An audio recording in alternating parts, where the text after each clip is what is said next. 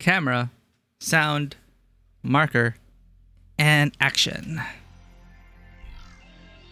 Welcome to Tabletop Cinema, where we bring together the worlds of filmmaking, tabletop role-playing, and video games. I'm your host, Mikey, a freelance filmmaker, tabletop RPG game master, and variety streamer on Twitch, and today we return to Star Torch Academy to continue the main story, new character, new quests. The same Lahai Roy, the same Star Torch Academy. Welcome in, everyone. We have Vanwa, Zen. Thank you for redeeming first. Zen has been first one time, but checked in 30 times. Vivi's been second 4 times. Checked in 23 times. These numbers just climbing every single stream. And we have Bushu in third place, the first time in third place. Thank you for being here, Bushu. Let's go ahead and find a cat for you. Thank you for the care package combo, Vivi. You're going to be making dinner soon. Thank you for the lurks, Zen. Okay, I guess stretching will also count as we look for a cat. There's a cat.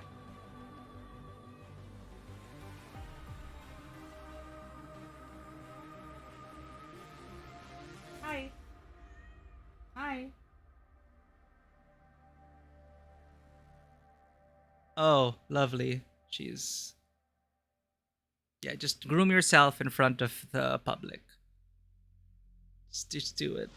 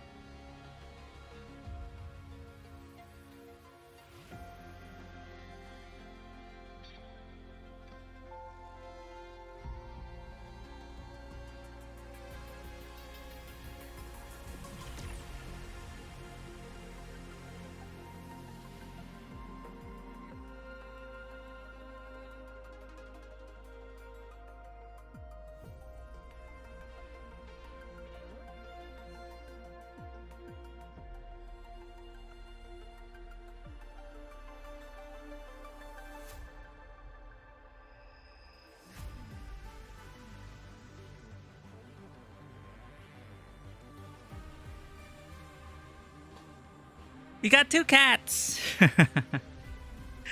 What are you ordering today? Thank you for coming in, Bushu. Thank you for always petting the cats. They appreciate it. Right, we gotta hydrate and posture check before beginning.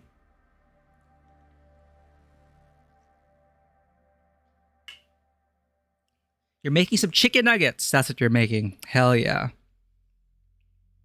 I forgot which streamer it was, but when we raided in, their Grounded 2, their ant mount was named 20-piece chicken nuggets. Chicken nuggies. And that just made me want McDonald's chicken nuggets. What kind of sauce? The important question, if you're having your chicken nuggets with sauce, what sauce would you use? But you know who is awesome sauce? Bushu's awesome sauce. Loves music, loves to dance, knows how to party, and knows how to have a great time over on her stream. Bushu is always a great fun time with her and her community. If you're not already following her, if you're not already joining in on her little rave parties, what are you doing? Get in there, join the party, get on the dance floor, and have a great time with a variety of different activities, from singing to music streams, to Wuthering Waves and beyond. And Hytale, most recently. Hytale, which looks very much like Minecraft, but a more combat-focused Minecraft. Seems like it. Looks like a fun time. She's been going through it with her friends. But 25 stream streak! Thank you for being here. For 25 stream streaks, it's always more fun to streak with friends. Bushu. Vivi, salted egg sauce. Hell yeah. You love sweet and sour sauce with nuggets, but salted egg sauce sounds pretty good as well. I can imagine salted egg sauce with chicken nuggets. But sweet sour sauce That's also good. I'm more of a barbecue person. I like barbecue sauce with my chicken nuggets. All right. Speaking of sauces, we're going to go back to the sauce here.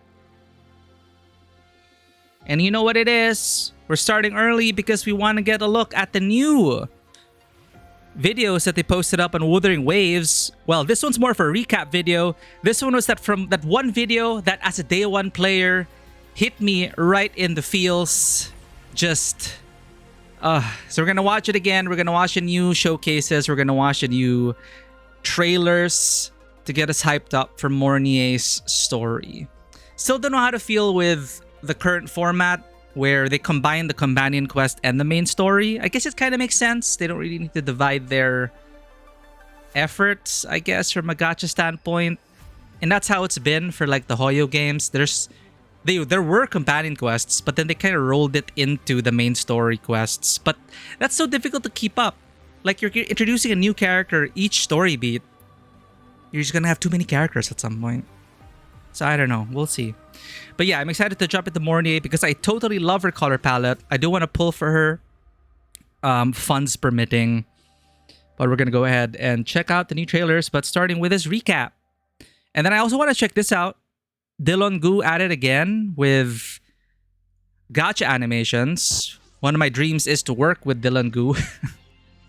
I never contacted them yet, but Dylan Gu says that they're open to collaborations as long as they find it interesting. Who knows? We're gonna try and pitch Miku to them, chat. Who knows? I still need to write a script. It's your girl dinner today alongside white rice. I just imagine chaotic fried rice. Astra Yao. Alright, let me just go ahead and mute this. Let's watch this emotional cutscene once again.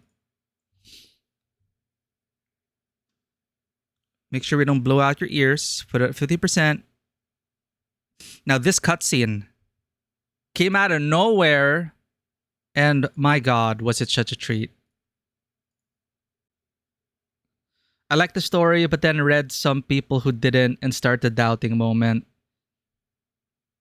So I get a bit why you're afraid from reading things before experiencing for yourself.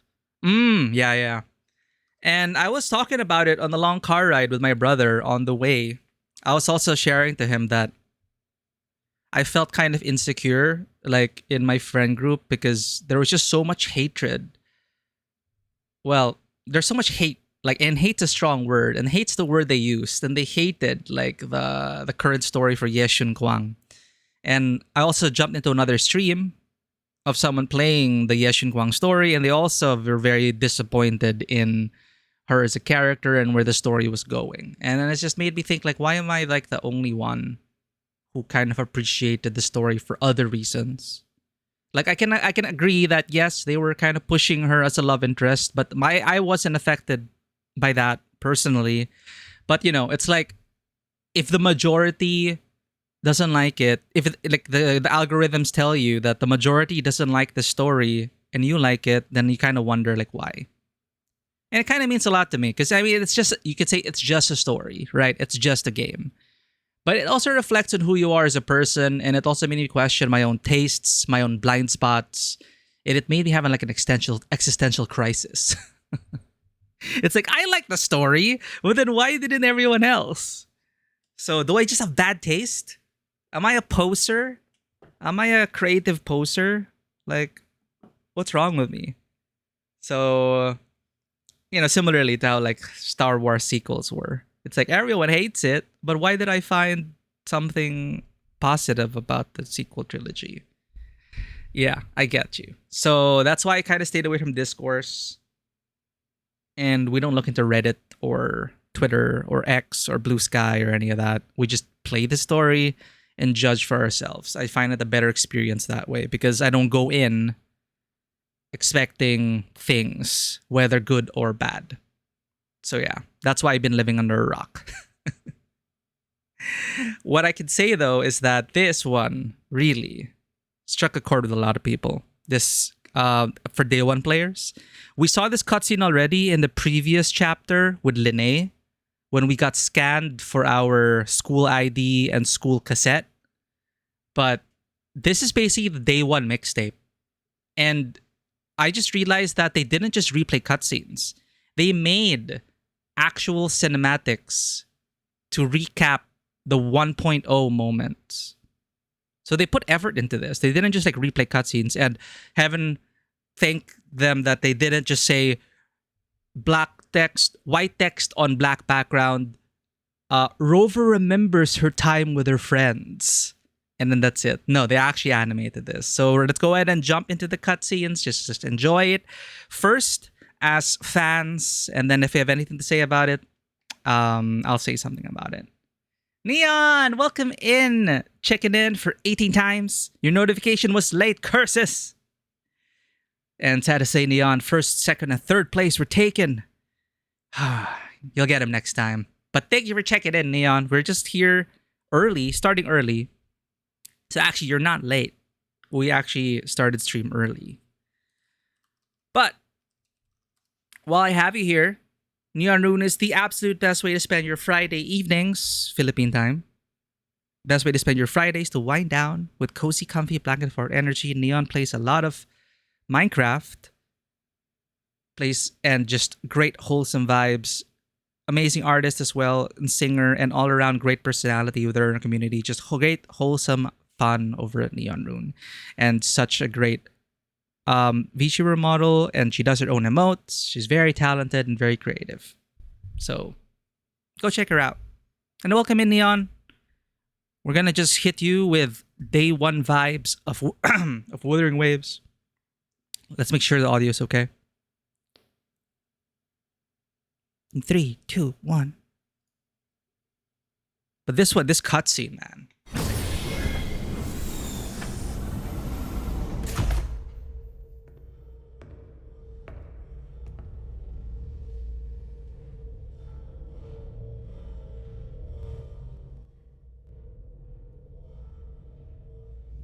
Burning protocol initiated. Resonance link confirmed. Burning in 5, Mornye. 4, 3.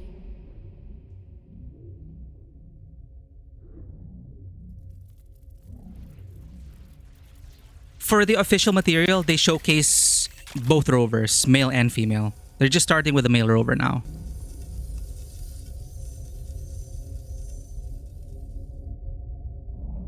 Breathing seems normal. Heart rate should be fast. Dude, day one. Day one. You're awake.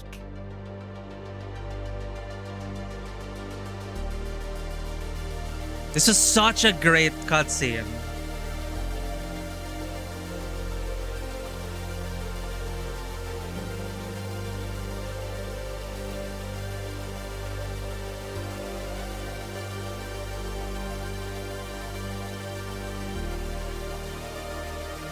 That M83 like soundtrack? Come on!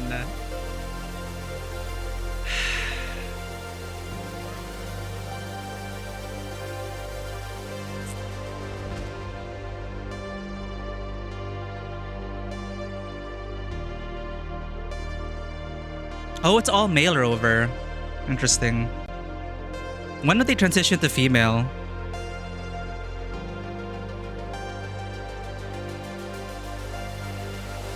Just the entire journey from day one.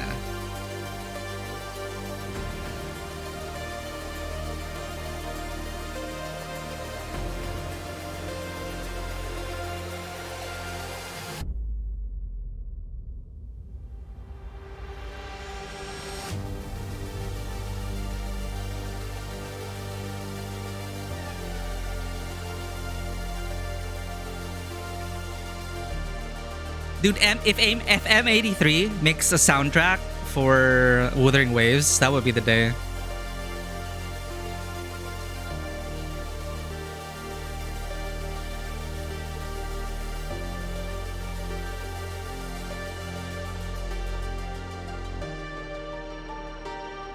And this is the new edition.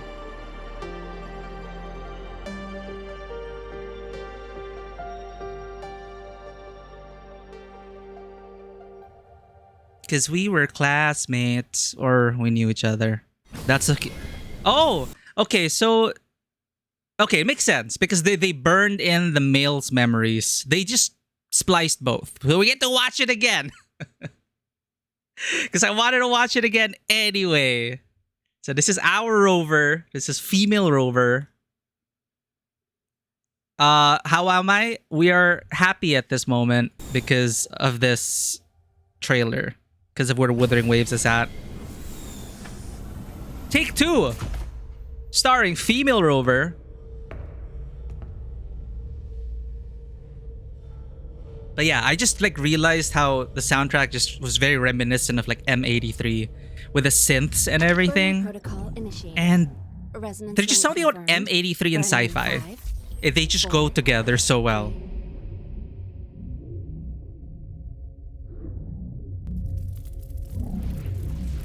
But it's just such a great recap. The match cuts, the way everything just flowed. I think the soundtrack really helped sell it. Just everything. And then the fact that they Heart rate animated new scenes for this I think. from a different perspective, right? They animated it with the updated lighting, the updated graphics. They didn't just replay the old cutscenes. These are new.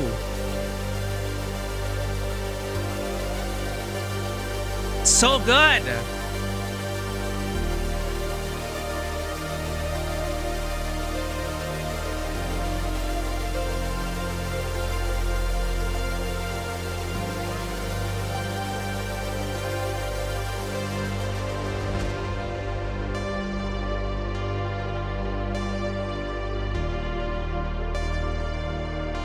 So good. Just the match cuts are so good.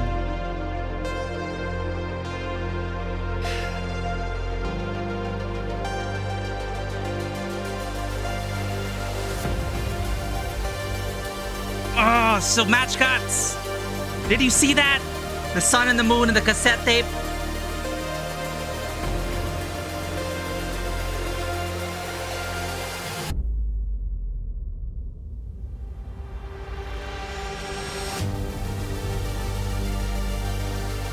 And the people we met along the way.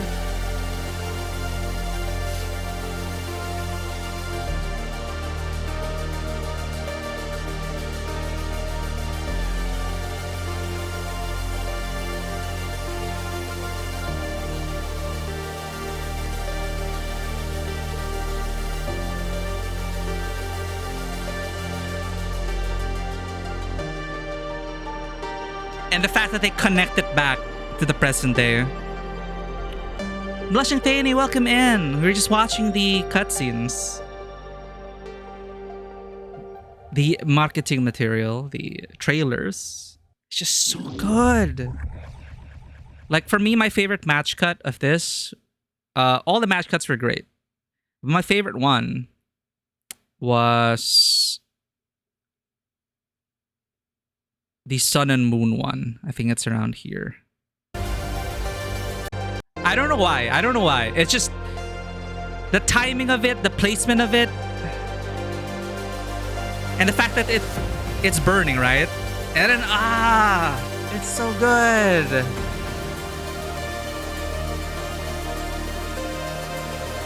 And again, new animated cutscenes. They could have just put it in the air. They could have just put it. They could have just replayed the old cutscenes, called it a day, but they did it. They made their own. They made a bespoke origin. The title's origin. From the perspective of the rover of today, burning their memories on the cassette tape, and just the soundtrack.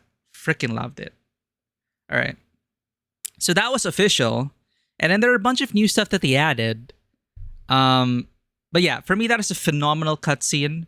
Just it's different if you if you have headphones on, or actually no, even if you have like a full studio setup, if you could feel the bass resonating in you, just that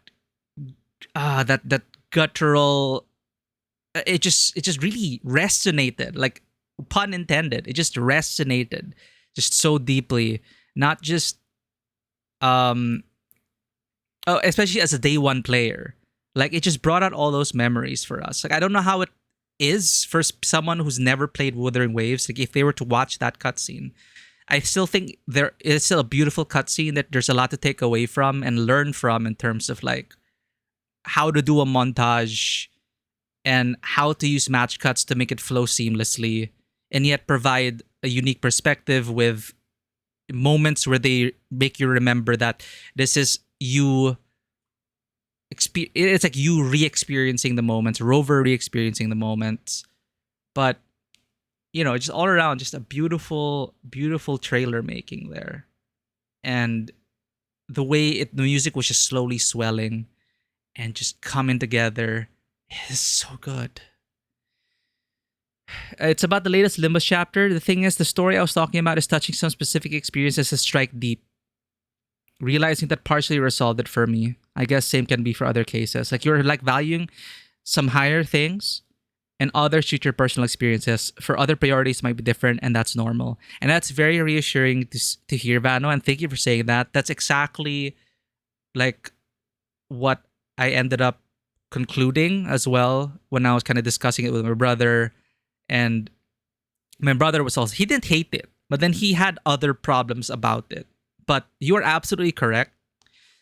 When I had to like re-examine, like why did I like see myself in Yeshun Kwang? What about the story resonated with me? And you're absolutely correct. Your own lived experience, you cannot forget that. There are some things that will just connect with you on such a deep level that no one and only you will be able to feel that story beat that way. Others may have similar experiences as you, but you only have your lived experience. And it can come from nowhere. We cannot control our feelings mostly, how we react to things on an emotional level. It just hits us instinctively. And I get when I was looking back at it, there were just moments about Yashun Kwang's story and how perhaps I myself as a person would have been willing to do the things she did. Just, I would always put, like, especially in my previous relationships, how I put all of myself in to the expense, at my own expense, right? Like, even if I was hurting, I would still do that. And that's why she resonated with me on that level. And you were talking about priorities, and that suddenly shifts the priority of my lens, looking at the story to my own lived experience as a lens, right? Where others, they didn't really feel that, and they were more, I don't really relate to Yeshin Kwang. Plus, they keep pushing her as a love interest. And that's all they can see. And it's not wrong. But in terms of prioritizing engagement to the story on an emotional level, you're absolutely correct in that you just have to accept that, well, that story struck a chord with me. And that's the beauty of storytelling. You can't please everyone and other people, but there will be at least one person who will understand it on a different level from their own perspective. The story becomes their own from that point on, right? There's authorial intent, there's artistic intent, but once you put it out there, most people are just may not even be aware of your artistic intent, or if there was artistic intent to begin with. Because sometimes people just want to write a story thinking that they're not trying to push an agenda or something, but subconsciously they place themselves in their stories, and how that interacts with the audience, that's out of your hands, right? So it is you have to remember, it is a personal story for me, and it wasn't wrong for me to be in my friend group. At least that's the reason why I was the only one who could appreciate the story, because I was able to move past that layer that they were all stuck on, which allowed me to see what else the writers were trying to do with the story. And now that I think about it, it is kind of validating that I jumped into that other stream, because that other streamer did say, I can appreciate what they're doing with the story, but they felt like they squandered the potential because they focused too much on pushing her onto you as like a potential love interest. But they were still able to see that, okay, as a character, she's willing to sacrifice this. Why, the parallels with Miyabi's story, etc., etc., etc. So yeah, we experience stories in different ways, and that's just a great way of putting it. That our own personal experience has also factored into it, and we cannot always separate ourselves from that. Yeah. All right. So that's why this, and that also connects back to that story cinematic that we just saw.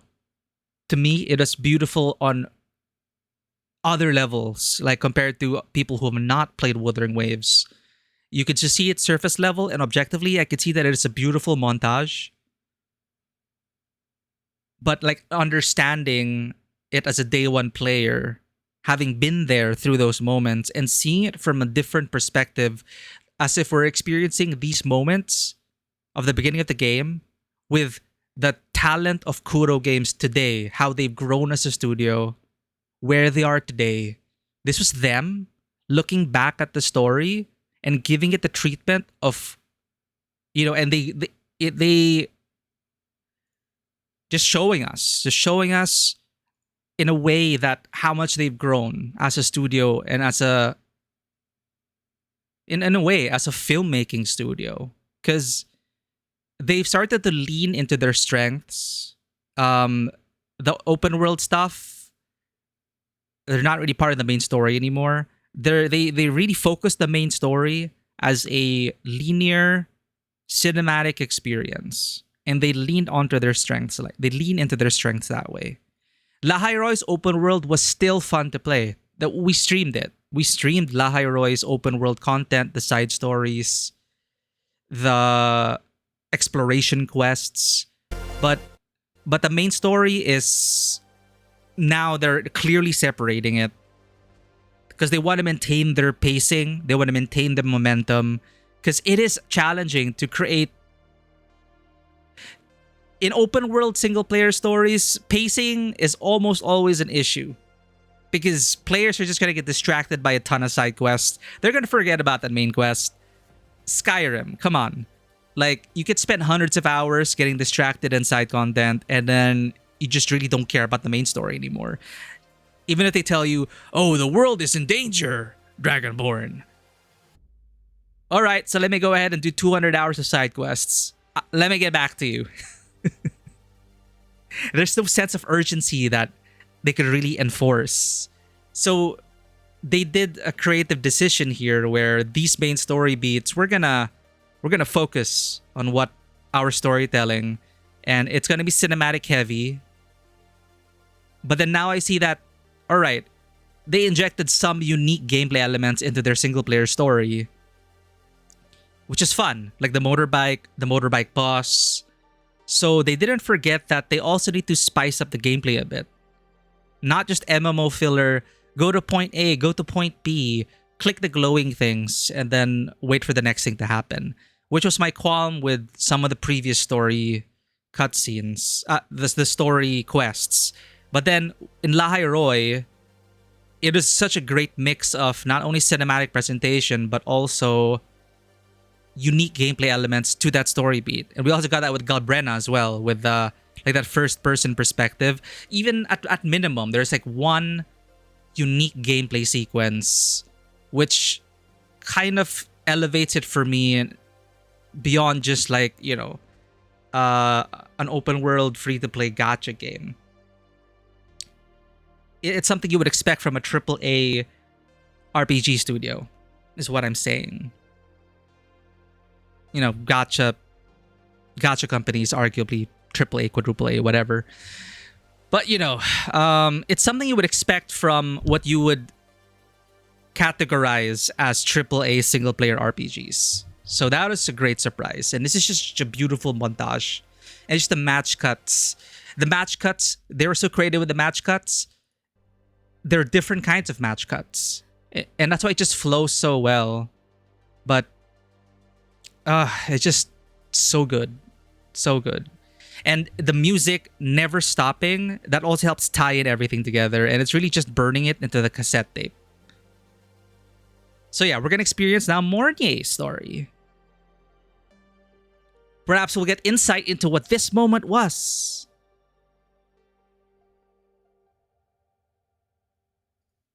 She's the featured character of this patch. All right. So they put that online. Then we have her determination. Oh, sure. Let us reminisce. This is Linnea's crowning achievement last patch.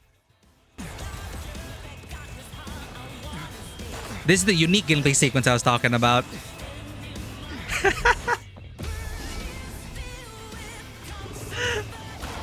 I was so hyped up when I was playing this.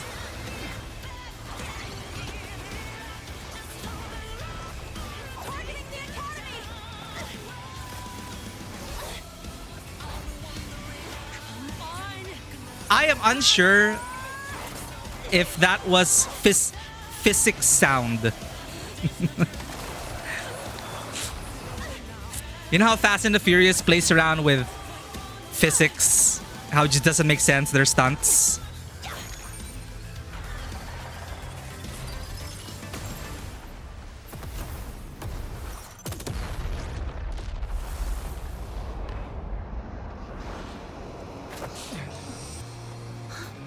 Let's go back. Together. It's nice how they remind you that, remember that Rover can fly?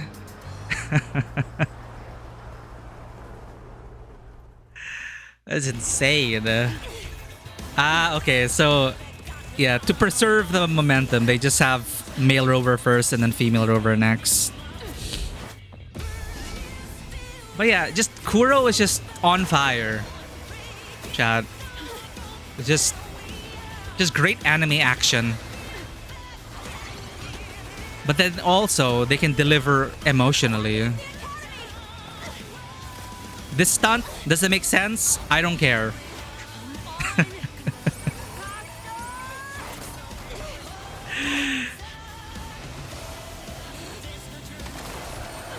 Oh, I just noticed the motorbike kind of malfunctioned at that point, and yet she still kept going. And I love that speed ramp moment with her facing the maw of this creature, just showing how much of a badass she is in one frame. In one frame that she's not afraid. You know, she's going all the way to the top. No matter the cost. Putting herself in the between this massive Shai Hulud and the Academy. Just respect the Linnea.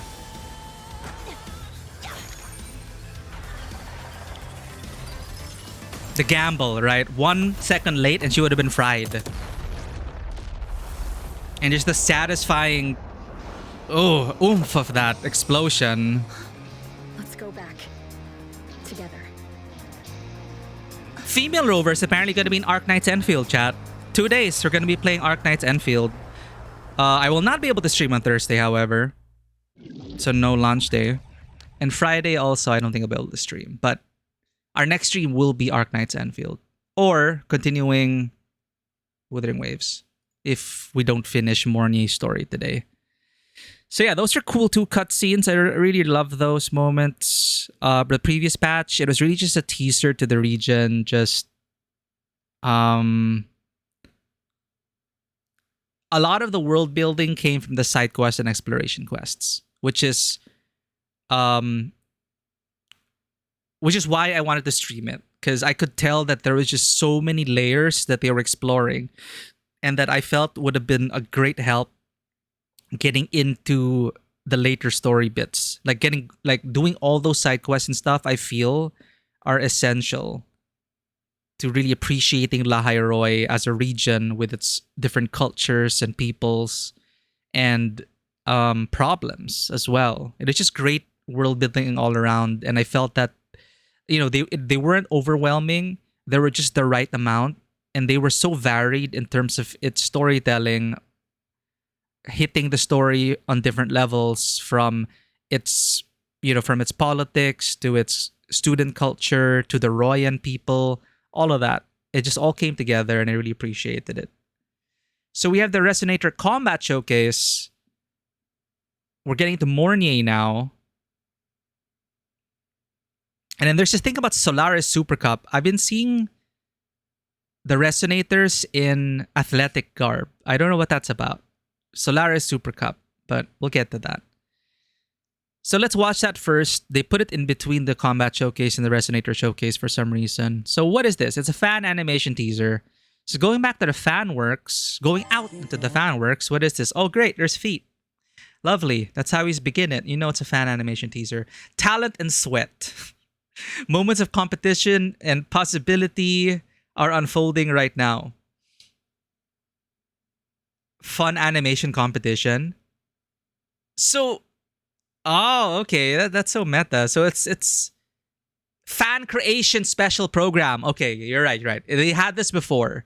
So fan work showdown, and then they themed it like a football game. That's fun. Enjoy this shot while I set up. Okay. We know whose foot that is.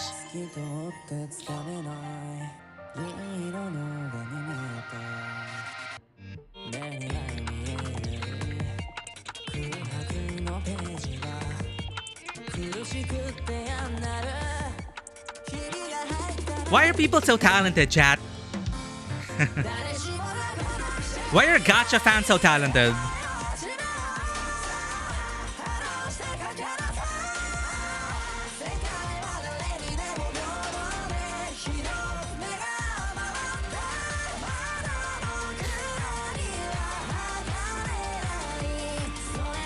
Ooh, Yuno and Camellia. Let's go. That is literally Yuri on Ice.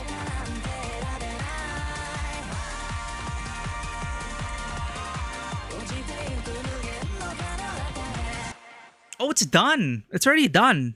It wasn't January 17. So I guess that's why Dylan Gu, on that note, let's go on Dylan Gu. I think this is their entry.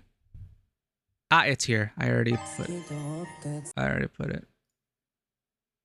Buff women, so most gacha games doesn't cater to you. Oh, right. And that is a shame. Because they need more female body types. Okay, this one, I think, was Dylan Gu's entry. So it's a boxing match between Galbrena and Augusta. Now, I've always been impressed by Dylan Gu's choreography. Which is why it's like, it would be a dream to like have them bring Miku to life.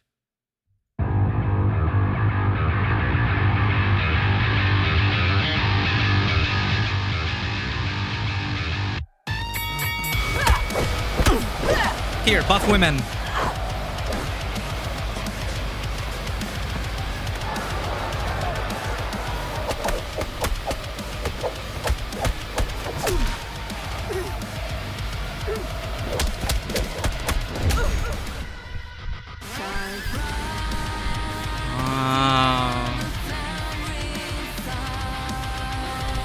So they do great action, but they also have some poignant story moments.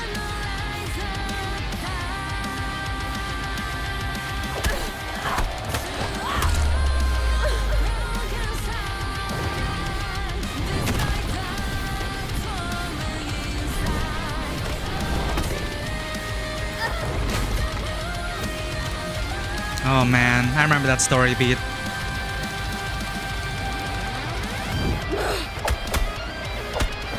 This is what was missing in Renacita. A reunion between these two.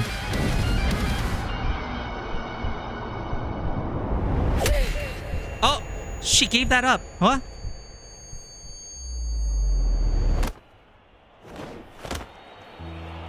Oh. What?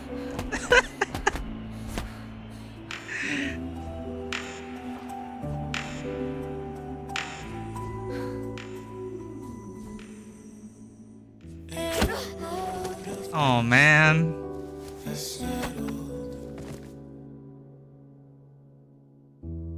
Yet there waits still place to our hands, and the storms are tides of blood and sand. Your soul stages are there. Yo, they buffed up Galbrena for this short. So I'm not to mourn, but to sing your Official soundtrack, by the way. May I be your blazing torch, your light to guide you back to God, your eternal fire.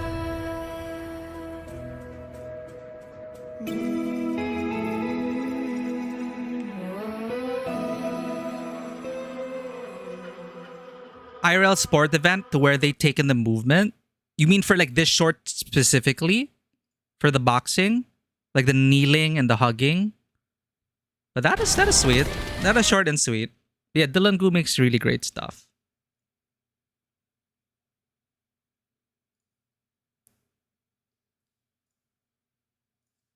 Wuthering Waves Fan Competition 2025. Ah, the skating one. Nice, nice. Yeah, because animation references, right? I'm trying to look for a picture of all of them and their... probably their Twitter. But it's cute. They have like official art of them in a football game.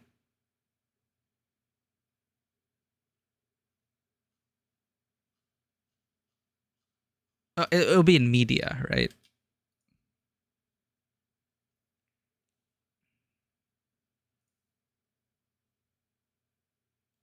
One month left until the opening ceremony. Yeah, fans are so talented.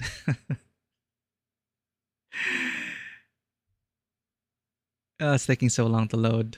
Oh, here we got Buff Augusta. This is for you, Vanoa. Even Zani made it. Oh yeah, Augusta and Galbrena. For me, that was a really missed opportunity. I felt like they really needed Galbrena and Augusta to meet. They did meet, but my problem with Renacita's finale was that they were just interacting with us. They weren't interacting with each other. It's a shame. The Camellia mascot. She's there. The Camellia mascot in the background. Why does this make so much sense? Dude, that mascot, it went so viral that they created an official short featuring the mascots. Where was it? Their Facebook? Oh no, they already chewed. Oh, nice. More fan art. The thing with these fan competitions, they put them in such amazing outfits that it's like, man, I wish they would put these into their skins. Because we know Rover's in desperate need of outfits. We're still in our first outfit. Will we actually get our school uniform this patch? Probably not. Okay, I can't find it. Let's go on. Where were we? Okay, now we can watch the Resonator Combat Showcase, followed by the Resonator Showcase itself. So this is gameplay focused. They're still sticking to their 2D art intros. 2D intros.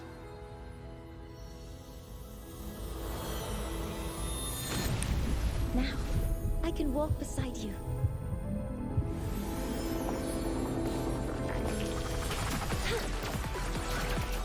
Attack formation.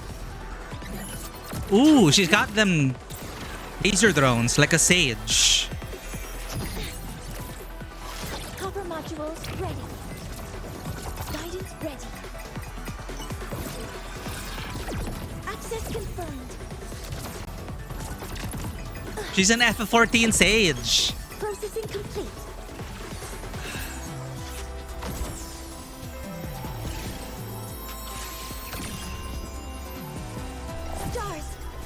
queries. So we have the sun, the moon, and the stars now. Isn't that also her strongest team? Augusta, Yuno, and Mornye.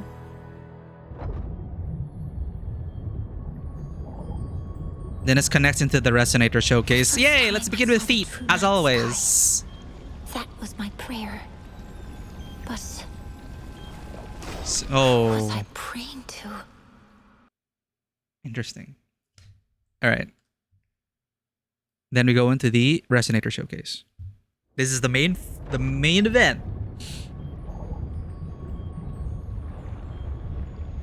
The first time I saw the true night sky, that was my prayer. That is sounded like Geek out of Ghost in the Shell, this scene. Who was I praying to?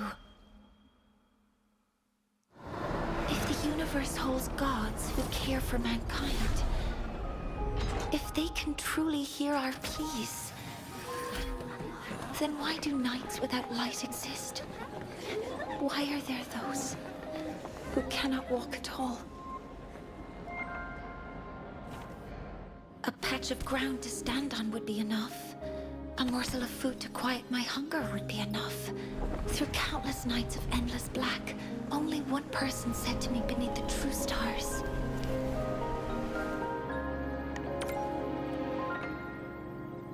Happy graduation, Mornye. I'm en route to the Frostlands. I keep thinking of that wish you made under the stars.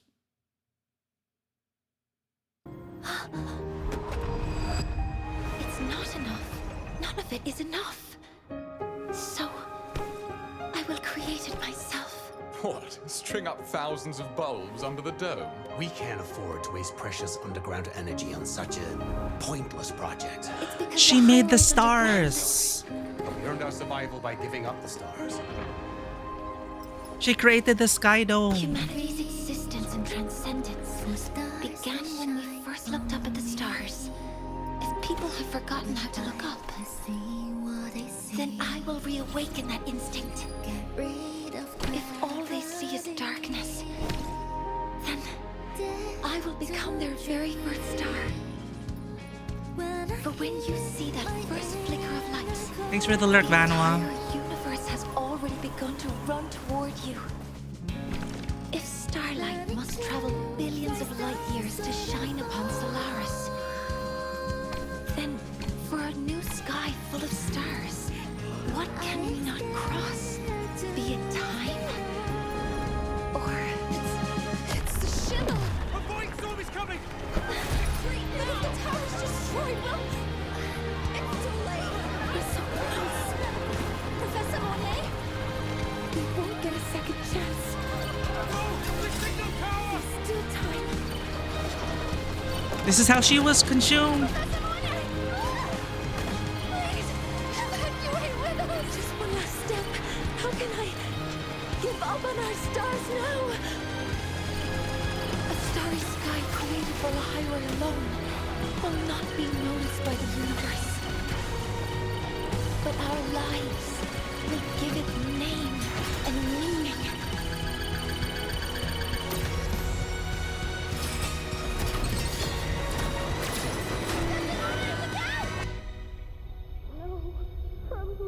Get her to medical now.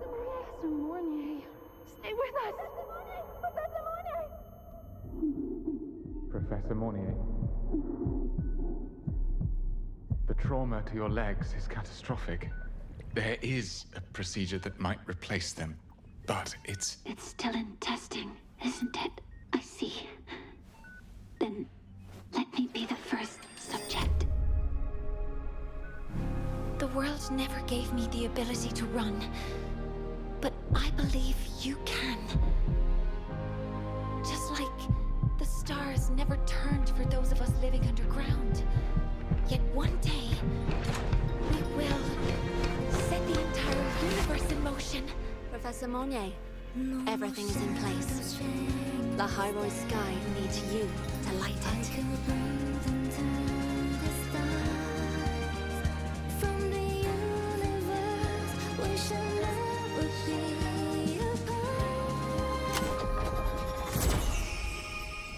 Today we rise to the stars and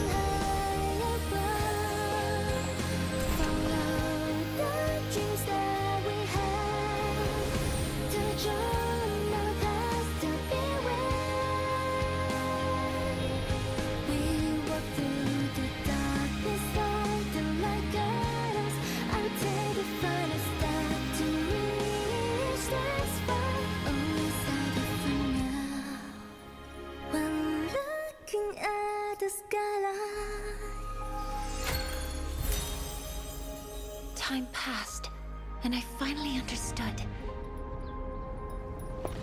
Who I was praying to that day was the future.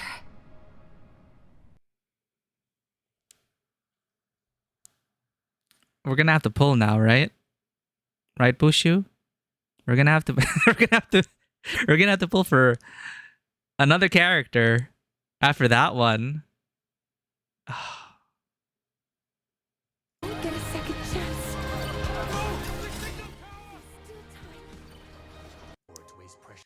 Again, Kuro just killing it.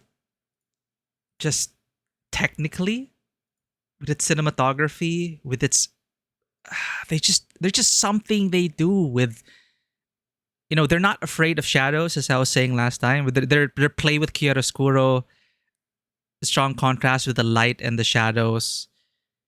That's really, I think, their signature, and it just makes every scene pop.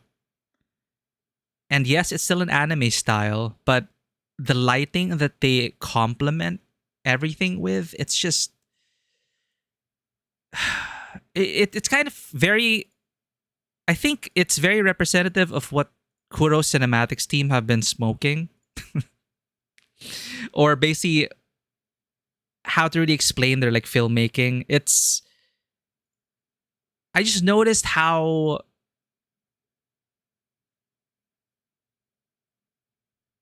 what's the word for it?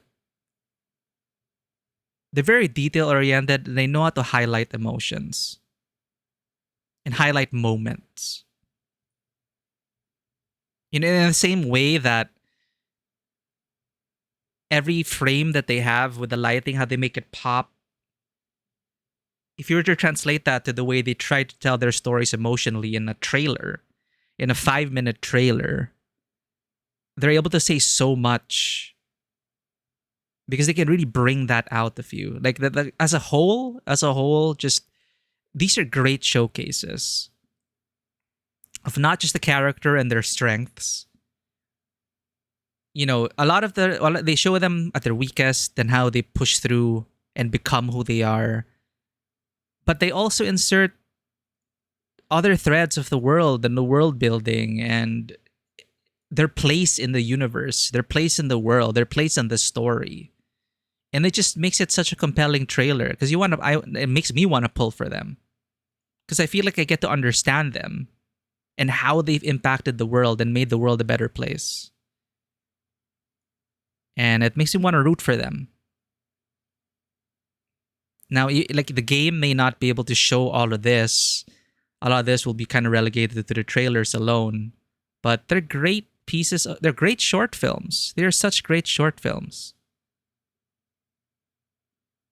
You're never really left wanting in a negative way.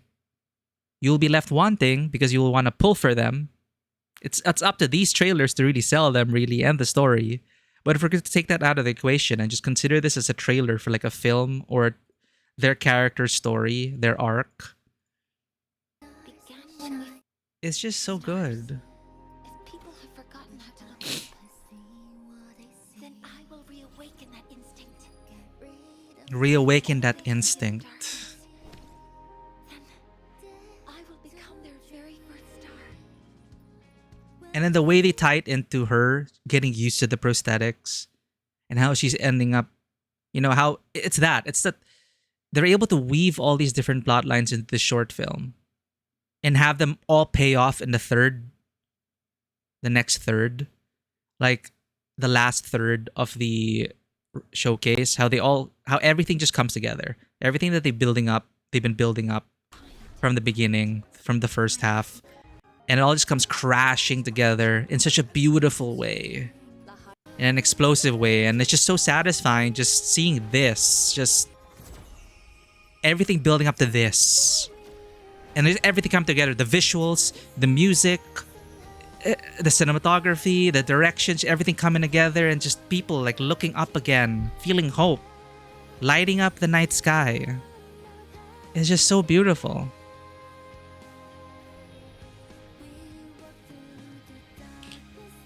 Speaking of pink-haired girl, I think she has a video up.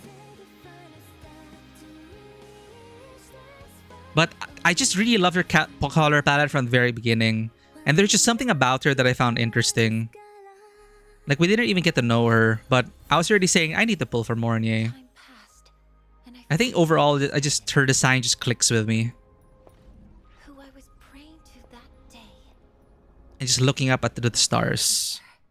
Right? Beautiful. Beautiful. Alright. Then we have... Oh, so I noticed that, okay, they had the Resonator Combat Showcase, and then they tie it into the Resonator Showcase, and then the song we were hearing, I believe is this one. Then they have the music video.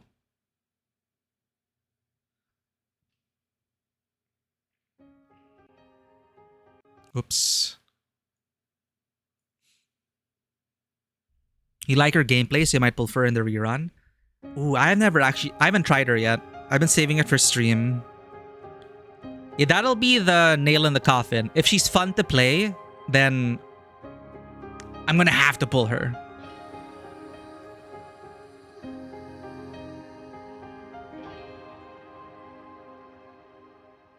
Reach for stars that shine on me. Wish I could see what I see. Get rid of gravity. Thank you for your luck, Bushu. We'll need it.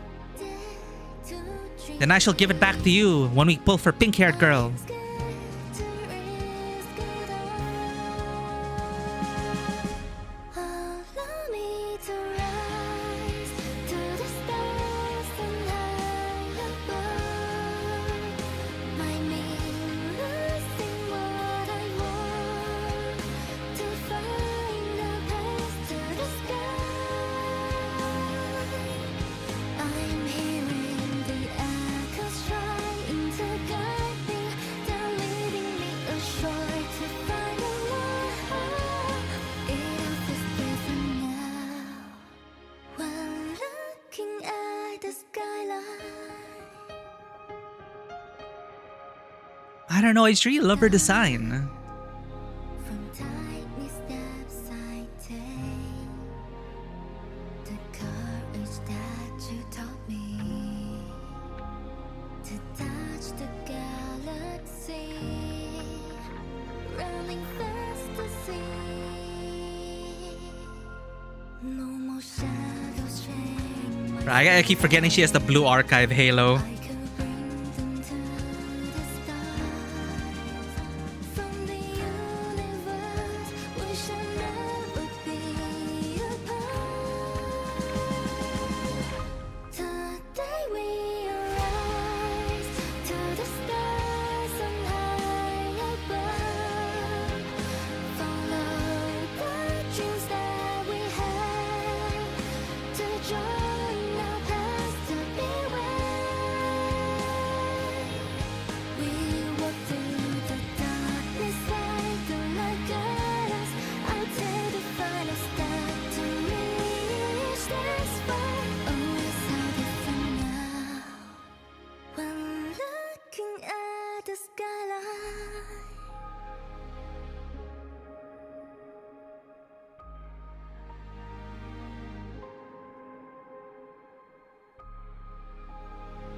I think that's her thing with she's so ethereal, and she has that, she's like an angel, right? With a halo as well. And how she's reassuring the future to young Mornye, because Mornye was saying that she realized the person she was praying to was the future. So that is that in a nutshell, in an image. It is her praying to her future self, to the future, and she came for her. Very touching divinity at that point, creating the stars, creating the sky that we live under. That was Mornye's role. So that is a very hopeful song. Very hopeful song, but it also very Mornye in that deep down they're just, why are the gods unkind? Why am I in this state? But she pushed through all the hardships to create a future for everyone. A future for everyone to look forward to. A sky to look up towards. And that's what we have. So she created the sky. Then after that, we have Solaris Super Cup Series. Oh, this is the special program. 1 hour. So a lot of fan creations. People are so talented. What is this?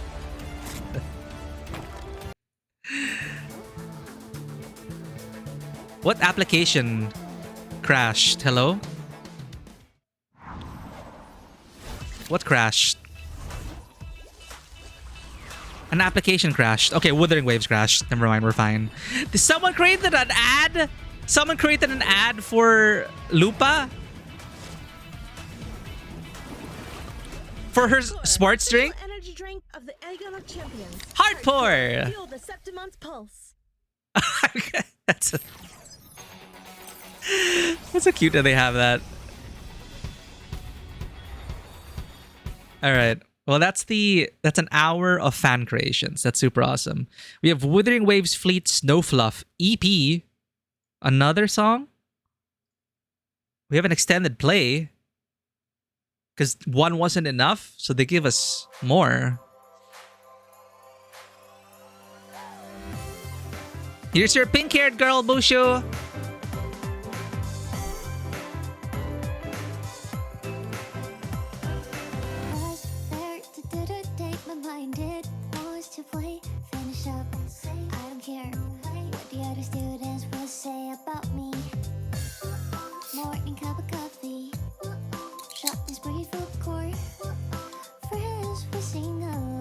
I would drink hardcore.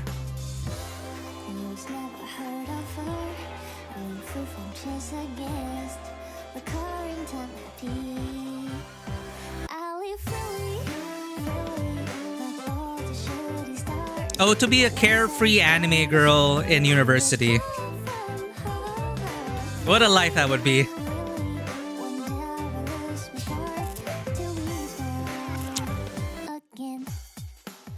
Who is she supposed to be, though?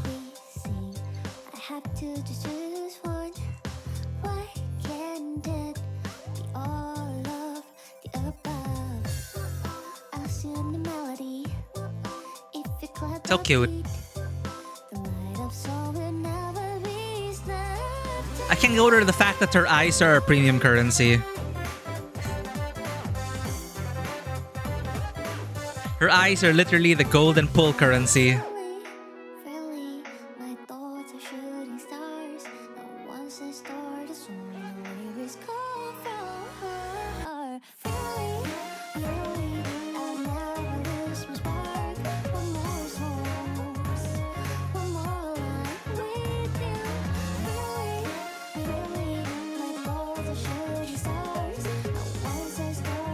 We did get an EP with Lene. They were dancing the Shiko Noko Noko Noko Ko Sintanting.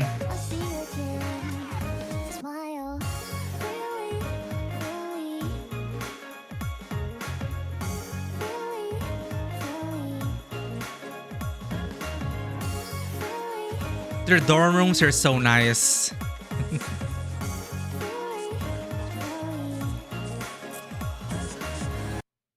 Oh, we got an ad break.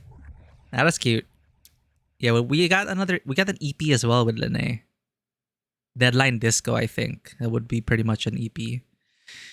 They're already showcasing this pink-haired girl. Another EP. Fallen Petals. Oh, they're already showcasing her. Amath. Amath.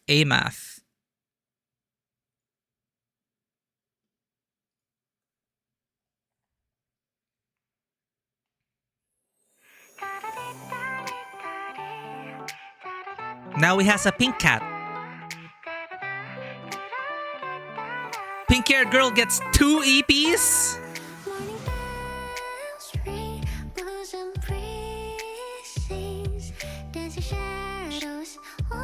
She's most likely the Resonator then. The Sentinel's Resonator. We had Shinshi, Cartithia, and I could be wrong. I haven't seen any of her previews. Amath.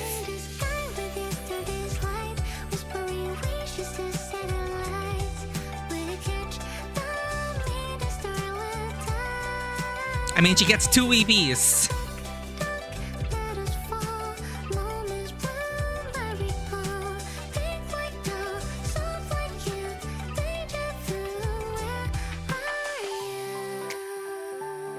See markings as a resonator, like a Sentinel's resonator, like God's favorite resonator.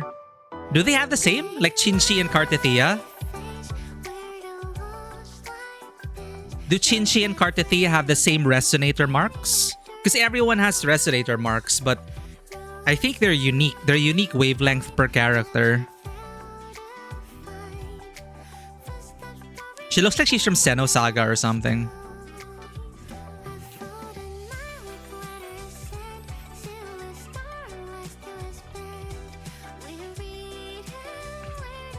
Oh, it's on her chest. Right. We're looking respectfully.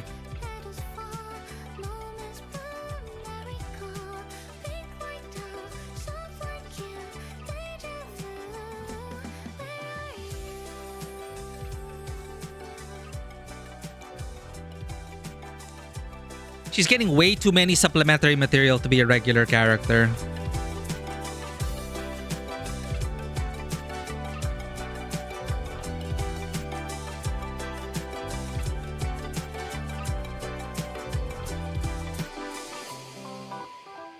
Why are they showcasing her already, though?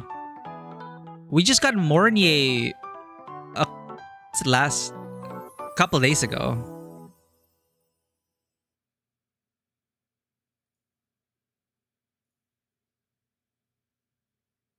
Cinematic short, Salvation. It's about AMATH as well. Time to give your future some thought. Oh, I like how we're getting like cinematic shorts. They just couldn't contain their filmmaking, that they had to spill over into their official channel to create unique shorts. Your future some thought. What will you do with your lives? So she was Continue research on the Exostrider. a student. Goal is Saving the world. Imeth, what is this nonsense? Is your future a joke to you? Come back with something serious. Saving the world? You are impossible. It was a joke. Didn't think it'd set off a volcano. Just submit a more thoughtful essay after training. Oh no, she's an Ava But don't you pilot. have something Okay. you're passionate about? Sentinel's I just want a happy, carefree life. Sentinel's favorite resonator.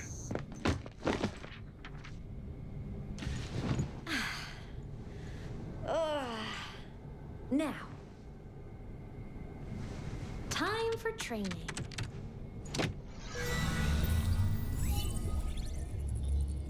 Imeth, if you weren't a synchronist, anywhere you'd want to go? Oh, everywhere.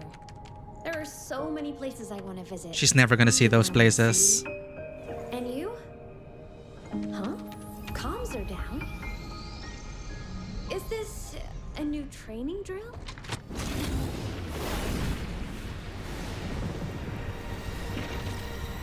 Right? I was thinking she hung up on her.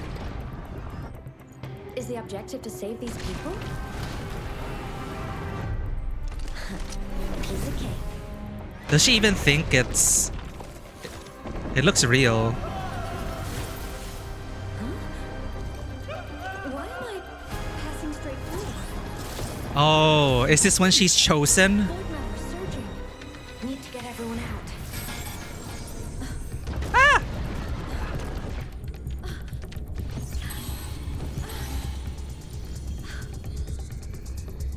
Alert, alert. System's failing. There's no other way. Cockpit frequency exceeding critical threshold. Please dial back settings. Exostrider, you've slept long enough. Oh, she does pilot Exostrider. Time to wake up. Okay. She did the Asuka thing. I've been waiting for. Frequency exceeding critical threshold by 300%. Dial back settings immediately. But now, Here we go! your will Mecha anime drama! into my command.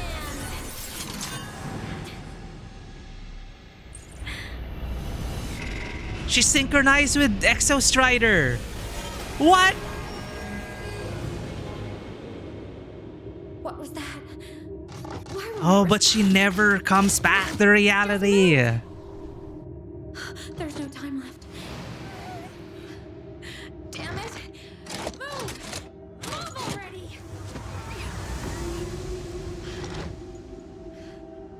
I said move!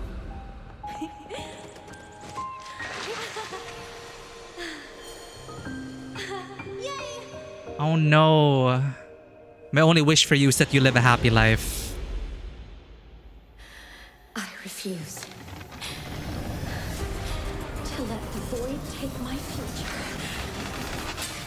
And the Sentinel gave her a choice. I see. I will protect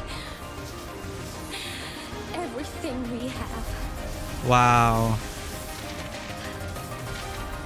Full synchronization complete. Save Warning. Warning.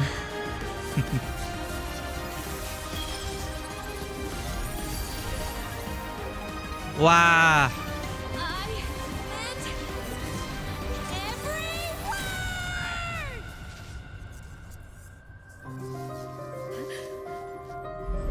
So she gives herself to the Sentinel. Oh my god, that's what a Sentinel looks like. It's so cool.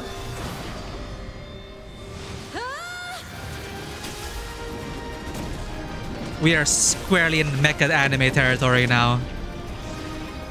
They're promising a lot, chat. They're promising a lot for this region. Because and the next time we'll see her is when Rover synchronizes with the Sentinel, the Exo Strider. So it's gonna be like Ava with the mom in the Ava.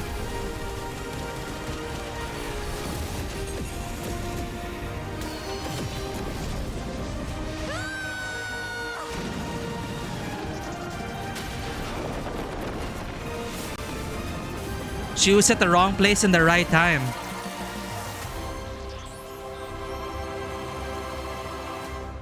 It worked. Oh my god. But she's gone, right? Yep. That's what happened to her. His magic was snowflakes clean. Like powder stardust on your skin, glistening.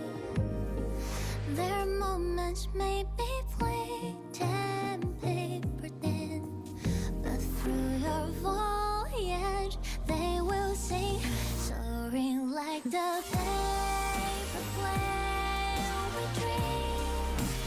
Coasting Siren coded. I'm not familiar with Siren. Is the pink hair girl saves the world? And the only cost was her existence.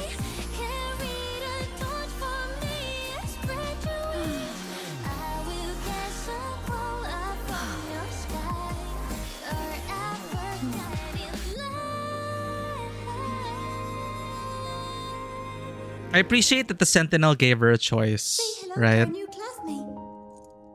Rover.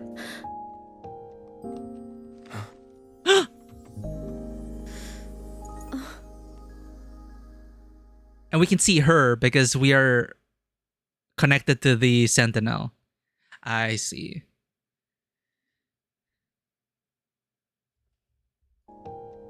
I'm also not familiar with Madoka. I live under a rock, Vivi. But I'm pretty sure you appreciate this scene. Let's leave that for Vivi. There's your boy.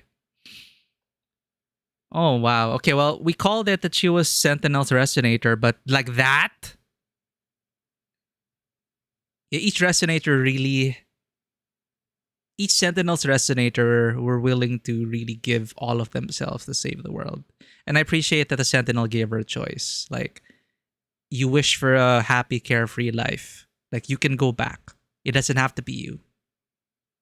But in the wrong place at the right time. And she's like, no, I want to protect everyone.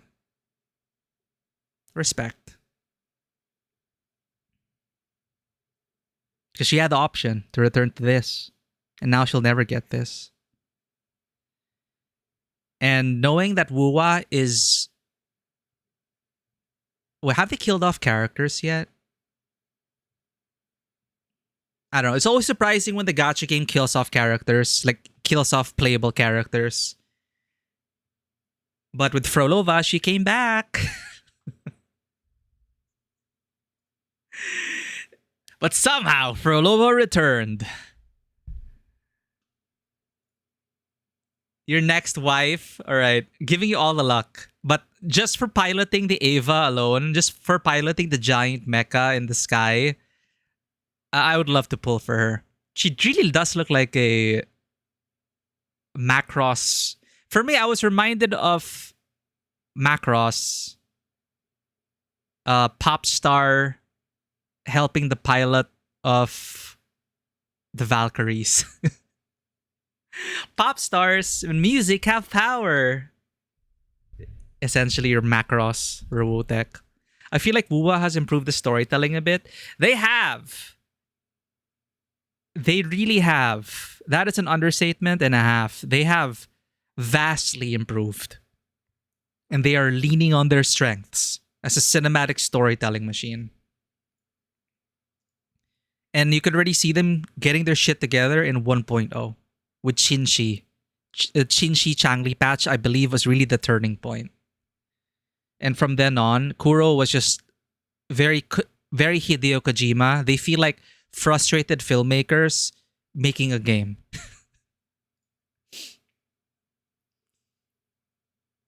Yeah. And again, for me, the biggest failing of the Renacita finale was that it was too rover focused. Like the characters were not interacting with each other. And they were just interacting with Rover. And I think they heard that feedback. So now we have characters interacting with each other in an organic way. Hopefully. They still erase Chisa from Linne's story, which I don't know why they're so allergic to bringing in characters who are who could be story relevant or who we feel like ought to be there but aren't because gacha reasons. Because maybe they feel like Chisa would have stolen the spotlight of Linne. And that's where the ugly reality of it being a gacha game and a slave to the banners and these patches needing to sell the characters. Maybe that's part of it. Maybe it is a boardroom executive decision. Because I'm pretty sure the writers and cinematics team were like, Chisa needs to be in this story. But upper management was probably saying, no, Chisa's gonna take away time from Linne. And Linne's the current character we're selling. So it's going to be one of those things again where they're going to focus on these characters and then we're going to get an Avengers-like reunion for the finale. It's only in the finale where all the characters are going to be on stage. But hopefully they'll at least learn from the Renacita finale and have them interact in a meaningful, organic way. Because these characters deserve to meet each other. And there's so much storytelling potential just from these characters, the cast interacting with each other. But because we're a slave to the gacha schedule, they can't do that. So that's why I'm saying Kuro feels like a frustrated filmmaker making this game. Ah, man. Now I gotta pull for A-Math, Bushu. I gotta pull for A-Math now.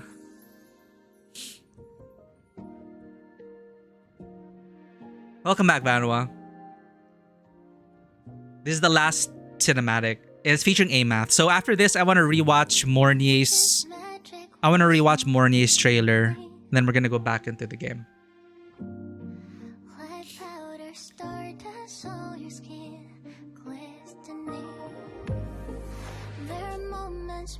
She gets 3 songs, chat.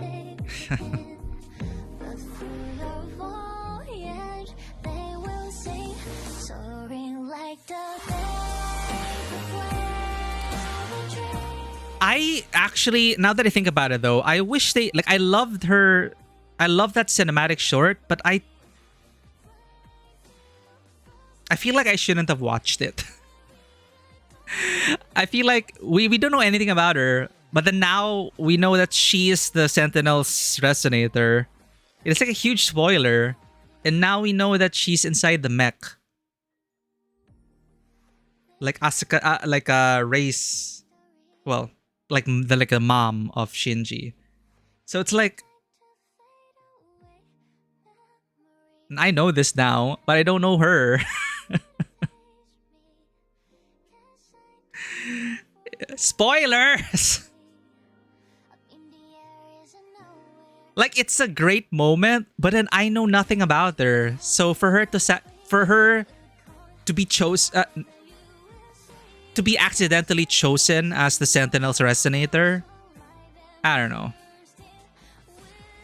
But I think that's why they're trying to... I have a feeling now that's going to come up.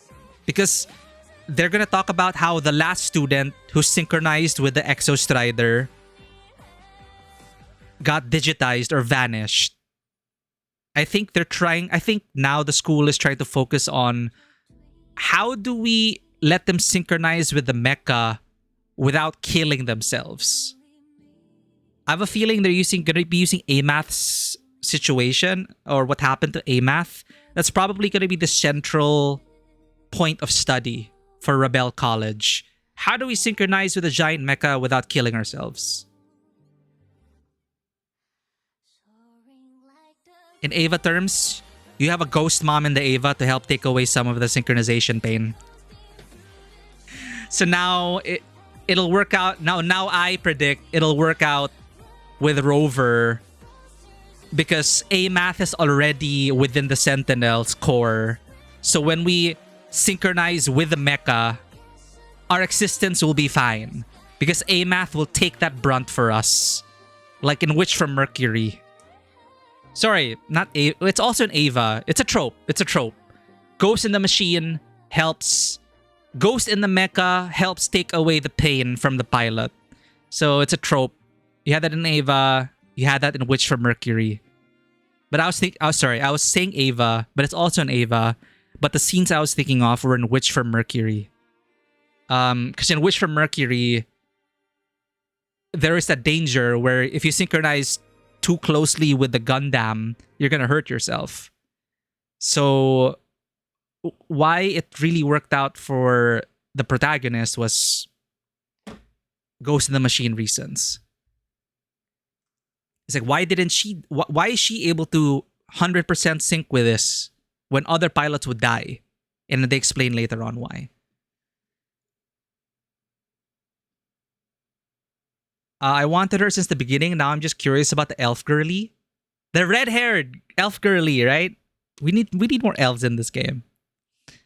I feel bad for the fandom who actually love this game, because it's a game made with love. It is a game made with love, and I think the fans, it really deserved people's choice. It was surprising, but it's well deserved for how Kuro has grown as a studio. And I'm a day one player, so I've been there. Through their pains, their highs and lows. Like any fandoms, it'd be filled with such bleh people, can't imagine. But now that you mention it again, Vivi, like remember what Vanwa said about how we were also talking about it, how existing within fandoms, participating in these discourses, there is the danger of being primed to like or dislike certain things. When the fandom starts talking about how terrible this character is, and if you surround yourself with such discourse, there's a danger that you're also going to dislike that character, or you're going to think on their level, which is why I don't participate in those discussions. I just want to get into the story and experience it without the outside discourse. So we'll see. We'll see what happens to Amath. But I don't know anyone's perspective. I don't know anyone else's perspectives on these characters until like I play the game. Then I'm more open to like reading about them. So we're now jumping into Mornye's story. So let's watch her showcase again, which is very well done. In my opinion, of course. Twitter's a battlefield, but it's also not a real place. Is what I like to say. The first time I saw the true night sky, Ghost in the Shell that reference. was my prayer. But who was I praying to? universe holds gods who care for mankind. If they can truly hear our pleas, then why do nights without light exist? I need to pull for both of them. Why are there those who cannot walk at all? A patch of ground to stand on would be enough. A morsel of food to quiet my hunger would be enough. Through countless nights of endless black, only one person said to me beneath the true stars, Razgri, welcome in. it's not enough. None of it is enough. So, I will create it myself. What? String up thousands of bulbs under the dome? We can't afford to waste precious underground energy on such a pointless project. It's because Lahairoi's underground. I'm sorry, but we earned our survival by giving up the stars. Humanity's existence and transcendence began when we first looked up at the stars. If people have forgotten how to look up, then I will reawaken that instinct. If all they see is darkness, then I will become their very first star. For when you see that first flicker of light, the entire universe has already begun to run toward you. If starlight must travel billions of light years to shine upon Solaris, then for a new sky full of stars, what can we not cross? Be it time, or it's the shimmer. A void storm is coming! The tower's destroyed. That slit of light, the lighting, fudge! Professor Mornye? The light at the end of the tunnel. The signal tower! Still time. The guiding light, the guiding star. Please, evacuate with us. Just one last step. How can I give up on our stars now? A starry sky created for Lahairoi alone will not be noticed by the universe. But our lives will give it name and meaning. Good night, Vivi. Thanks for being here. No, from legs. Get her to medical now. Professor Mornye, stay with us. Professor Mornye. Professor Mornye. The trauma to your legs is catastrophic. There is a procedure that might replace them, but it's... It's still in testing, isn't it? I see. Then let me be the first subject. The world never gave me the ability to run, but I believe you can. Just like the stars never turned for those of us living underground. Yet one day, we will set the entire universe in motion. Professor Mornye, everything is in place. Lahairoi's sky needs you to light it. From the universe, we shall never be apart. Today we rise to the stars and high above. Follow the dreams that we have, to join our past, to be with. We walk through the darkness of the light guides. I'll take the final step to reach that spot. Always hide from now. When looking at the skyline. Time passed, and I finally understood. Who I was praying to that day was the future. And that is Professor Mornye's story, which we will be jumping into now. You'll be sharing Madoka on stream. Please educate me. I'm not familiar with it. Yeah, Twitter for news and charities. But to have like fandom discussions, maybe not.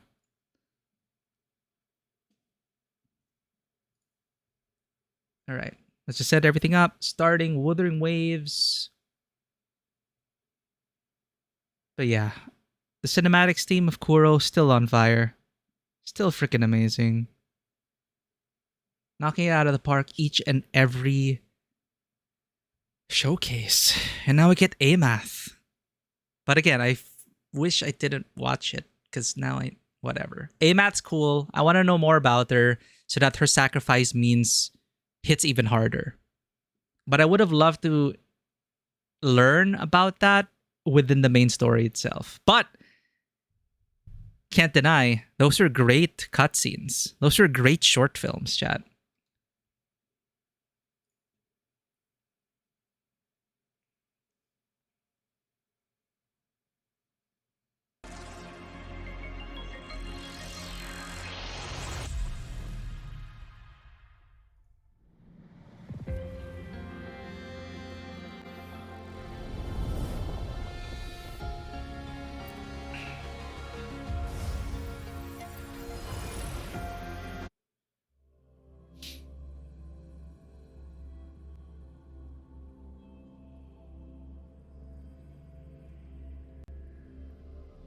So now that we know she's in... Oh, that's why she is just a ghost in campus. So, okay, I think she's working... Like, now that we... Oh. So maybe she and Iris are the ones pranking people or creating those ghost stories. I don't know how much influence she has in the physical world, but since Amath is intrinsically connected now with the frequency of the Sentinel, I don't know, maybe she has certain ways of like... Calcico VT, welcome in. Thank you for the raid. Raiders, welcome in. We just got started. We just watched all the videos that were on the Wuthering Waves website, YouTube channel, because we love watching the trailers here. So we just watched Mornye showcase. We watched Amath showcase. All of that. So welcome in, Raiders. My name is Mikey, and welcome to Tabletop Cinema, where we bring together the worlds of filmmaking, tabletop role-playing, and video games. We love playing story-rich games here across a wide variety of genres, and today we are returning to Wuthering Waves, or WUWA,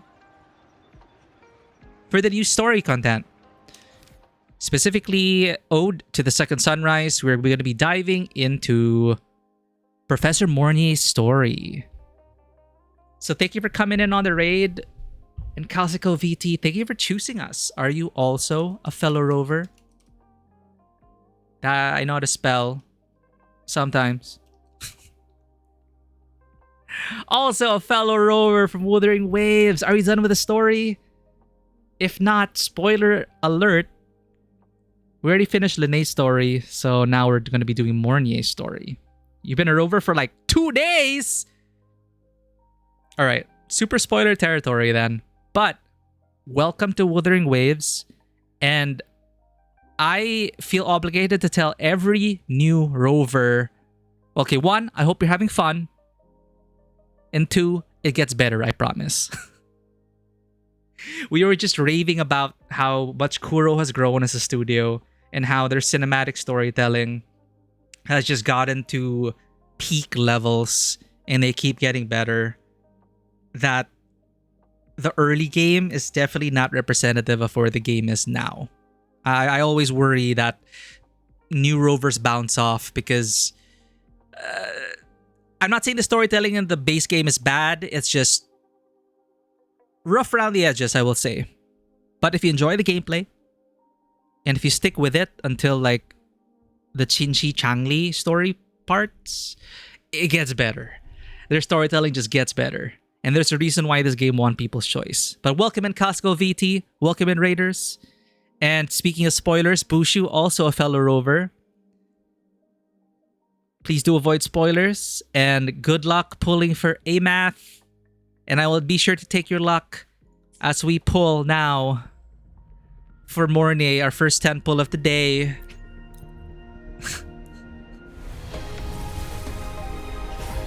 No! This game's a scam. 0 out of 10. Forget what I said, Calcico. This is a terrible game. Do not play it. It'll steal your money. Do not. It's a terrible game. And I'm still playing. You never cared for spoilers? Don't even stress? Okay, then. You're in good company, then. Ode to the Second Sunrise. No! Uninstall right now. You tell Kuro Games we're not gonna stand for this. Gacha systems are predatory. They are consumer unfriendly. 50-50 anti-consumer. These are valid criticisms. But despite all that, seriously, it is great cinematic storytelling. That's why we're playing it. And I'm a day one player. Alright, now that we're back and we totally did not uninstall the game, to the Second Sunrise. Take care, Bushu. I hope to catch your stream. I hope to catch your playthrough. I already missed the other ones. I want to watch your playthrough. Have fun, Bushu. The Voidworm threat has finally subsided.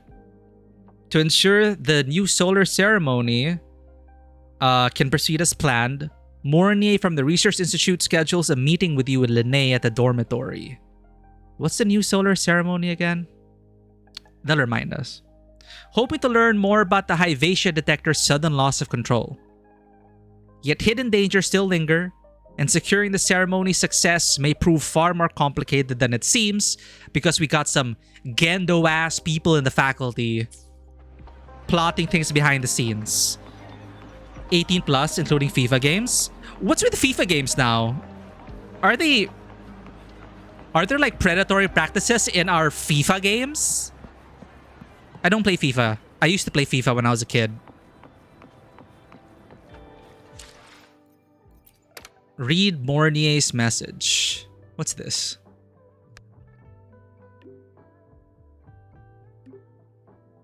Students of Star Torch Academy, the new season of the Star Torch race is about to begin. Winky Face. Tracks with more dynamic designs, more thrilling challenges, and even richer rewards are all waiting for you. Hop on your motorbike, head for the track, feel the thrill of the rush, and push the very limits of speed. Cool emoji. They gacha-fied FIFA? So if you want a complete team roster of your favorite team, you need to gacha?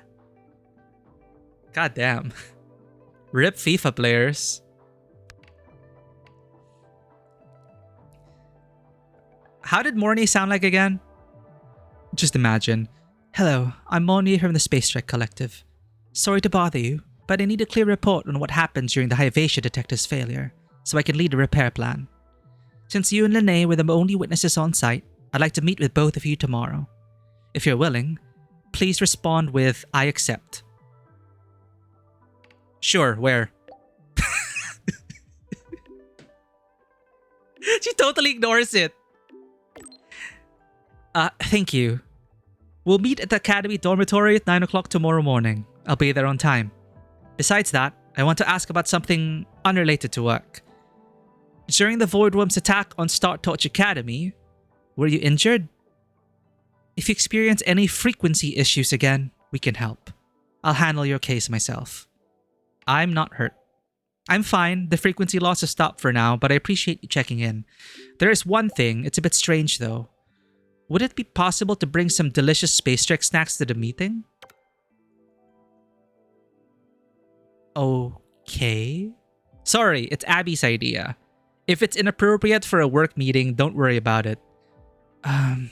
No, it's fine. I'll make a note of it.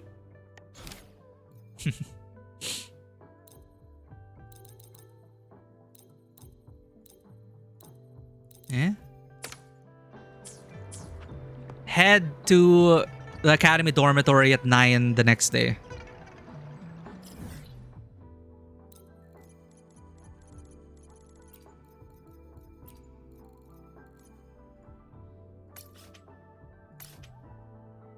Let's go to the main one. That's why they're still making them? Jesus.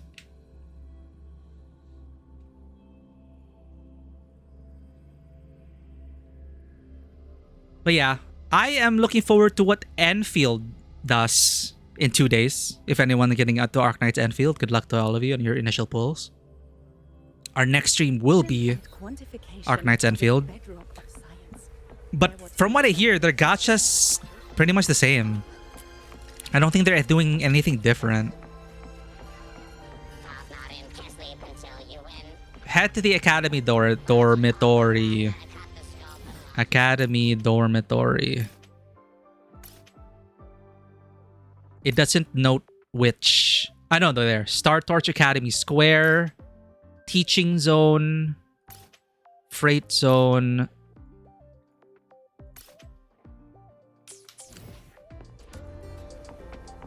We have to find the dormitory. 9 a.m. the next day. Let's wake up at 8 a.m. which will give us 1 hour to get to school. And watch us totally get late.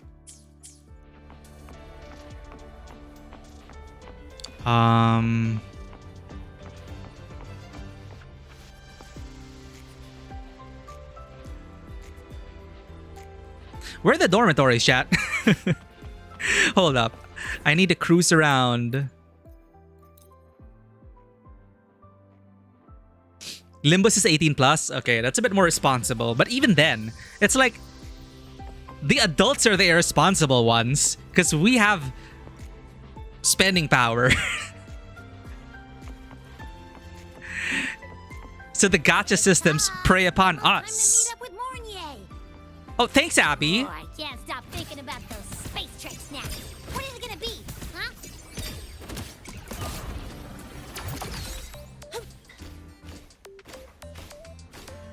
Abby knows what's up. We have an Abby alarm clock.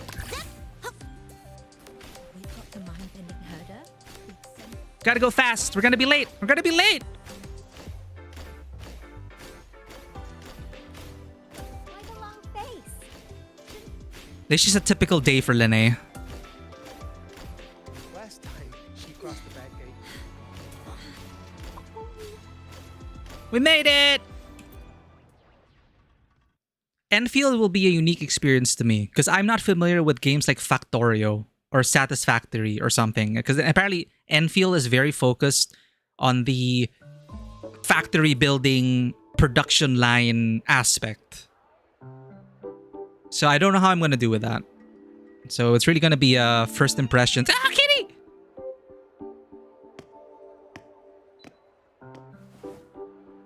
Rover, over here. It's been a while, Lene.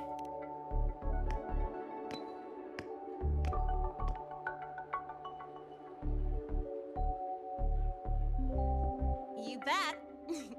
Just passed all my entrance exams yesterday. Oh, hell yeah. Congrats. Today, you're officially meeting Lene, first-year student in Star Torch Academy. I wonder what your real name is, though. They're also aiming to normalize gambling in the younger generation. Well,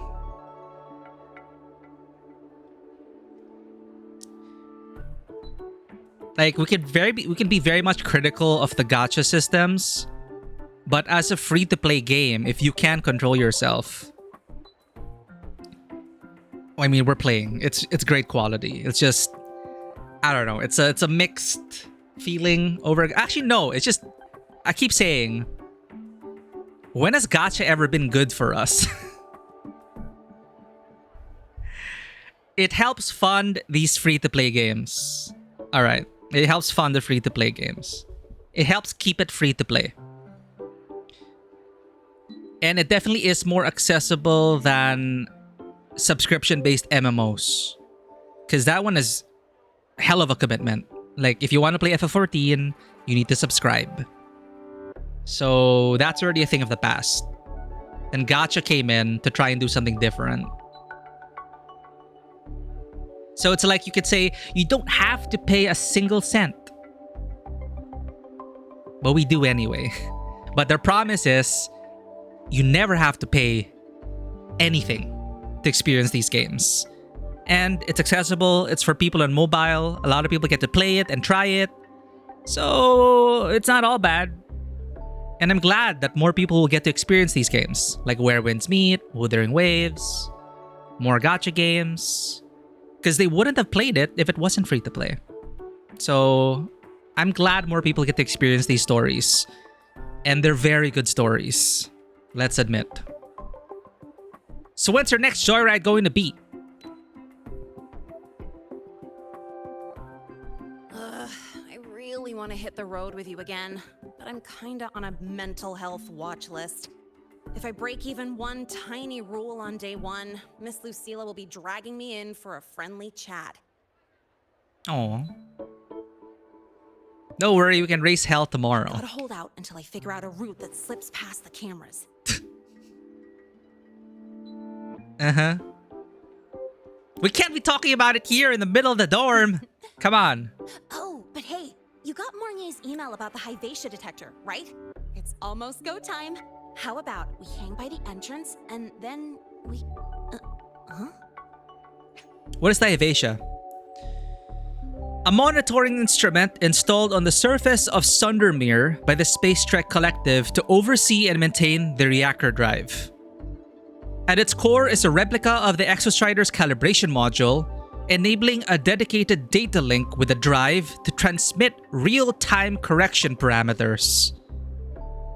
Hyvatia plays a vital role in ensuring the reactor drive's continuous and stable operation. My brother had an idea, actually, that I don't know if it was ever confirmed, but he got the impression that the school, the academy, we are inside the Exostrider. So in a very FF8 Balam Garden thing, when the Exostrider eventually wakes up, we're gonna be taking the academy with us. Like, he just thought about it because he recently played Xenoblade. And in one of the Xenoblades, you're living inside like a giant mech, I think. I don't know. I have not played the Xenoblade games. But that would make sense. So we can see the core of the Exostrider. That's our sun right now. So if we are inside the Exostrider itself, that greatsword is also to scale.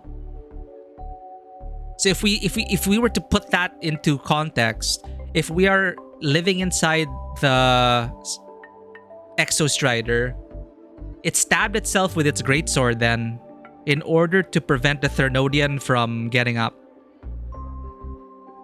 That's cool.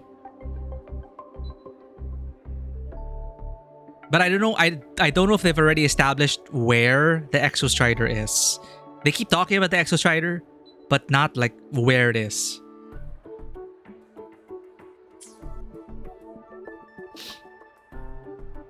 Where Winds Meet is good on side that Battle Pass gives benefits. Yeah, Where Winds Meet is gonna hopefully push other gachas in that direction, where it's all glam and the gameplay is not locked behind it. Just convenience features and costumes. Like, I'm fine with that. But then again, of course, you can argue about how if people want to look good, they gotta shell out cash. But I'm not exactly the target market, even though I've seen outfits I want to buy. I can think of it as like maybe purchasing one game. But I'm not pressured to, like, if I want characters, if I want gameplay, I already have it. I don't need to like pull for it.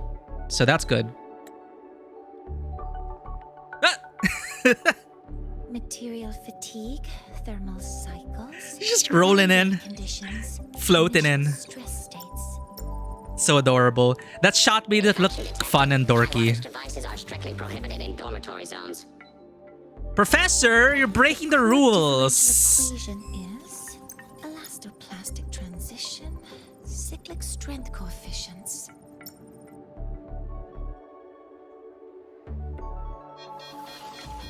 Please comply with the Star Torch Academy Dormitory Code of Conduct. Issuing first warning. Issuing second warning. What happens to the third warning? Units mismatch. amazing. Are they gonna fire Professor Mornye? Non-compliance confirmed. Initiating restraint protocol. Restraint protocol? Conclusion, material upgrade required. I'll add it to the agenda for tomorrow's meeting. Did she just destroy school property? Right. Now, time for the scheduled meeting with Rover and Lene.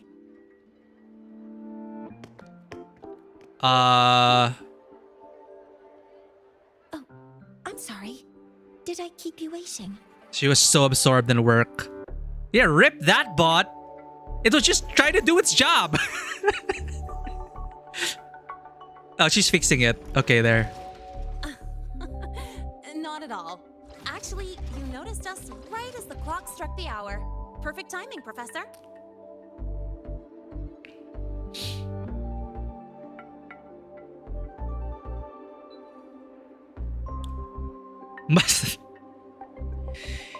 The bot must have been the Wuthering Winds. Are you alright? Is the robot going to be okay? Just a minor short circuit. It triggered a restraint protocol. I assumed it was malfunctioning. Oh, I forgot to disable the reactor emitter in my weapons system. That's probably what it was referring to. Reactor emitter? Apologies. On her After weapon this meeting, system? I need to return to the Space Trek Collective for a presentation. I had hoped to finish some calculations first. Okay, your weapon system's being enabled aside. If that's the case, let's begin now. I do have other appointments today, but I believe there is time for some light conversation. Can you factor that into the schedule? I wasn't sure Like what you might conversation? find delicious, so I brought samples from my latest food research. Food research? Hell yeah. Yes! I knew it! Professor Mornye's a real gem! Let's get started. We can eat while we talk. Is it gonna taste good? Of course. Come on in. I already tidied up my dorm, so sit wherever you like. They're really committing to the letterbox dialogue, huh? Everything's a cinematic now, essentially. I think they only started that 1 or 2 patches ago, from what I can remember. Detected. Strong behavior and spectrum signature match. Current ID. Good night, Neon! Thank you for being here. Thank you for checking in. Always great to have you. Have a great rest of your week. Under the Academy's information integrity guidelines. This is the slowest escalator in the world.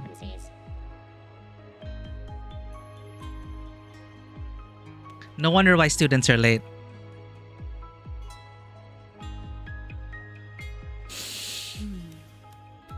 Or is to encourage people to walk? I don't know. Why not just make it regular stairs then? We've got the mind-bending herder, the eccentric traffic illuminator, the ghost girl. Who's talking? What's the other campus mystery? Oh, right! The Academy's dark side. Oh, the campus mysteries. Listen. The people sending these phishing emails really make me mad. Hijacking accounts and causing all that panic. They almost got me.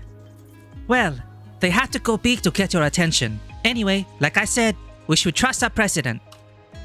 Good thing I didn't do anything stupid this time. Thanks for talking me down. Hey, we're good friends, right?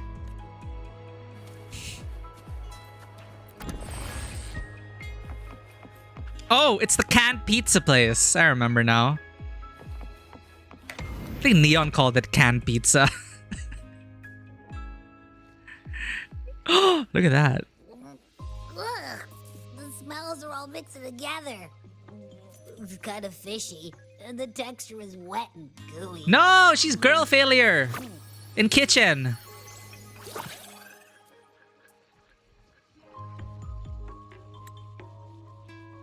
So, it's true, huh? You guys actually made food that tastes awful, but it keeps you running for 3 days straight. I thought that was just a joke.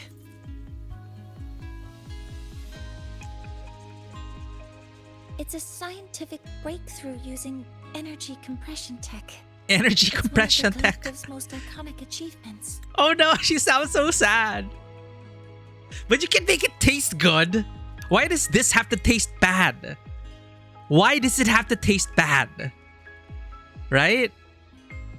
If you're gonna use energy compression tech, why don't you just make it also taste good? You have the science.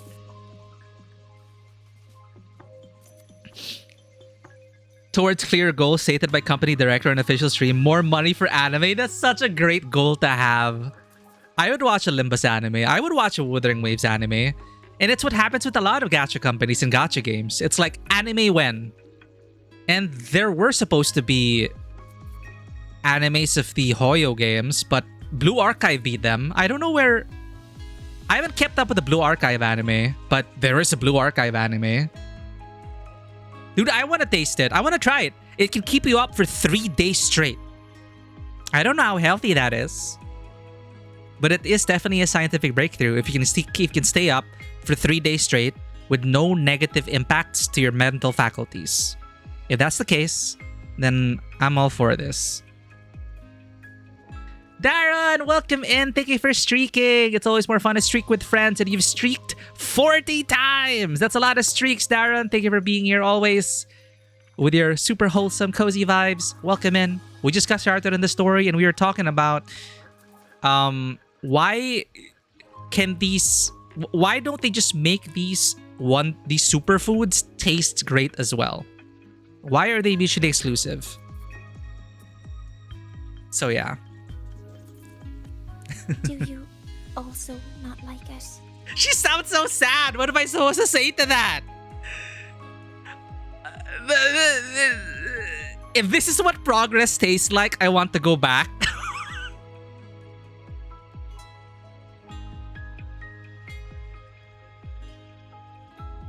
I don't have the heart to tell her that, chat. But I think I will. But Mornye sounds so sad. You choose, chat. I don't know what to tell her. Context. This food is supposed to keep you up for like 3 days straight. And I'm gonna assume without any drawbacks. Maybe there's a crash at the end. But these are supposed to be, you know, peak scientific discoveries or creations.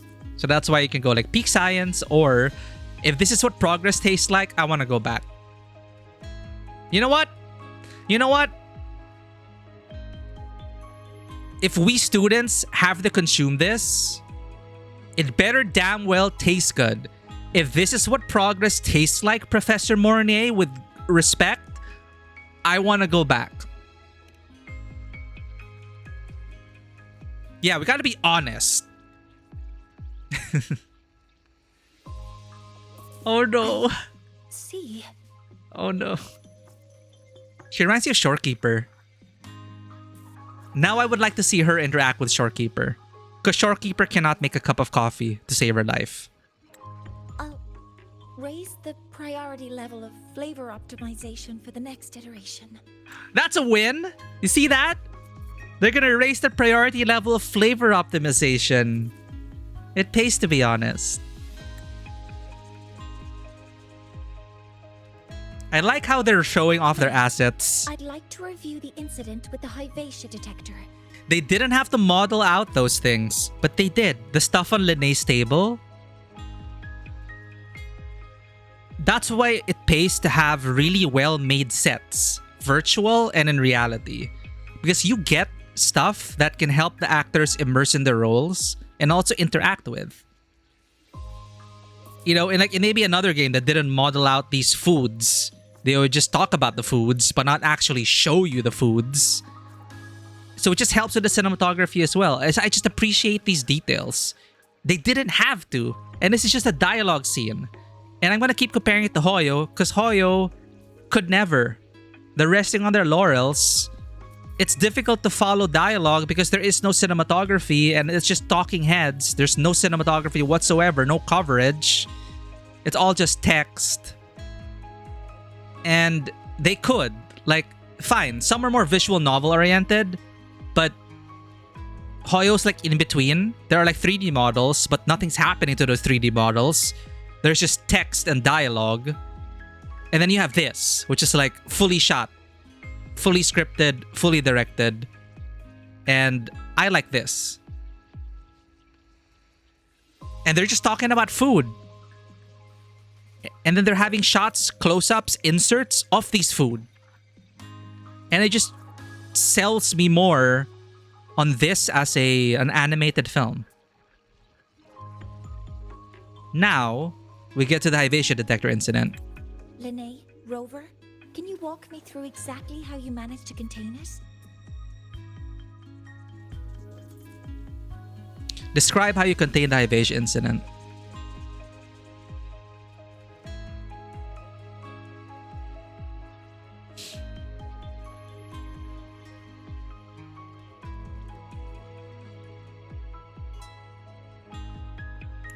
We need more Rover voice lines though. Pink Floyd. See, and you get to cut away to these things as they think and talk. To summarize, your method of stopping the Hyvatia included blade slashes, repeated shots with coated rounds, and physical force. Stomping, striking, until it was rendered inoperable and immobile. I mean... yes?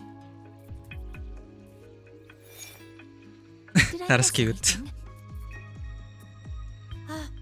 Professor Mornye, you're not here to... Make us pay for it, are you? I mean, it all happened. Thanks for the care really package, Sam. fast. We didn't have any other way to stop it. It attacked us! It is self-defense! Besides, we're just students. We couldn't afford that even if we wanted to. No, you're misunderstanding. Different damage mechanisms cause distinct failures and require specific repair methods. Very practical, yeah. Damage from certain special resonance abilities is hard to detect through standard diagnostics without prior data.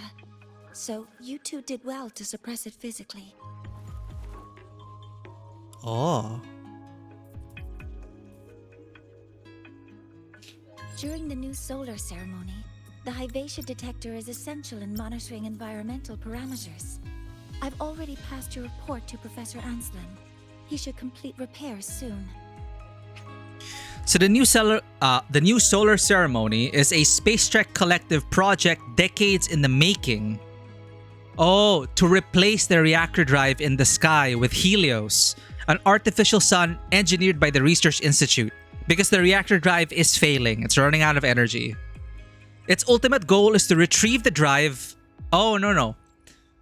Its ultimate goal is to retrieve the drive as a power source to awaken the Exostriders slumbering in the Frostlands. Ah, so it's on the surface. All while keeping Lahai-Roy's ecosystem stable. Got it. Because they want to wake up the Exostrider. Hyvatia is a monitoring instrument installed on the surface of Sandermere by the Space Trek Collective to oversee and maintain the reactor drive. I think we read this already. At its core is a replica of the Exostrider's calibration module, enabling a dedicated data link with the drive to transmit real-time correction parameters. Hyvatia plays a vital role in ensuring the reactor drive's continuous and stable operation. Okay, to replace it with an artificial sun so they can power up the mecha again. At the upcoming meeting with the Roya, the Space Trek Collective will need to present a full restoration plan to keep our partnership intact. Now they bring in the Roya into the main story. The indigenous inhabitants of Lahai-Roy, the Roya, they have lived in the underground cavern long before the Space Trek Collective's arrival. They now maintain a cooperative relationship with it.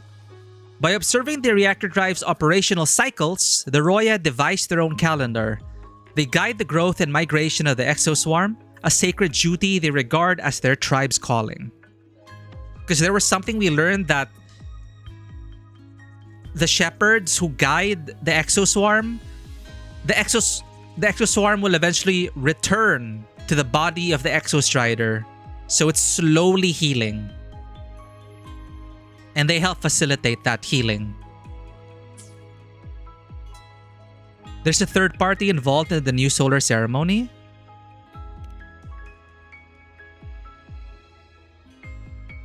Yes, though it's a long story. Where do I even begin?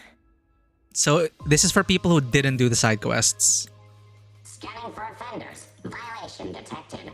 Unauthorized high wattage device in the dormitory. An offender has assaulted this unit. If sighted, report immediately. Did you not disable your weapon systems Even again? Professor Mornye isn't safe from Targ-E's wrath, huh?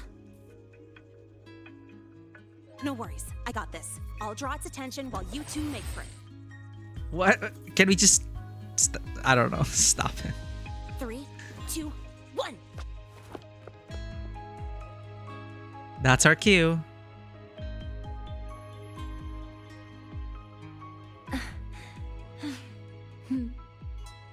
She knows her past self, though.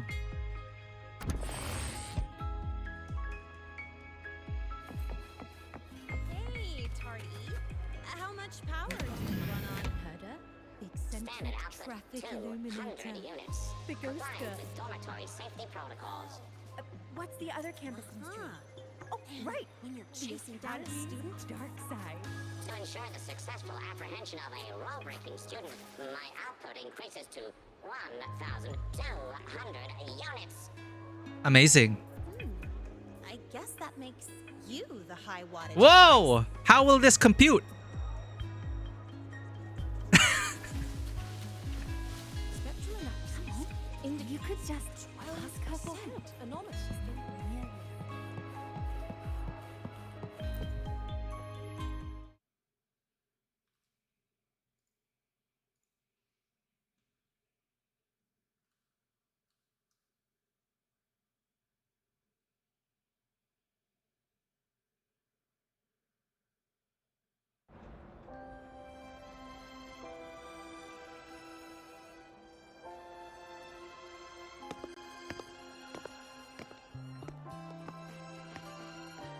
Okay, now I see they're being more consistent with the letterboxing. Thank you. You don't need to go any further. I can head back to the Research Institute by myself. Yeah, because remember in the previous patch, one of my nitpicks was that there were some dialogue scenes without letterboxes and some with. No more rule breaking, alright? Let's do this as a tongue-in-cheek thing. That was an accident. Huh? She has the same hairstyle as Iris.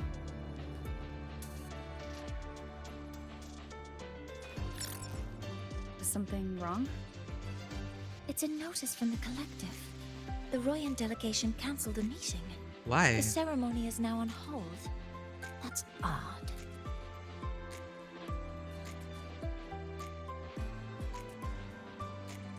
Warren handles Royan communications.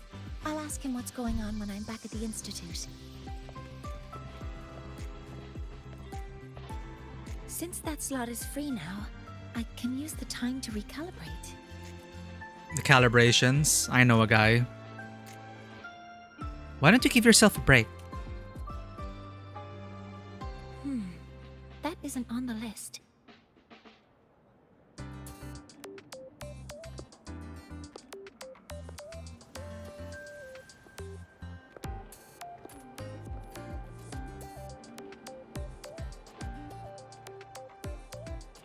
The new solar ceremony is nearly upon us.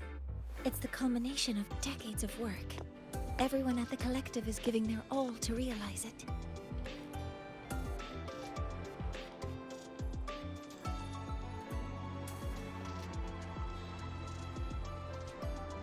Oh. Last time we met at the Institute, we made each other a promise. Do you still remember?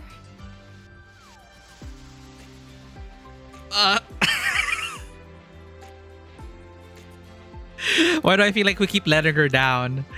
A promise? I don't remember.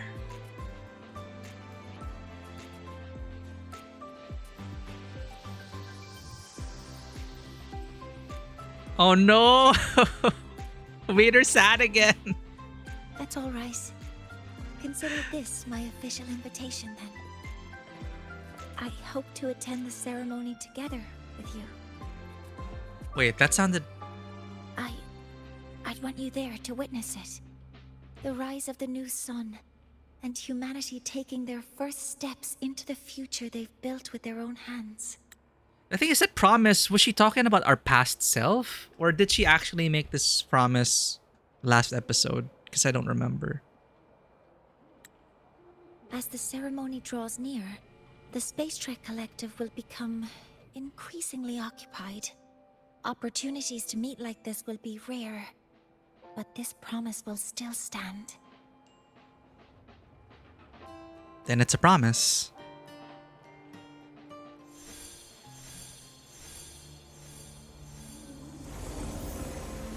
Before my power is spent, I have little time left.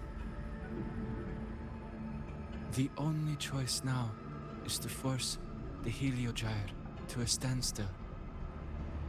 The last of its strength I will share with you. So fade you will not. But you must hurry. Before that, take this memory to her. Take it to the one they call Arbiter. We've gotten flashbacks like flashes of memory like this. Are you all right? With the other sentinels. Like a cry for help. I saw someone's memory. Whoa, you scared me. And just now, a frequency jumped into your tacit mark. It felt like some kind of connection. So the sentinels are reaching out again? Can you trace where it came from, Abby? Huh? I smell it. Coming from over there. Good. Let's go check it out. Well, she has a free schedule now. I'm fine now, Mornye. Sorry to worry you. You must need to get back to the Space Trek Collective, right? Did they add this here? But you just... You looked shaken just now. I'll stay with you. If it involves more frequency loss, I'd like to stay close to transport you to the infirmary. Transport me? Alright, back to immersion mode.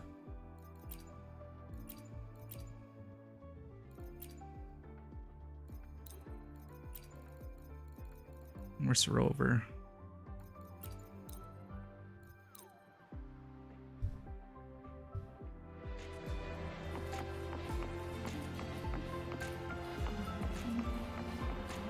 Wait, no. Our immersion mode was... Whoops.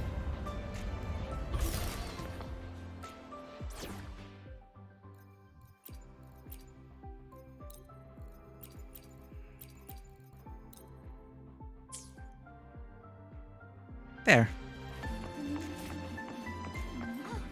Good to see you again. I know you did, 7.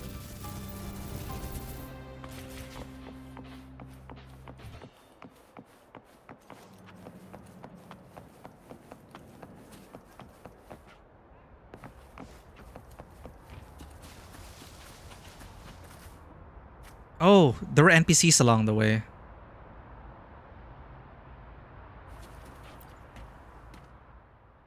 You saw it too?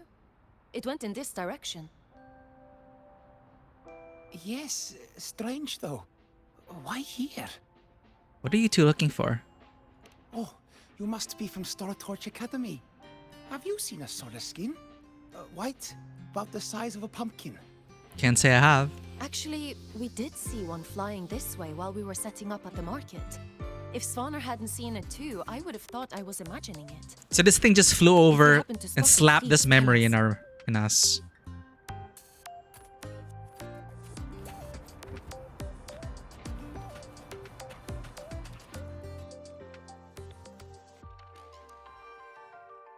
It's like, here's a memory. Slap.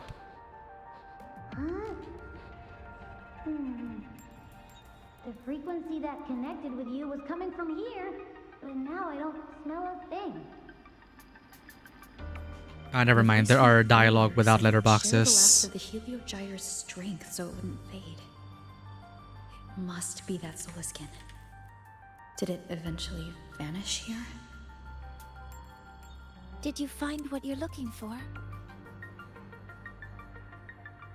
No. The trail ends here. But I saw other things in that memory. Mornye.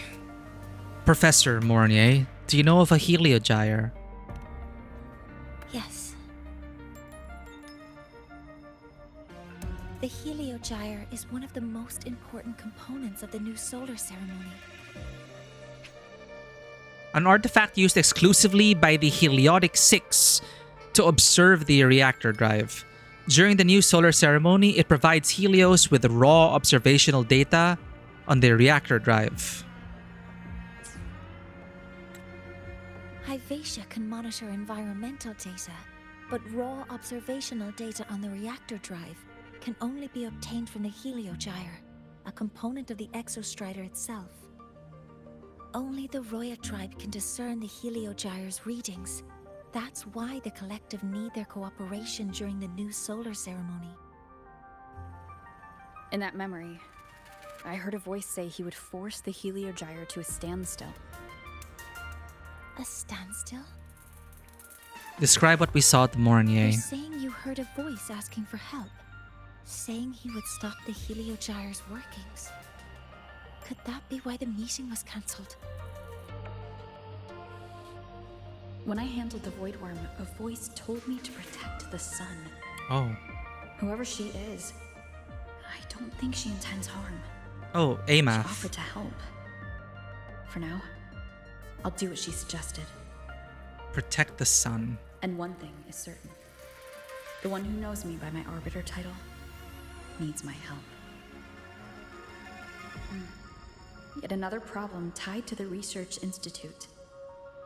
We shouldn't reveal our plans to them just yet. Right, because Gendo is still there. And we suspect that there are Fraxidus plants in the Research Institute, even though we trust Mornye. Black robes with golden embroidery, a headpiece shaped like two horns, and those unusual eyes. I need to find out who he is, Mornye. Do you know any Roya who are familiar with the tribe's inner workings? I do have some Royan students. They might know who he is. It's class hours at the academy. Should we head back? Help! Help! Maya! Maya! Someone, please help! Otherwise our thesis data will disappear entirely! Oh, oh, it is a valid emergency. If you see a student shouting help and thesis in the same breath, no matter how loudly they scream, it's never really an emergency. What? I would be screaming if I almost lost all my thesis data. I've seen it happen in uni. But Maya is one of the Royan students I mentioned. Since you're looking for her, we might as well see what it's about. A chance to help at least.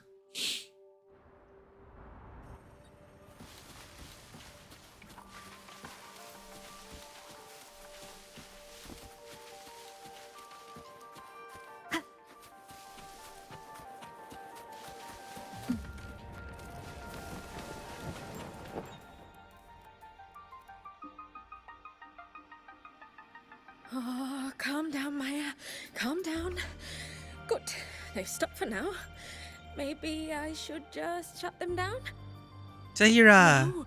If I force the shutdown, I'll lose the data. Our thesis. Oh, somebody help.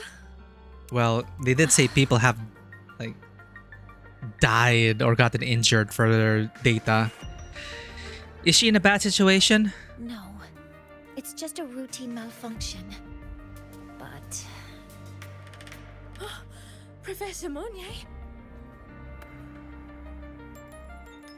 Oh no, I've been caught out of class. Wait, let me explain. I wasn't skipping class. I'm here for a very good reason. It's not that I don't respect the class or my teachers. Getting a bit defensive, Maya. Can you just... It's for your thesis data. Even if you beg me, credits will still be deducted. Oh, she's harsh. Why don't you start by explaining yourself? Well, these are probe robots from a few days ago. We sent them out to measure void matter concentrations in the tundra.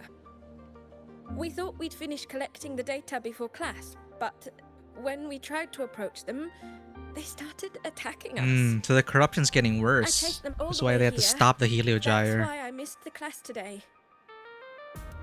The internal exoswarm material was eroded by void matter. That's what caused the malfunction. Materials harvested from Exoswarm. Though still essentially parts of the Exostrider, they are widely utilized in engineering Lahairoi various constructs, which is concerning if this corruption starts spreading throughout the campus, since a lot of it is made out of Exoswarm matter. This should have been covered in your material science coursework. Such material is inherently unstable and can only be used in controlled environments. Ah, okay. I'm so sorry. Oh, so For they're not safety supposed reasons, to. You'll need to shut down the units first, then clean the contaminated parts with void matter. But approaching them right now may lead to further damage. We need a pulse generator to stun them from a distance. I'll submit a request. There's a simpler solution. Unsheath your sword. No, wait. That's against protocol. The way she said it and like... Oh no! Never mind. Kill. I'll think about how to Kill. write the review report later. Kill.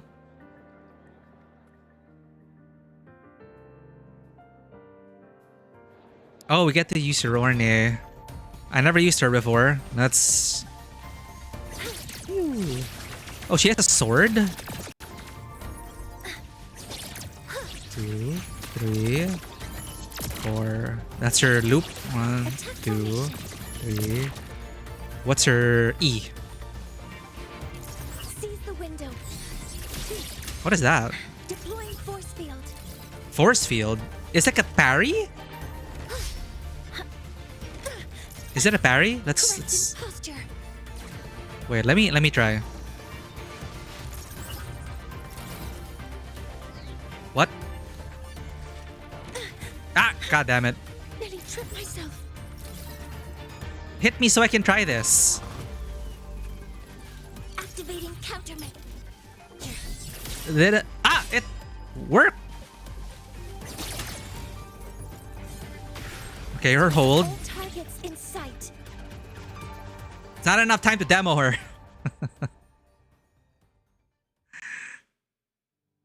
Now, they're back to normal. That works. Hitting the machine. Great. Do you think the data... It's still there. Smack it. But sending the robots out there broke the experiment protocol. Even if you got the data, it won't count in your thesis. Ah, okay. So she was not supposed to do that. But... Oh, well... Thanks anyway for helping out. Professor Mornye and... You can call me Miku. It's my first week as a freshman and I still haven't gone to class. Maya, we do have something we'd like to ask you. Describe the vision you saw. You want to find a Roya in black robes with gold embroidery, wearing a headpiece shaped like 2 horns? The horns are a symbol of the Exostrider. Shepherds wear them, but no shepherd would wear a robe like that. There must be a special shepherd. Funky combos with her, Linnae, and main DPS lot. Insane burst damage after their setup. Man. Well, I don't have enough resources to pull for her and Amath, but I want to pull for all of them. Wua is the only gacha I'm really like spending on, honestly. Roya, chosen by the Solaskin for their pure nature, become shepherds. Their duty is to guide and care for the Solaskin. Then they lead the Solaskin to the best sunlit areas of Bjartor Woods and keep them safe. And eventually guide them back to the Exostrider, I think, for healing. Could be someone higher up, like the Soul Swarm from the Soul Asylum, or even one of the Heliodic Six. Right, these are mentioned in the side quests. Soulsworn. Individuals gifted in calendrical calculation and a degree of resonance with the Exostrider and Solaskin are permitted into the Soul Asylum. There, they serve the Heliodic Six as aides, and the tribe as healers and teachers, all while being groomed as the Six's eventual successors. Okay. The Heliodic Six are Roya elders such as the Eye, the Binder, and the Shaper. Each pair in the Six is entrusted with the role of observation, archival, and extrapolation. They reside within the Soul Asylum, tracing the reactor's drive's trajectories and forecasting void storms. The Heliodic Six. They're the ones who are supposed to give us the Heliogyre's readings during the new solar ceremony. That's right. They're the 6 most powerful members of the Roya tribe. The highest in rank, too. I've heard they use the Heliogyre to predict everything, from bird migrations to void storms. They know it all. How do I meet with one of them? Oh, that might be hard. They never leave the Soul Asylum. It's surrounded by light all year round. Very few Roya are even allowed to enter. We just gotta say, hey, I'm the arbitrator. The sacred ground of the Roya and the dwelling of the Heliodic Six. It safeguards Exostrider parts and serves as the central archive for all Royan records. With each operational cycle of the reactor drive, the Soul Asylum calculates its stability, tracks the birth and growth of the Exoswarm, and monitors their eventual return to the Exostrider. So, Exostrider is shedding parts. Those parts are nurtured and brought back to health, and then they're brought back to the Exostrider to heal it. But maybe you could try meeting with one of the unappointed Heliodic Six. Unappointed Heliodic Six. Sigrika is currently out researching in the Frostlands. The only other one around is Fosir Ingvar, but he doesn't show himself much. When they see the Frostlands, I'm assuming the surface. If you want to find him, my mum might be able to help. She's a Royan shepherdess over at Artuya camp. Name's Astrid.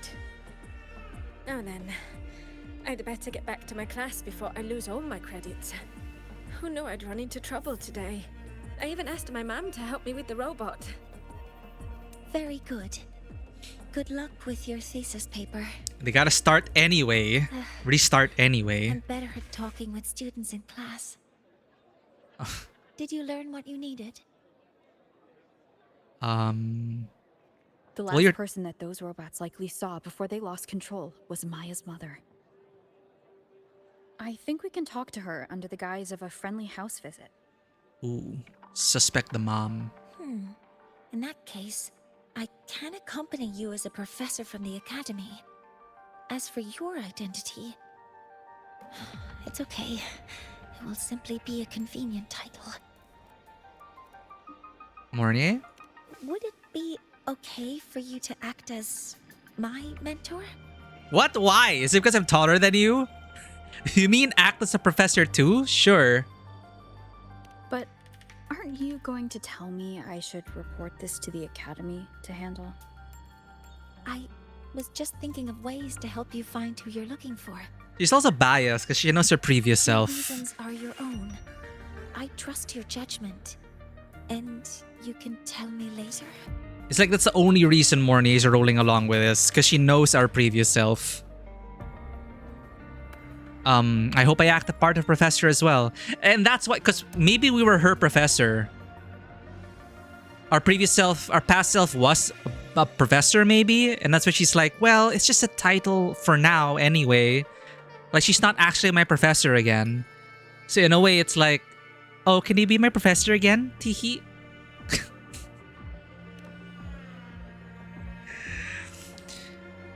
I hope I act the professor. I hope I act the part of professor well. Feel free to give me pointers, junior professor. Yes.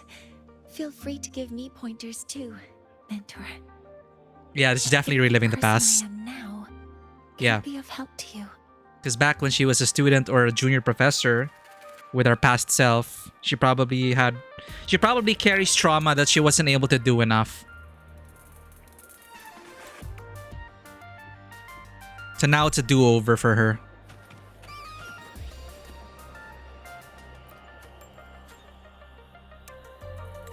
Ready to go to a Tuya camp to find Astrid? Let's go. Okay. Let's go together, mentor. She definitely called us mentor before. But see, this is how they pace the main story now. It's like, let's just jump directly to the next location so we can keep the story going. I'm Mornye, and this is my mentor. Oh, let me try that again. What are you? Just practicing. I'm not very good at speaking with parents. Parent-teacher And this time, conference. I don't have an assistant to help write a script for me. She has a script Why don't you writer. give it to me? You just focus on what you're good at. All right.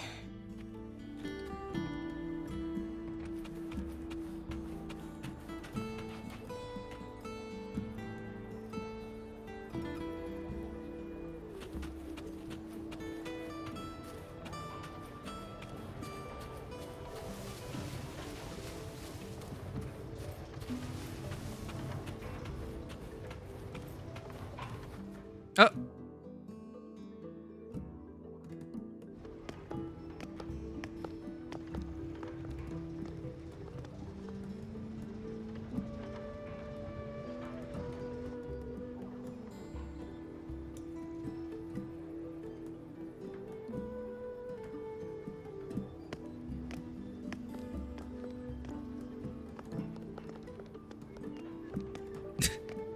Did she speed up? Hi, are you Astrid? Maya's mom? Greetings. Yes, I am. And you two are? This is Professor Mornye, Maya's teacher. Yes. And this is Rover, a senior professor at the academy. We've come for a home visit. A home visit? Has the girl broken any school rules? Well... Yes, she severely violated the experiment protocol. She created a robot that caused significant damage to the academy. No. That's too much. Violating experiment protocol is enough. What? How could she? I am deeply sorry. I should have taught her better. Whatever she has done, I offer my apologies to the academy on her behalf. But she was responsible for punishment taking care of severe? the machines. If compensation is needed, I will pay for it myself.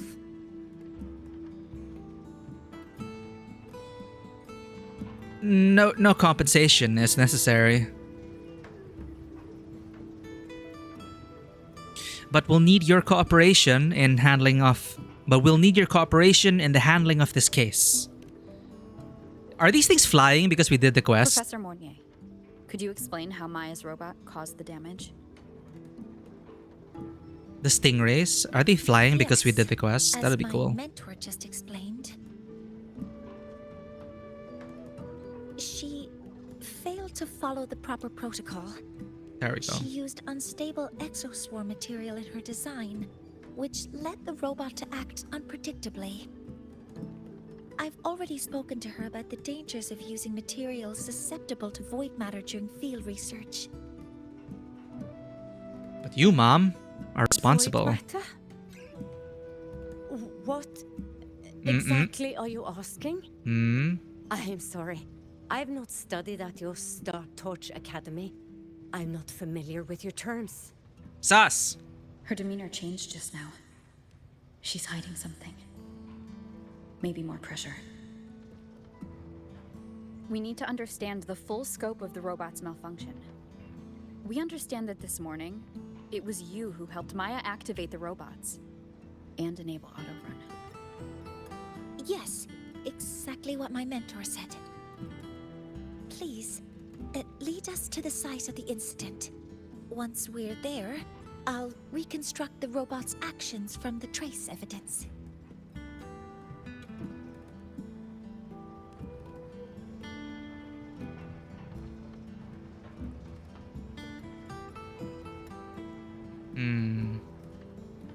No, we can't. If the robot's path is traced, it will expose that thing. That thing.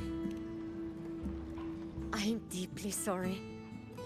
Yes, help Maya activate the robots I did, but I can't remember the exact location. Please, you must return. Is she under pressure from the outcasts? A shimmer? That's a void storm. How can this be? The collective hasn't received any recent warnings. We need to ensure the safety of those here first. Then that's probably where they're going to introduce the outcast angle. Let's go. Because they've only been showcased in the side stories.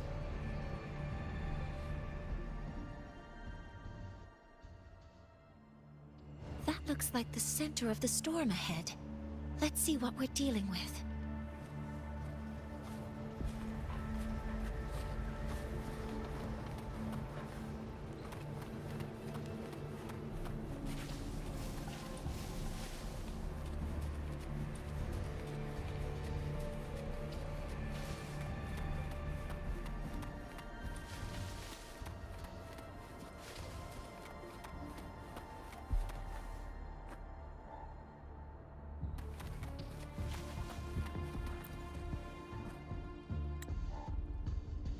Am I seeing things? Is that a void storm? But the Soul Asylum did not sound the alarm. Could the Soul Asylum's predictions of the void storm be wrong? Impossible. The predictions of the Heliotic Six are never wrong. We must have missed the warning. Wait, I remember now. Astrid just returned from Briartor Woods. As a shepherdess, she must know more. We will go ask her. Yes, let us hope she simply forgot to tell the rest of us.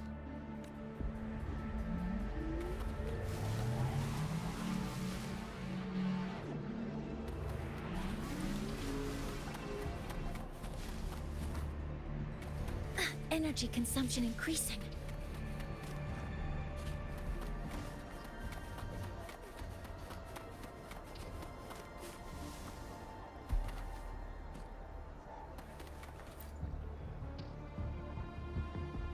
Are you alright?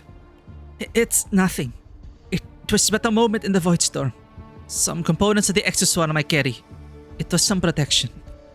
See? Still flesh and blood. I have not faded into frequency.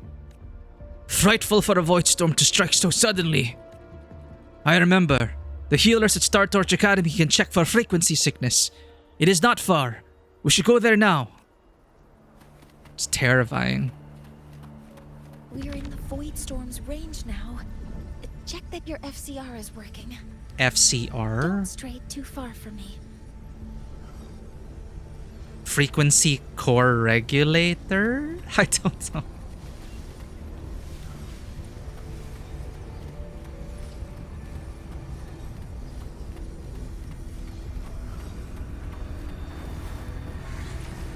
Threat detected. Be careful. The exoswarm here have been contaminated. Oh! Initiating criticality protocol. Criticality protocol.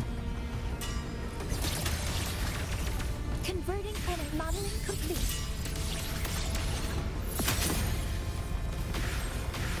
There's something over there.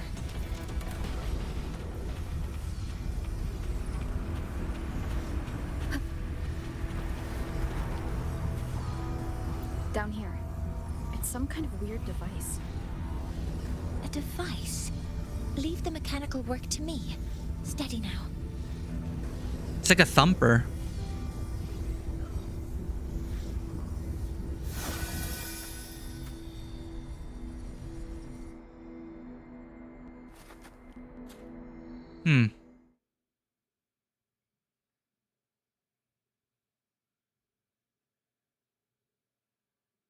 Looks like it was this. Yeah, she says she'll find that thing. So this is the thing.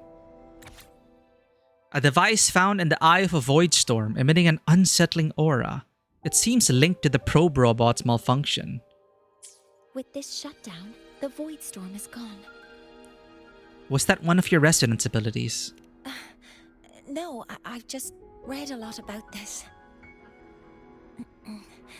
From its structure, it looks like a canister that can both store and emit energy. Ah, this is so stinky. Whenever Abby says stinky, that's basically Thranodian. It smells just like that giant Yep. worm you fought. Didn't we deal with it already? Giant worm? You mean the void worm?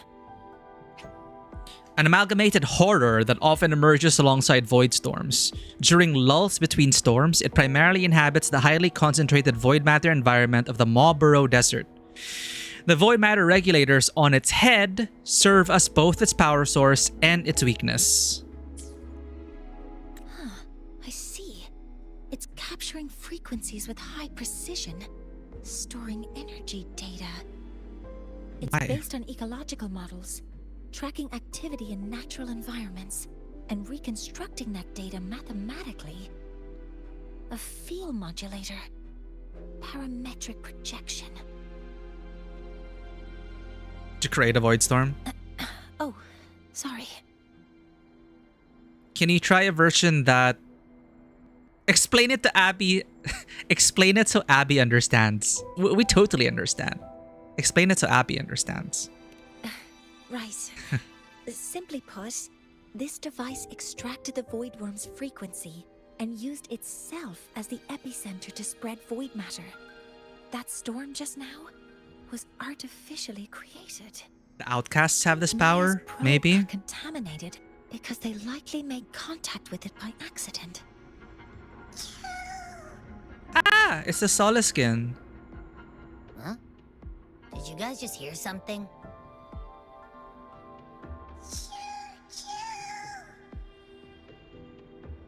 It's coming from under that heap of exospore material. Let's go take a look.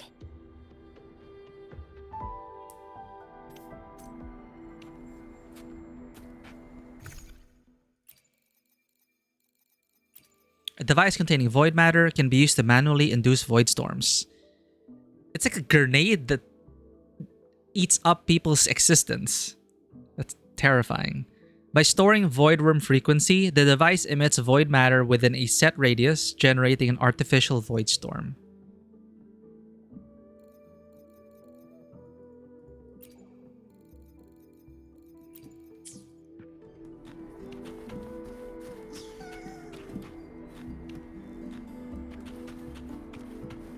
Hi!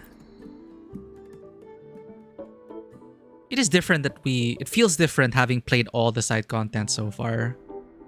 Because we know what this is, we know about certain concepts, we know a bit more about the Roya.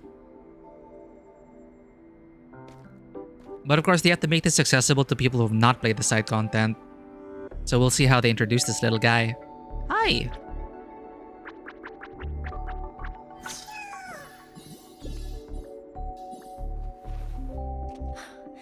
It's a Solaskin.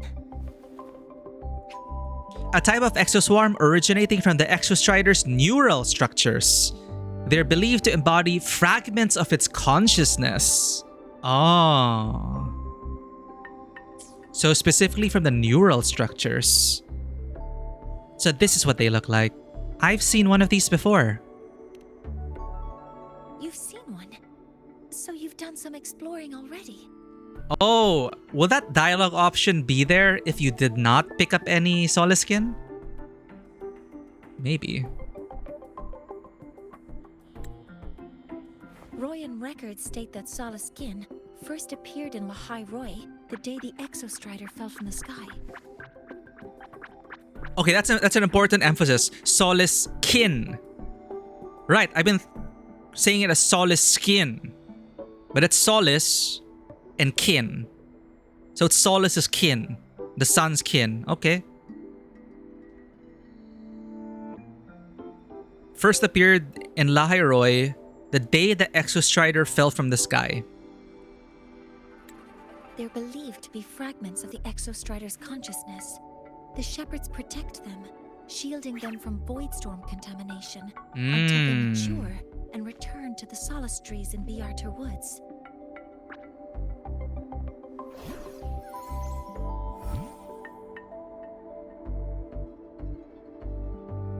This one must have hidden under the exoswarm wreckage when the voidstorm broke out. Smart.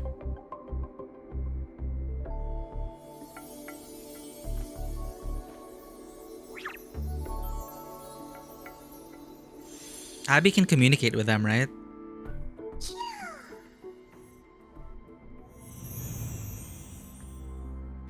Uh-oh. Do the outcasts have a gun to your head, Mom?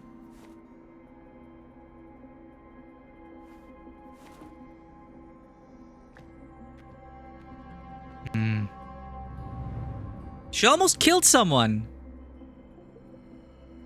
This feels like what happened back at the academy. I just saw the Solaskin's memories. That Royan woman planted the device here and triggered the Voidstorm. The Solaskin is the only survivor. So our suspicions about Astrid are confirmed. Should we go back to the camp and talk to her? We can tail her. No need. Oh. I heard everything. Explain. I did place this device here. You almost killed someone and a Solaskin. Tell us what happened. A few days ago, I was shepherding mature Solaskin to Bjartur Woods when I met Fosier Yngvar. So, for those who have not visited Biarter Woods, it's a forest where the Solaskin dwell. Bathed in the light of the reactor drive, the woods remain untouched by the ravages of voidstorms. He looked tired, like he had just finished speaking to someone. When he saw me, he looked shocked and left quickly. I saw the device fall from his sleeve. Why did you take it and why did you plant it?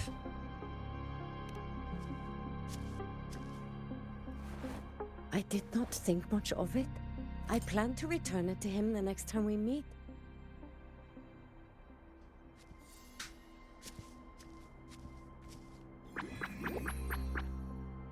But, Solaskin did not like it. Ah, that's why she buried it. it. Had an unnatural energy. And they just accidentally triggered it. I did not want to keep it at the camp, but I also did not want Yngvar to know I had taken it. So I buried it here. The rest, you already know. Remember to dispose of your existence-draining bombs responsibly.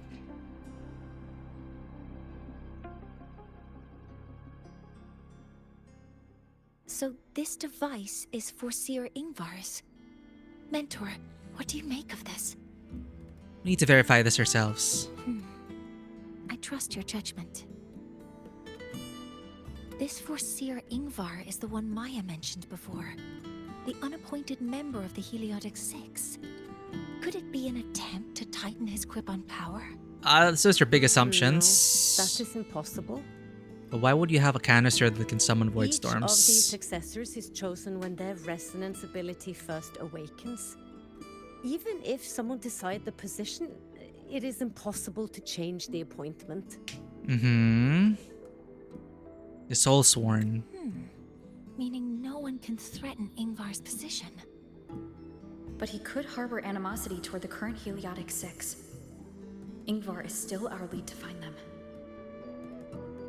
Things are getting more complicated. direct approach with Ingvar might not be a good idea. Where can we find him? The Solace Islands people usually abide in the village bordering Bjartur Woods, called Haldarheim. Haldarheim. It is the time of the right of return. The Soliskin will return to the Solace trees and to the Exostrider. As is tradition, Forsir Ingvar will attend the rite. So we're learning more about Royan culture. The Rite of Return, a ceremony held by the Roya for the Soliskin. During the rite, the Soliskin transform into ethereal energy forms. Guided by shepherds, they enter the Solace trees and disperse into luminescence as they rise. The Roya believe this marks the Soliskin's return to the Exostrider. So the Exostrider, not only is it healing them, but each Soliskin experiences like their own adventure. So it's also passing on those memories to the Sentinel. Or the Exostrider. But you are not Roya. You may not be allowed to witness the rite. But I am Arbiter.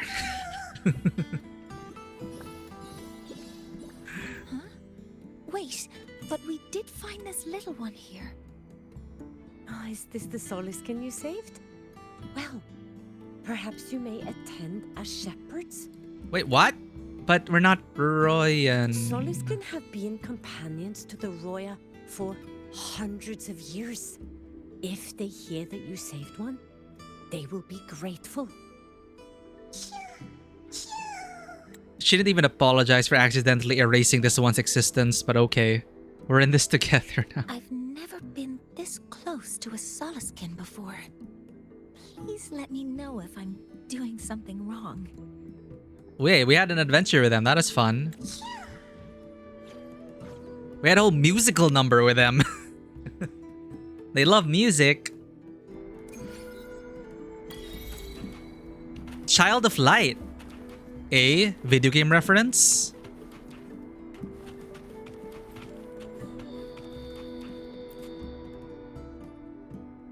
So, we need to find Forsir Ingvar at Haldarheim's Rite of Return. Is that right? Do you want to leave now? Hell yeah. Next story. Okay. Let's be on our way then. So convenient. Fast travel, go!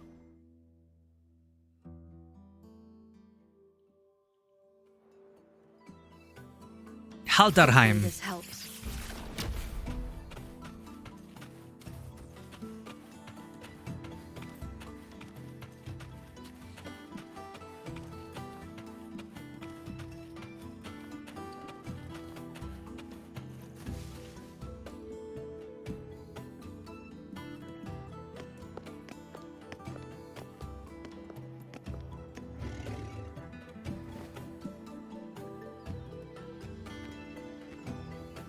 You two, please halt.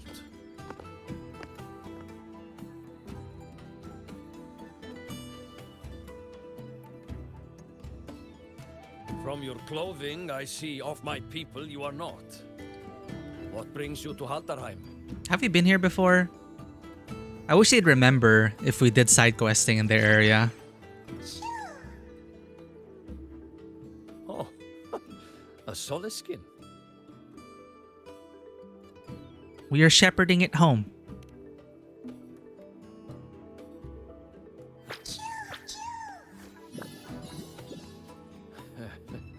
How interesting. The Soliskin trust only those they feel safe with. It's trust you have earned. My thanks for guiding it back. That was easy, but are we gonna leave it at the door? Or are you gonna let us through? But I must ask, I sense one of you carries the aura of the Space Collective. The other from the vast world beyond the Frostlands. Why come under the guise of shepherds? Not sure who here knows what Ingvar did. Best not to mention his name. Don't want to stir things up. We rescued the Soliskin from a void storm. We were told it needed to return here for the Rite of Return. Yeah, not lying. Void storm. You mean the one just before? Oh, they noticed. See, if you think about it, all of these are the Sentinel. Then grateful I must be to you both. But ask I must. The Void Storm. It happened near Atuya camp, yes? A shepherdess named Astrid abides there. Saved the stray Soliskin you did, yet Oh, he's entrusted to a observant. true shepherdess Yep. you did not. Why come all this way? How do we talk our way out of this one? I forgot about that. Without a solid reason, he might start to suspect something. Yeah, why didn't she come with us? Why didn't she do it herself? Because Astrid has been hiding something from you. I guess we're just gonna be honest. Your meaning?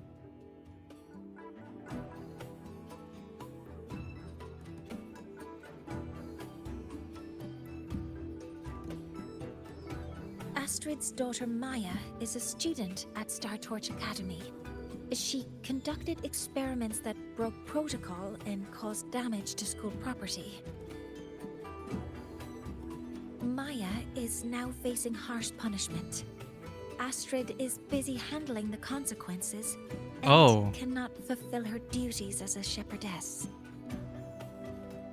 According to the Star Torch Academy faculty code, as Maya's teachers, it is our duty to address the repercussions of a student's actions.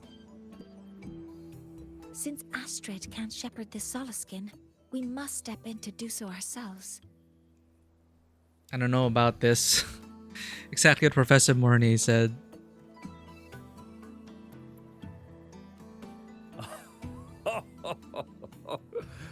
I should have known Astrid's daughter would stir such trouble. A tangled weave this time. But she will go to great lengths for her girl. The Academy's willingness to come this far is unexpected. Forgive my earlier words. You saved the Soliskin and helped our people. The title of Shepherd you have earned. That thing could have crushed us if we were bad guys. Tonight we hold a feast. That is for a subtle tomorrow's threat. night of return. Join us as a gesture to make amends for my earlier rudeness. I mean, we're the ones lying through our teeth. A ceremony held by the Roya for the Soliskin. During the rite, the Soliskin transforms. Oh, we read this already. Anything new?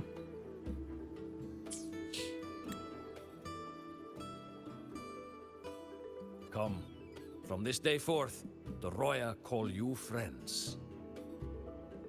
Yeah, this really is meant to be. Rest at the It assumes that camp you if didn't do wish. the side content. The feast will begin at the 8th hour of the night. Right, because we have been here before. There's still some time before the feast begins. Maybe someone here knows something about Foreseer Ingvar.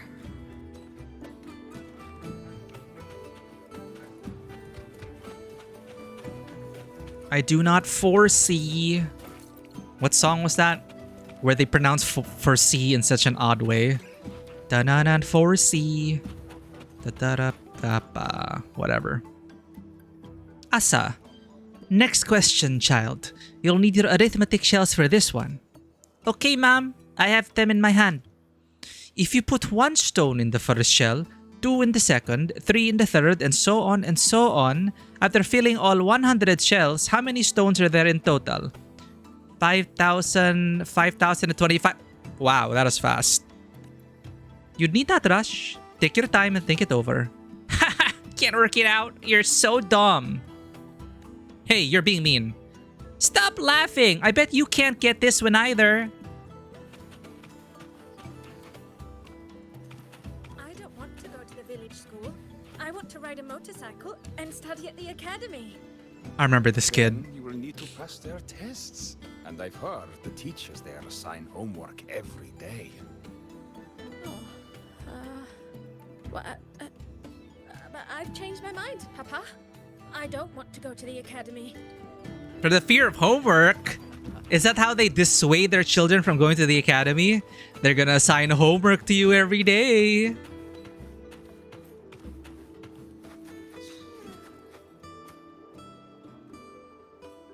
Inquire about Ingvar. Oh, I can talk to these people about You have made Ingvar. an error. If we follow your calculations, the reactor drive's rotation angle stands at 4.06 thousandths of a turn.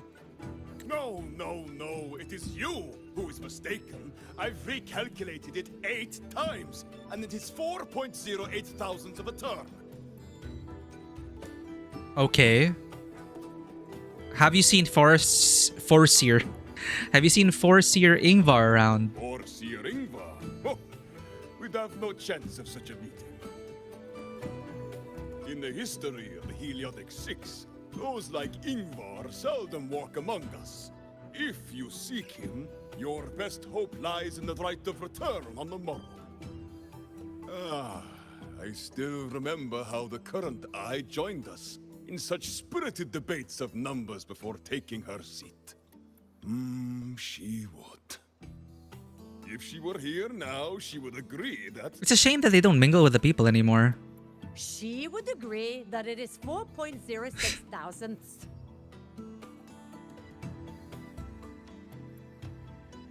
No, it is 4.08 thousandths. Look, someone is wrong. The maths can't lie there.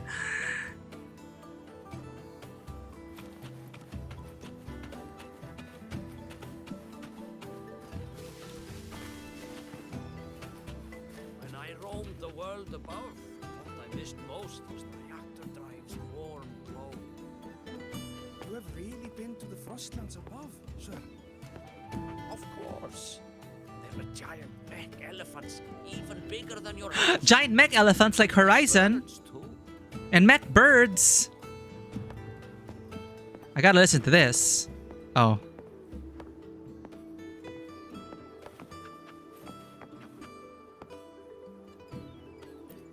Inquire about Ingvar. Ah, the feast tonight brings new faces.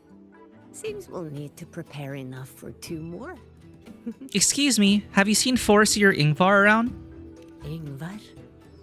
That boy doesn't come around here anymore. I will speak the truth. After his parents were caught in a void storm when he was a boy, 'twas Axel and I who raised him. A quiet child was he. Few were his friends. When his resonance ability was discovered and the Heliotic Six chose him as a successor, he was overjoyed. No longer will the other children pick on me, he said. Oof. But somewhere along the way, he changed. No longer did he wish to take the mantle of the Six. He grew distant, with nary a visit home. And you cannot change the appointment. Oh well. Oh, that's a Even twist. if it's but for a meal, it warms the hearth when he returns. So he's not trying to conspire to get in. He wants to conspire to get out.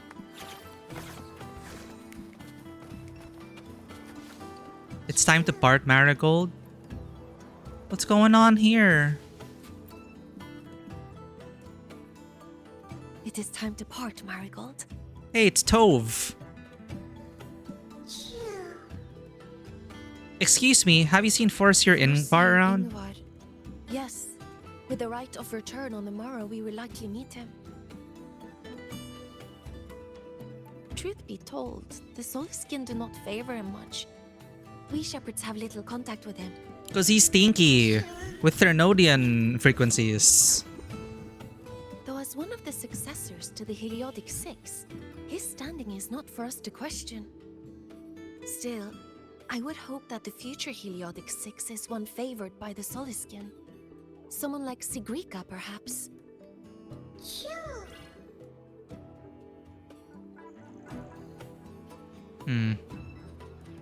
Alright. I think we're just on time.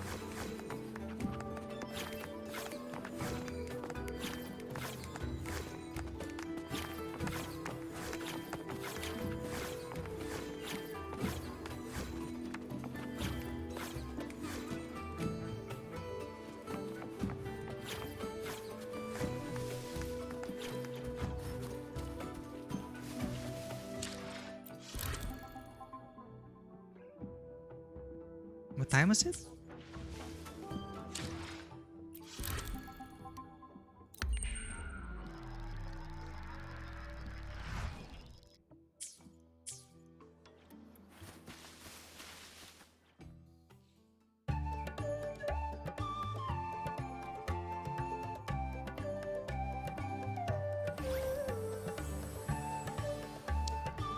Thanks to that video, now we know that sky is all thanks to Mornye.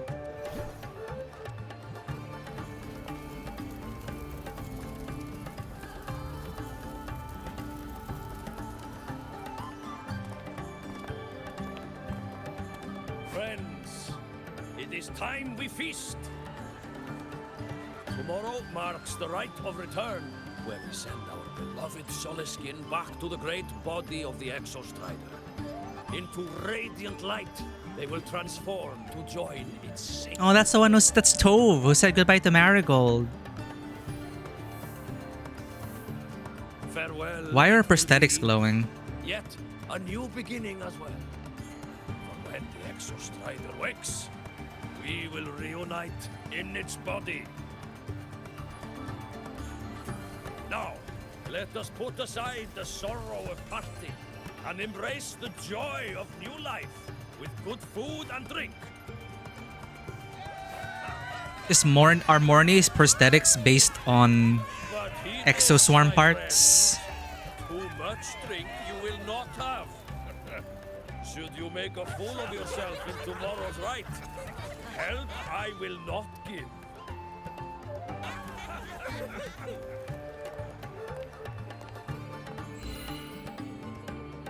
She notices it too. Is that weird? No?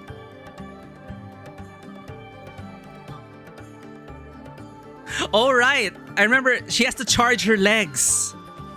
I remember someone pointing that out. What is it? Are you feeling nervous? No, she just has to charge her legs. Pull out the power bank.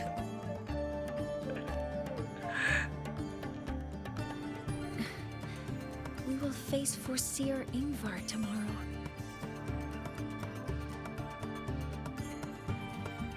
I've simulated 73 possible outcomes, but even so, I can't cover every scenario.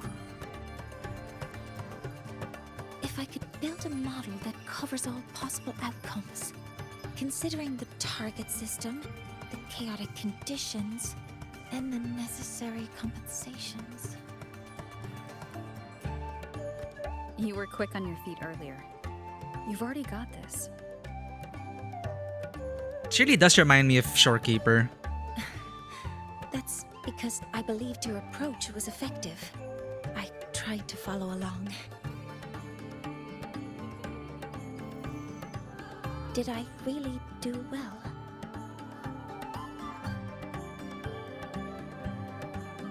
Yes, keep practicing and it'll come more easily. Fast talking is a... Understood. I'll make sure to do better next time. Fast talking is a skill. With that in mind. Dawn, welcome in! We're just joining the party. You're right on time for the party. For the rite of succession. Was it the rite of succession? We're gonna be sending the Soleskin back.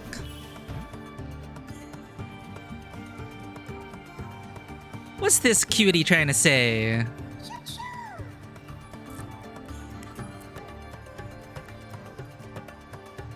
Abby, translate. I know. There. It wants us to give it a name. Oh no, we did this. Didn't we do this in the quest? Well, since it's really trying to buddy up to us. Thanks for the check-in, Dawn. Great to have you. Buddy? Hey, buddy. Hey, pal. How about pal? Ah, it seems to like it. Okay, buddy it is. Then it's settled.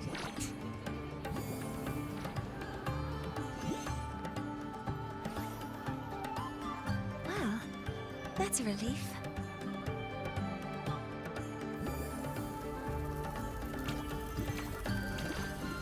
Hey, wait, that was a Renacita dance animation. Hello. Will you dance with us and the Soleskin? Oh, Mornye looks sad. So says the Soliskin are happiest when dancing with shepherds. She needs to charge her legs, kids. Oh, but I'm not good at dancing. Aw. We need to help her I'll join you. break out of her shell. Let's dance with Buddy. What do you say?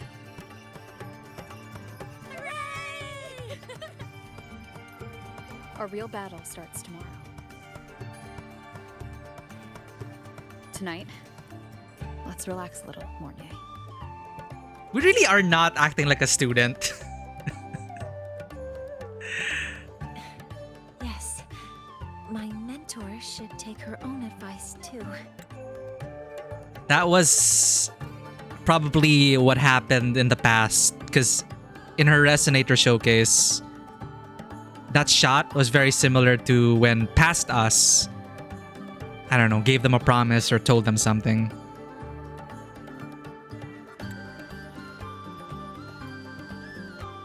So she's reliving it all. But that's why she's acting like the junior, because she can't help it. Because I guess we were her senior in the past. Huh? Huh?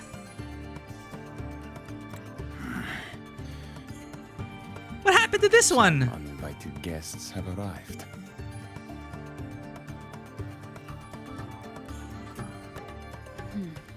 Where did Mornye go? I'll send her a message. Mornye, where are you? Has the feast finished already? I couldn't find you. I was worried. But I'm the professor and you're the student. It should be my place to worry about you. I thought I was your mentor. I see. Sorry to make you worry. It's her pride and joy, the sky. I wonder if she's gonna tell us that she made it. I'm here, right beneath the 13th planet of the Norma constellation. That's why she knows it so well. I'm afraid I'm unable to move at the moment. Please, I'll need you to confine me here. Ah, okay. So see, that's just subtle storytelling. We see the lights. It's just good direction. It's just so organic. It's just little things like that. Again, the attention to detail. Party's about to start. We notice, oh, her legs are glowing. I wonder why. And she doesn't spoon feed us saying, oh, my legs are low battery. I need to sit down and charge. No, she just does it without saying anything. But her expressions, the things she's saying. And then that's why now she's saying, I can't move at the moment. So please come here. Because she used the last of her battery to walk to this area while she charges. So it's just something like that. It's like, I wouldn't have... It's because I saw the comment on Twitter, because they shared some drip marketing from Mornye, and then there was something there about she needs to charge her legs. And then people are like commenting on it, what? She has to charge her legs? So that's why I picked up on that. But it's just such a simple thing. Like, it was showing. They didn't have to tell us. They were just going on with their conversation, and it felt natural. But it also emphasized it in a very appropriate way. Leading up to this, it's like, oh, I'm afraid I can't move now, so please come here. That is something she would say. Not that I know where the 13th planet of Norma is, but at least I can figure out where she is from the picture. Party!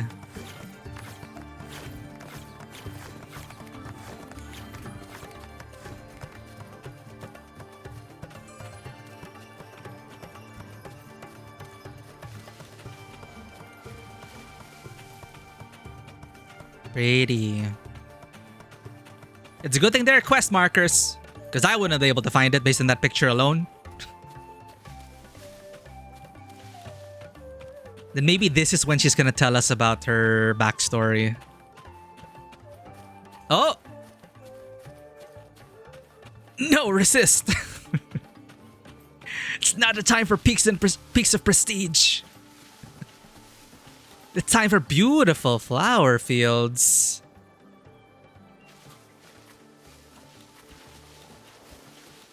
And a meteor shower. Aw, look at this chat. So pretty. No, I haven't cleared them yet. So that's something we have to do.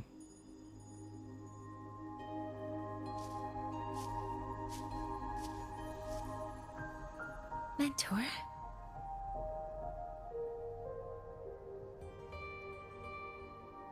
See, she's used to saying this because... We can drop the act now, right? Oh. Or do you think we should continue? No, it's because she's thinking of our past self. So we were her mentor and our past self. I'm assuming. Someone might be listening. See, and the way We the should actor keep it is up delivering to prevent us this, from being exposed. this is just an excuse. Do you want to sit for a while?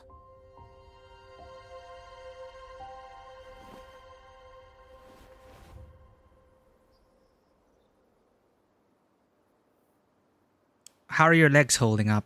Oh, Rover noticed. So they're solar powered. Oh, you noticed. Yeah. Cutie. They've been running all day, so their power is low. I plan to wait until they finish charging before coming back.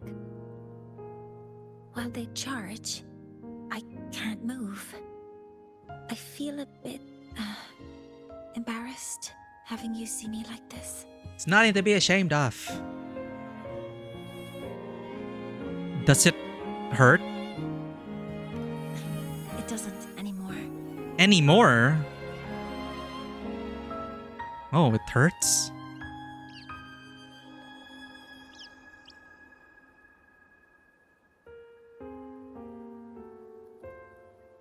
Before I had prosthetic legs, I had a condition that kept me in a wheelchair. Now, at least, I don't have to worry about being immobile anymore. Her tacet mark is on her leg. After what I really want.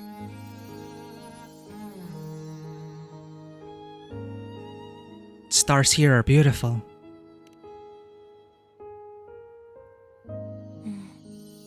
I love stars. Beneath Lahairoy's frostlands, the stars here are actually just lights created by atmospheric arrays. Once, someone put it like this to me. That's us. It's That's because someone. we see the stars that humanity imagines what lies beyond the sky. Maybe the stars are humanity's muse.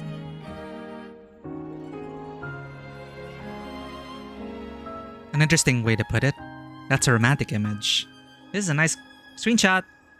How do I screenshot again? Is it Windows Alt print screen? No, Windows Shift print screen.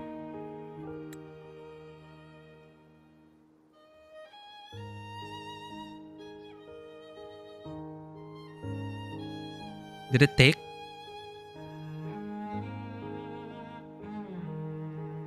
Wait, I'm checking if the screenshot... No, maybe it's Windows Alt. Windows Alt print screen. There we go. Pretty. But since we watched the showcase, we know. But I don't see any way for her to just... It doesn't seem right for her to say, oh, by the way, I made the sky. I made the projection array. It's all me. It's all me. So we'll just take in the moment. And I like the sentiment behind it.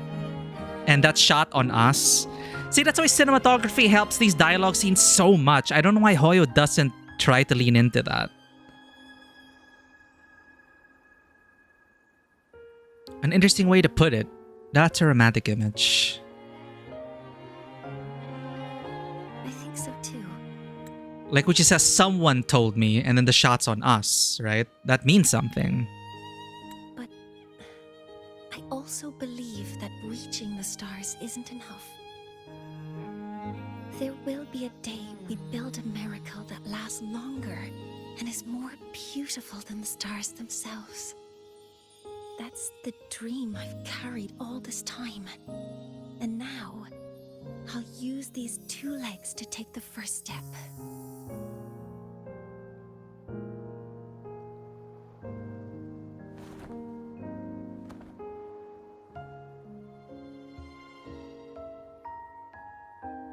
Actually, now that my brother mentioned it, really is very Xenoblade. For that to come true.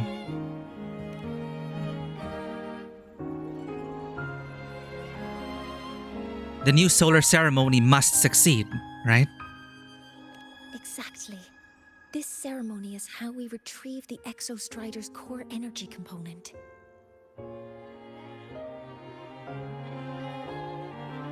Then we'll use the multiphasic energy conversion model Phasic or phasic? conducting network to inject rebel energy into the neural interface. I understood some of that.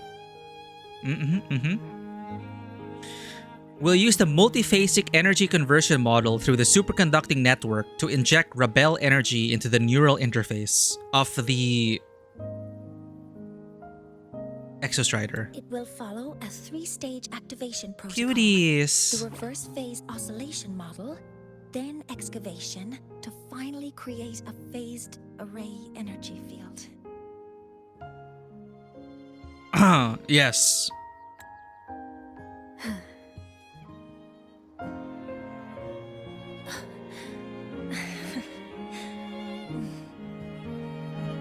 We're still a freshman. Oh no, she did the pouty face. They're making everyone do the pouty face. Before my legs finish charging.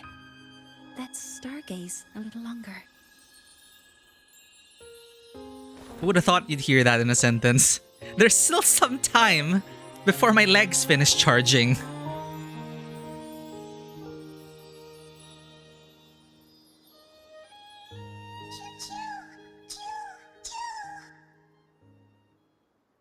Okay, little buddy. I'll wake her up now. We fell asleep. Adorable.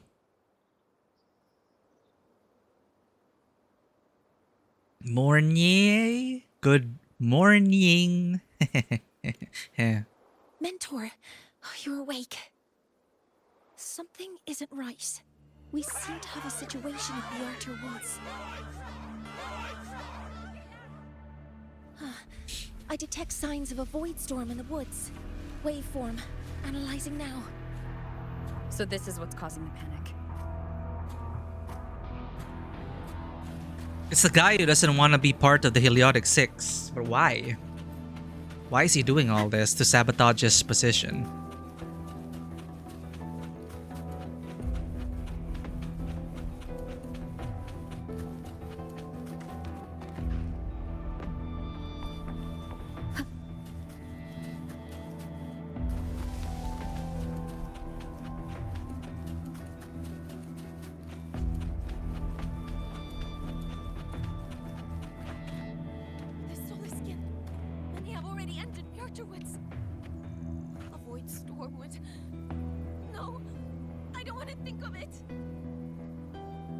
Well, if he's working for the Threnodian, then he would want to stop this.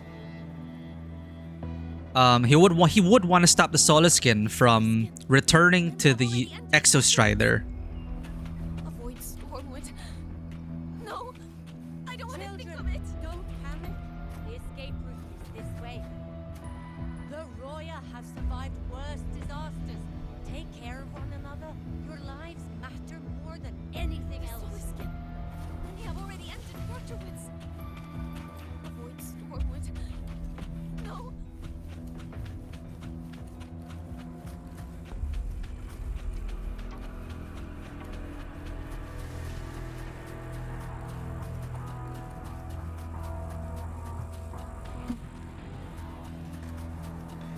That is a large void storm.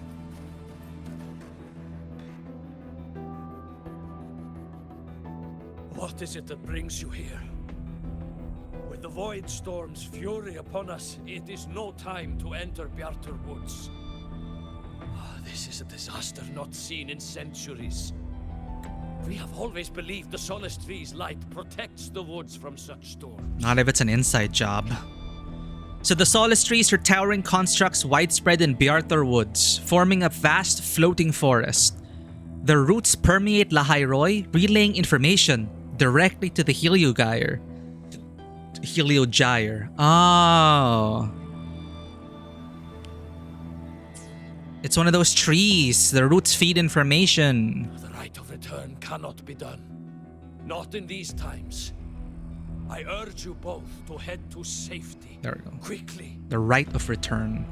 Because every rite of return means the Exostrider gains strength and knowledge. Let's investigate this together.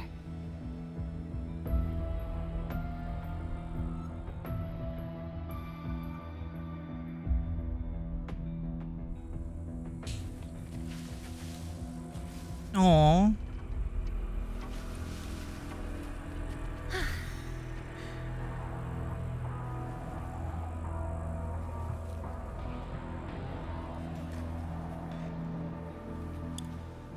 And see, that adds. I was just thinking about like Mornye's legs again, and Of this void storm matches the one that device generated before. This is no naturally occurring phenomenon. When did you have the chance to analyze this? When my prosthetic legs charge, I prefer to keep my mind occupied. that's why the first time we see her in this story, she's rolling in on top one of her weapons, because just to preserve her legs charge.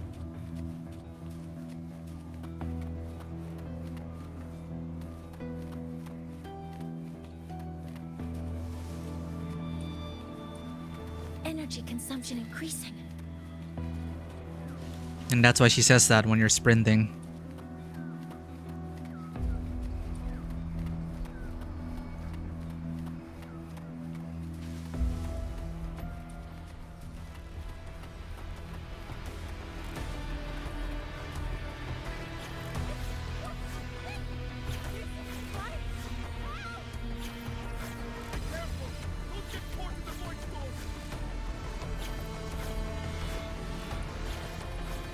Oh man.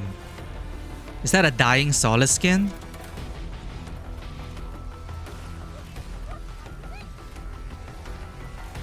Oh no.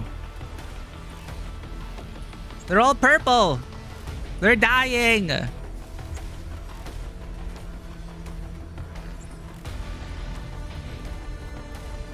Energy consumption increasing.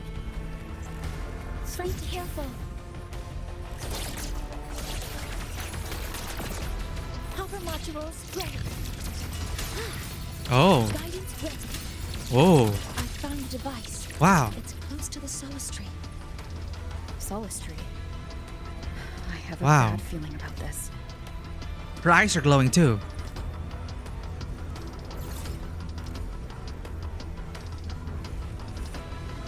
Oh, now I know what she reminds me of. It's another Kuro character from Punishing Gray Raven.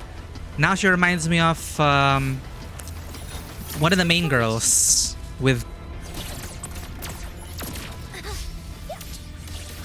two hovering things. She's a healer, but she also blasts lasers. What's her name again? Targets in sight. And there's so many contaminated exoswarm here. The void matter concentration is also very high. Maybe the device Astrid had was incomplete. This could be the real deal.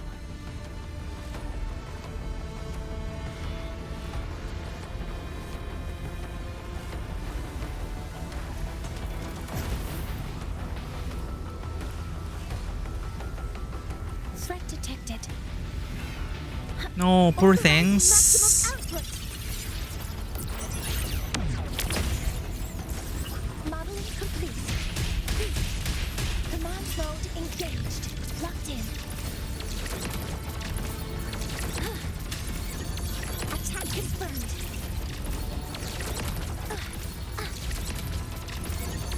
Processing complete.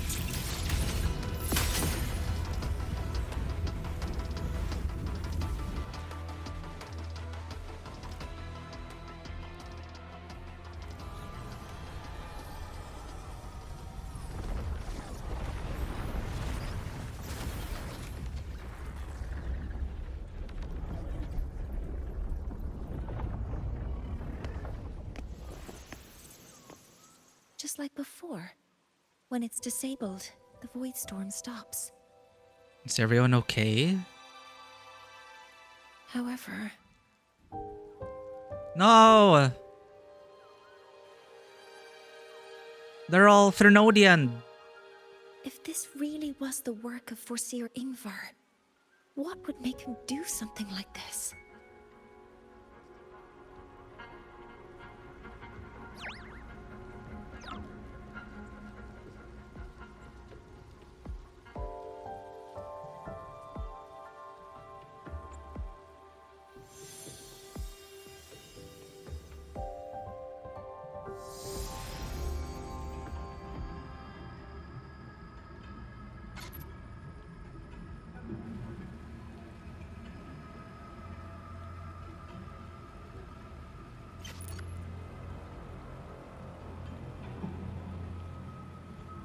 Who are you? Do not worry. The path has already been laid. At last. Finally.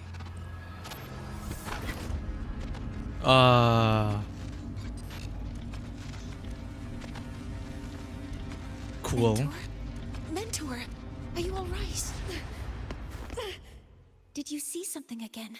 It seemed worse than last time. Yeah, we're getting some convenient story bits. I think I saw a glimpse inside Sol Asylum.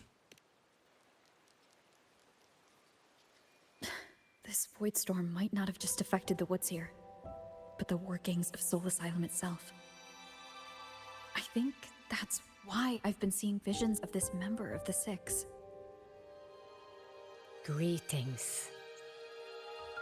The Shaper once made a prediction. If a visitor from beyond Lahairoi protects Bjartar Woods from destruction, Oh, there we go. invitation to Sol Asylum they will receive. Arbiter privileges activate. Now, the one from the prediction appears. Sol Asylum awaits your arrival.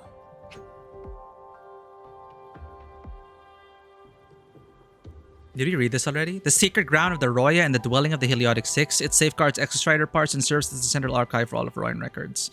With each operational cycle of the reactor drive, the Sol Asylum calculates the stability, tracks the birth and growth of the exoswarm, and monitors the eventual return.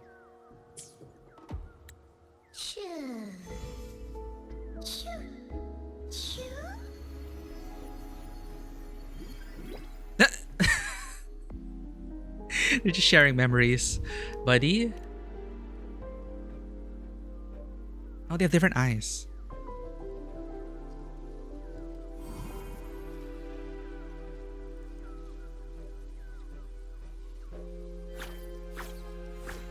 They have their own missions to complete. The road to Sol Asylum is here. Please, follow this path.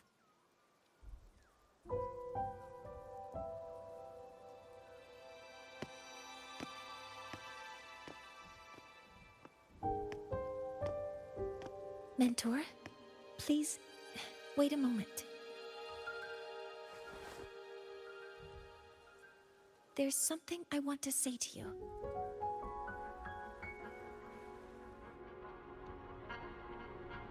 Something you couldn't tell her past self. What's the matter, Mornye?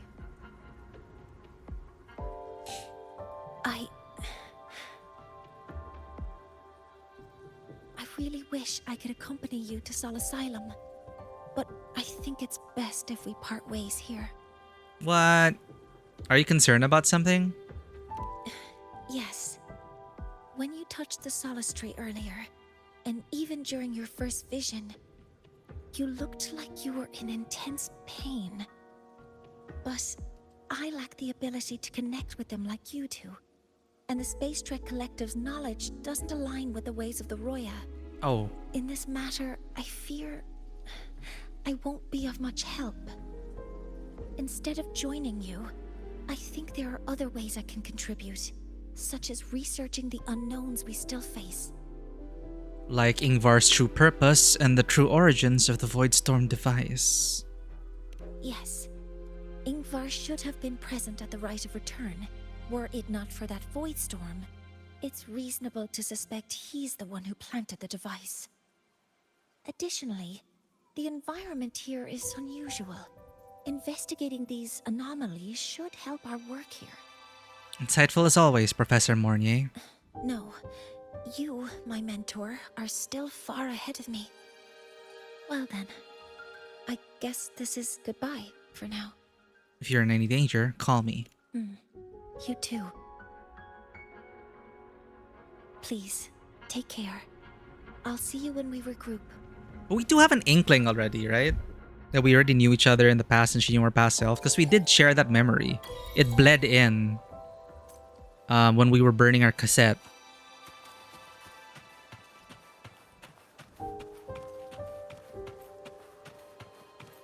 Talk to the elderly shepherd for fast travel. It's right there, though. The road to Solisilium is here. Or do you have something else to ask? Ah, information. Ask about the Heliotic Six. This history, every Royan child learns from birth. The Exostrider's heart is our sun. It gives us light. You know, my brother might be right. I think we are living inside the Exostrider. Thus, we did not freeze in the eternal night. And the Six, with the Heliogyre as their tally, read the heavens. Thus, we did not fade into the void. They are our prophets. They are our sacrifices. More than this, that I believe they will tell you themselves within Solisilium. The road to Solisilium is about the prediction. Should a visitor from beyond Lahairoi protect Biarter Woods from destruction, an invitation to Solisilium they will receive. For centuries, the Six have foretold our skies. Never have they been wrong. This was the first prediction so specific. To you, proven as its subject, our people offer our highest welcome. The road to... Okay. About the man... Ask about the man in your visions. Black robes with golden embroidery. A headpiece shaped like two horns and unusual eyes. It seems you have met one of the Six. The frequency you felt was likely a Soliskin, carrying the message for him. It spent the last of its strength crossing Lahairoi to reach you. Yet he chose a Soliskin, not one of our own people, to send word. Oh, because you can trust the Soliskin. Could it be some turmoil is stirring within the Roya themselves? About Ingvar. Chosen by the Heliogyre as a soul sworn he was, that much is certain. It is not my place to speak on other matters. Ah, well, fair. So there's controversy about Ingvar. No further questions. I see. Then I shall wait here.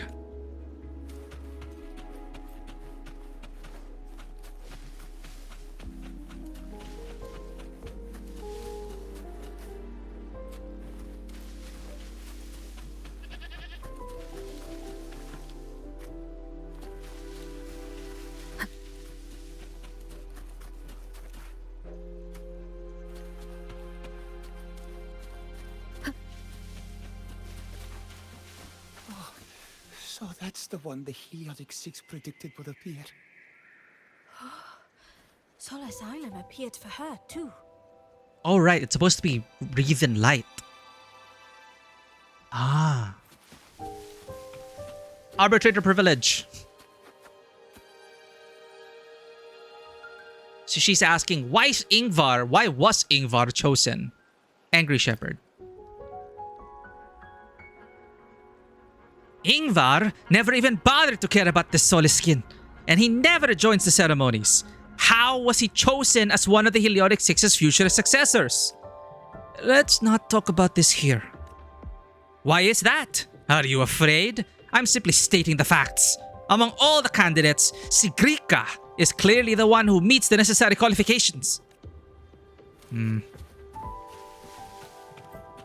With Sigrika, we talked to... No, that is Delifa. Never mind. Delifa, Sigrika. I don't think we've ever met a Sigrika, have we?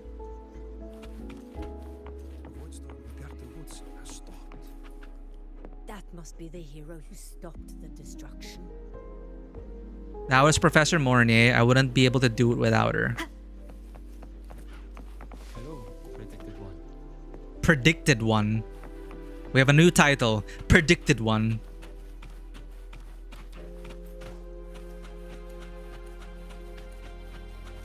Don, thank you for hanging out. Enjoy dinner. Thank you for the lurk. Have a good noms. Solisylum has appeared for you. Please, enter.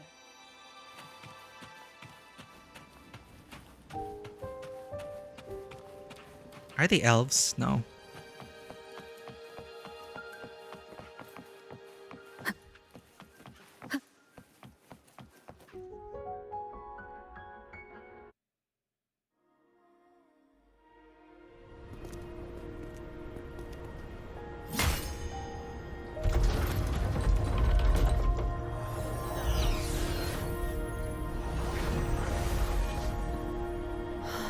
Wow. You may approach.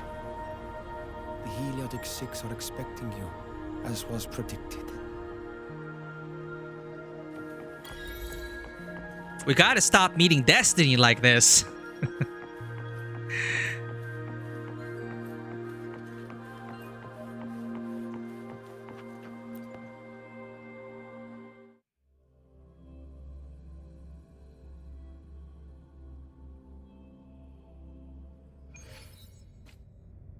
So The they're dimity organ. here.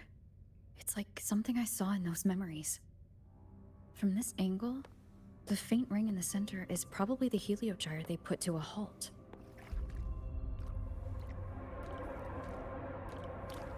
Oh, there were paths. I just thought it'd be more dramatic to walk through the water. Okay. I was about to ask, why would they decide it like this? Why would you get our socks wet? And I realized, wait, no, there are like,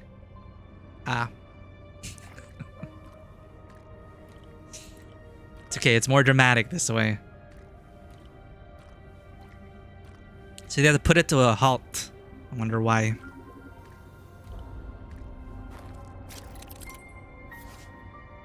Stars at the Soul Asylum. Inside the Soul Asylum, the heliogyre has been deactivated. Rotate 6 stars to realign their beams toward the heliogyre, and reactivate it.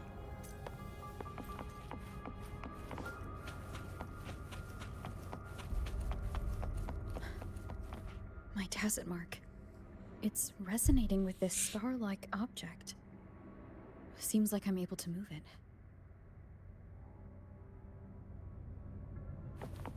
Those eyes. In Amath's cinematic short, do you remember if Amath's eyes were normal during her time as a student? And did her eyes change when she was absorbed by the Exostrider? Watch. One of the 6, holding the chronicler seat. His breath carries a strange chill. No response. So we have the chronicler, then the refiner. One of the 6 holding the refiner seat. Her closed eyes seem less like rest and more like a designed state. Designed state. So we have the refiner, the chronicler, the recorder. How are you different from the chronicler? Not a single speck of dust lies upon her robes. As if they're frozen in time. And we have the eye. She looks as if she hasn't seen the sun in a very long time. How does that look? The binder. He resembles a vessel carved by time itself.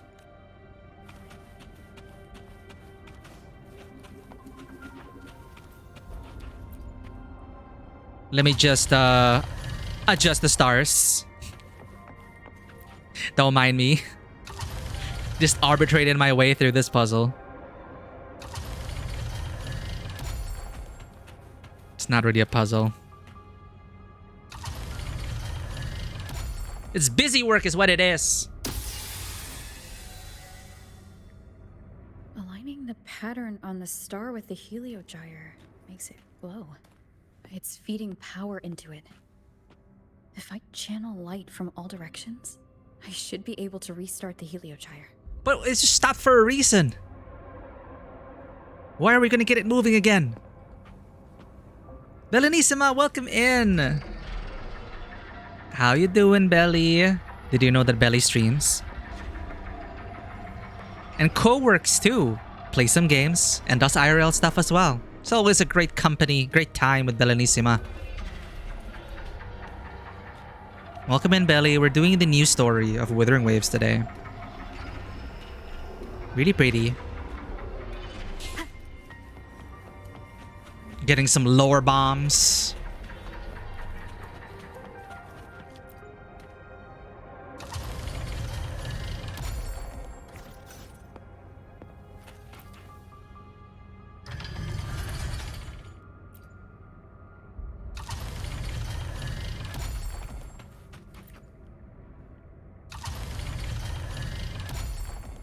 This feels irresponsible, but okay. The game tells us to do it.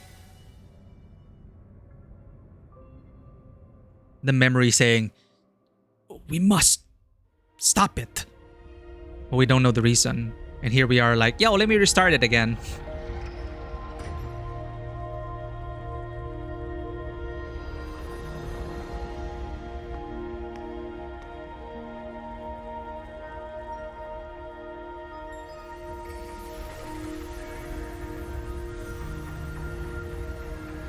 Oh, that's why they weren't moving. They were frozen in time along with that. So now we wake them up.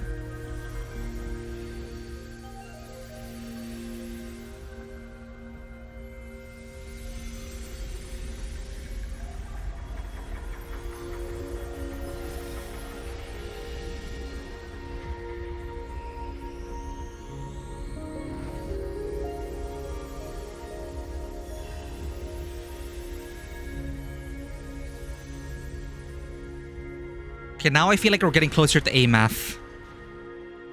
She's gonna pop up at some point. Look at this dude. Damn.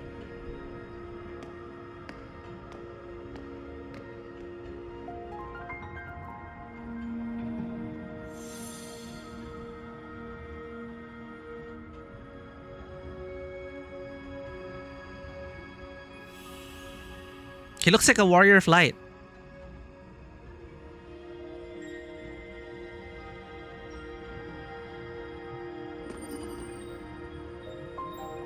The heliogyre Shaper. has awakened. It seems the arbiter foretold in the fractured records is you. Oh, because only we could have restarted it.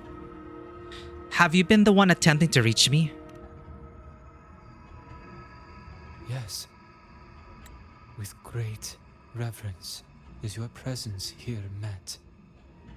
Soul Asylum, as you see it, is not as it once was. 5 of the 6 have lost their minds. Oh, shit. And the light of the heliogyre no longer flows.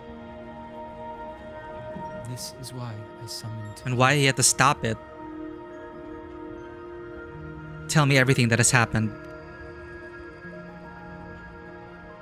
You witnessed the Void Storm in Bjarta Woods, yes? The Solace trees shield the woods from such storms. Yet, through malice and dark intent, corrupted were the roots. And so too, the heliogyre.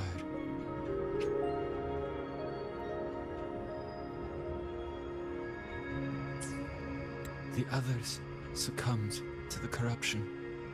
Only I was able to sever my link to the heliogyre before the corruption could claim me. With the last of my strength, I turned the 6 stars to halt the Heliogyre and prevent the corruption spread. But we faced them back. At least ensured that when my strength failed and I fell into slumber, untouched by others, the Heliogyre would remain.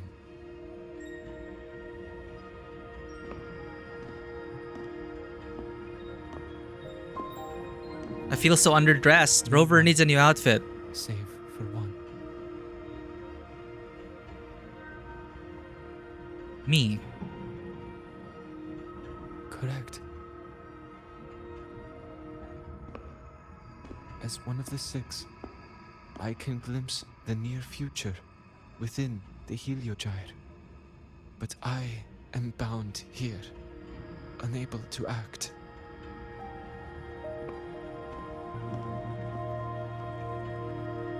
All I could do was send a Solaskin entrusted with my message to you. That Solaskin that vanished just outside the academy. Because of your actions, the source of the corruption has stopped. The stars are now aligned, and the Heliogyre turns once again. Oh, we already stopped the source. Yay. But the other 5 are no more. They can no longer fulfill their roles within the Heliotic 6. Oh, shit. I have one final request. But before that, allow me to tell you what the Heliotic 6 truly are. Alright, I'm ready for it. Give us the lore bombs.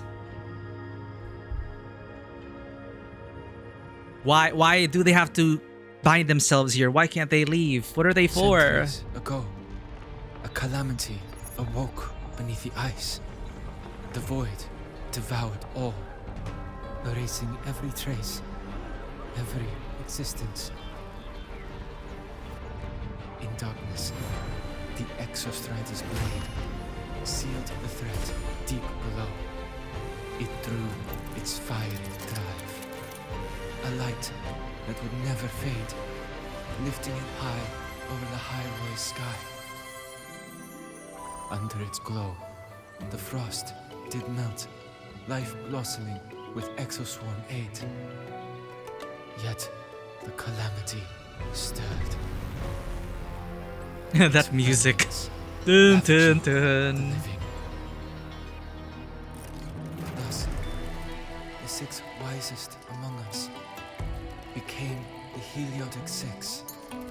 The Exostrider's lens became our Heliogyre. From the drive's turn, the season's laws we discerned. We shed all idle thought to link our minds to the Heliogyre. Oh, they did say it's a sacrifice. Converged for mortals to touch the edge of the divine. Ah. Since then, the royal have walked the high road for centuries.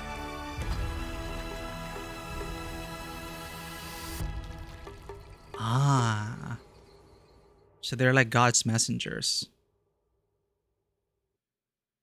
The 6 shared their computational power, weaving a vast network to reach the Exostrider in a dimension beyond mortal understanding. The data we provided to the Space Trek Collective was interpreted through this network. But now, the only one who can continue the calculations is me. Can you not select new members for the 6? The ones chosen for the 6 are born with resonance with the Heliogyre. It cannot be forced.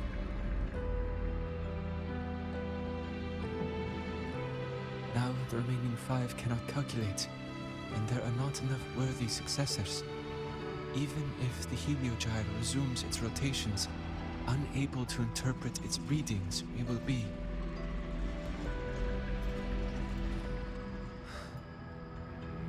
For this reason, the aid I seek is this.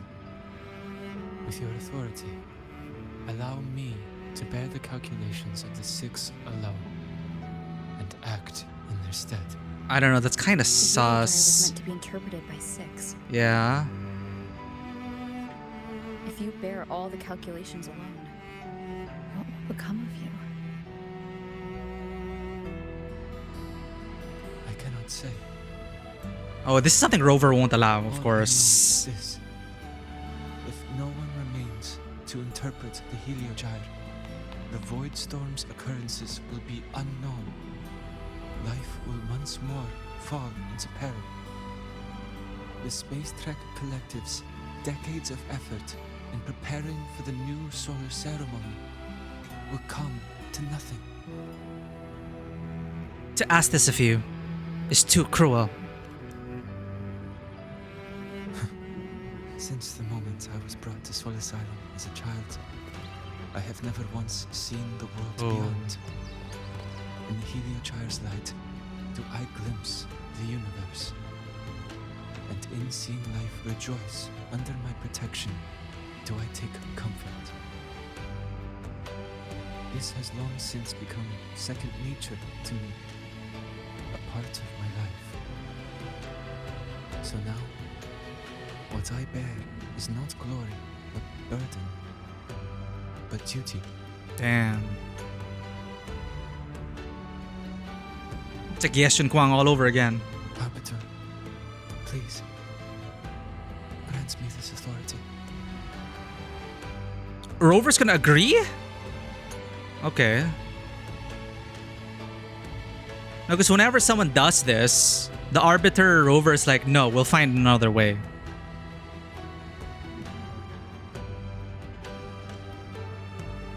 I respect what you wish to persist. But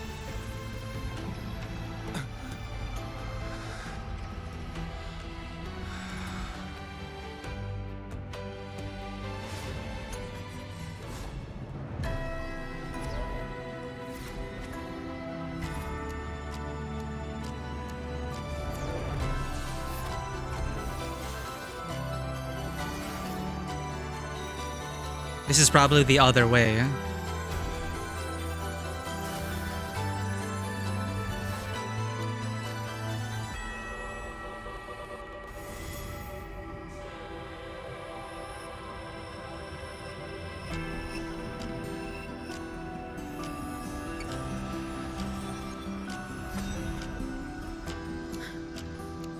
This is... Soon, a great calamity will fall upon the High Roy. Oh no, he did end up becoming... I will share all that I know of the Helio Gyre with you. When you call, answer, I will. Ah! The corruption! Residual void matter corruption. I need to find a way to cleanse it. Use the energy splitter. That sound. Is it Buddy? Save your strength for the calamity ahead, Arbiter. The children will help. But how many Solus Skin will die?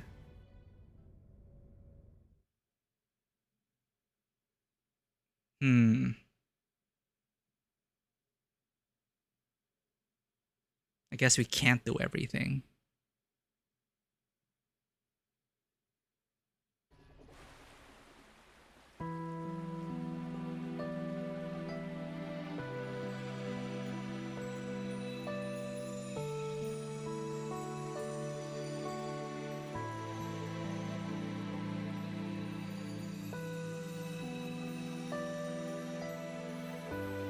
Again, with the themes of disconnecting from the divine. Each civilization has been through disconnecting with the divine or passing it on to the age of man. Since, you know, Rover as well, from the age of gods, erase their own memories so that humanity would take point. Now it's the same thing again.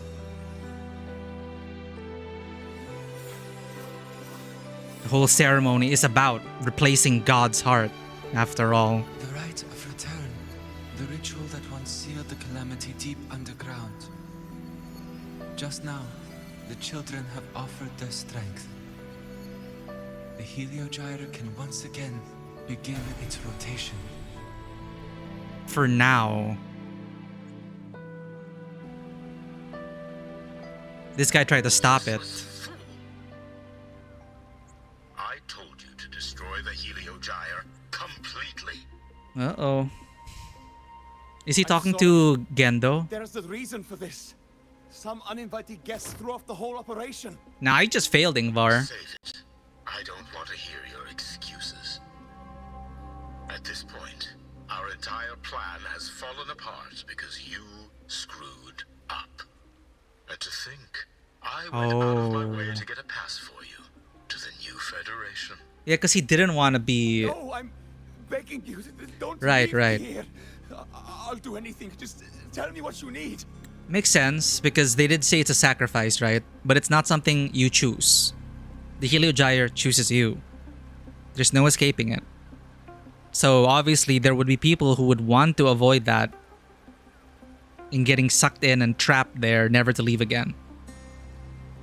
You know, from birth, they're chosen, or from their awakening, they're chosen, and they're like, your only fate now is to get stuck in this room with us and interpret God's will.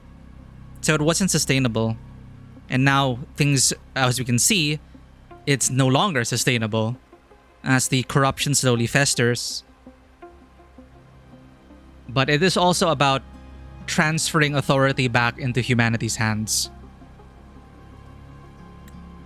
Ugh. You're lucky the one at the top gave someone as pathetic as you one last chance. Whatever, Gendo. There's the other visitor in Bjarta Woods now, correct?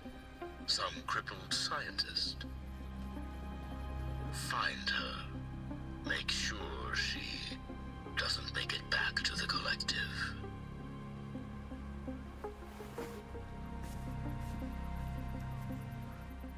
Murder. Well, since Mentor is already headed to the Heliogyre, I'd best get started on what I can contribute. Well, she already knows Ingvar's following her. This looks like residual There corruption. are signs of void matter contamination in the plants and water. Mm-hmm. If I follow these traces, I should be able to find the source. Energy consumption increasing.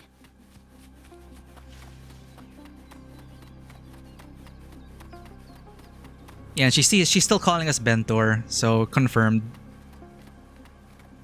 We were her mentor. Threat detected. Authorizing maximum output. Modeling complete. Cover modules ready.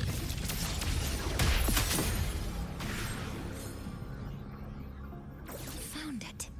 This must be where the contamination is coming from.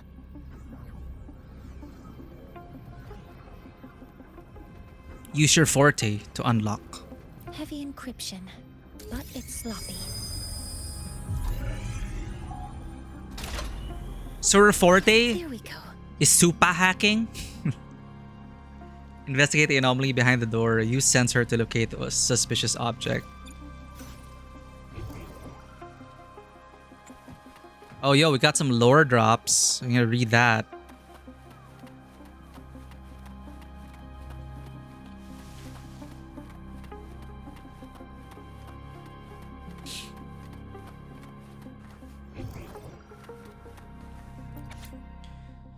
New Federation exclusive scoop. Ready to be wowed by the upper crust's life. Contents.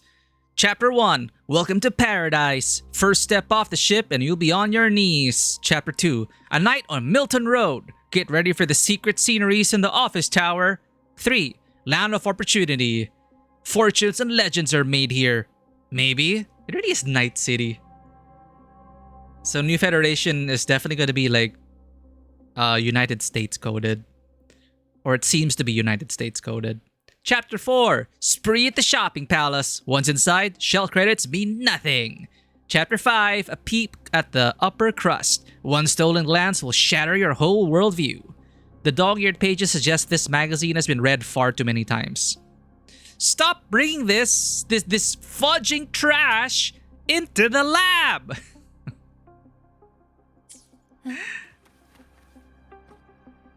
Eh?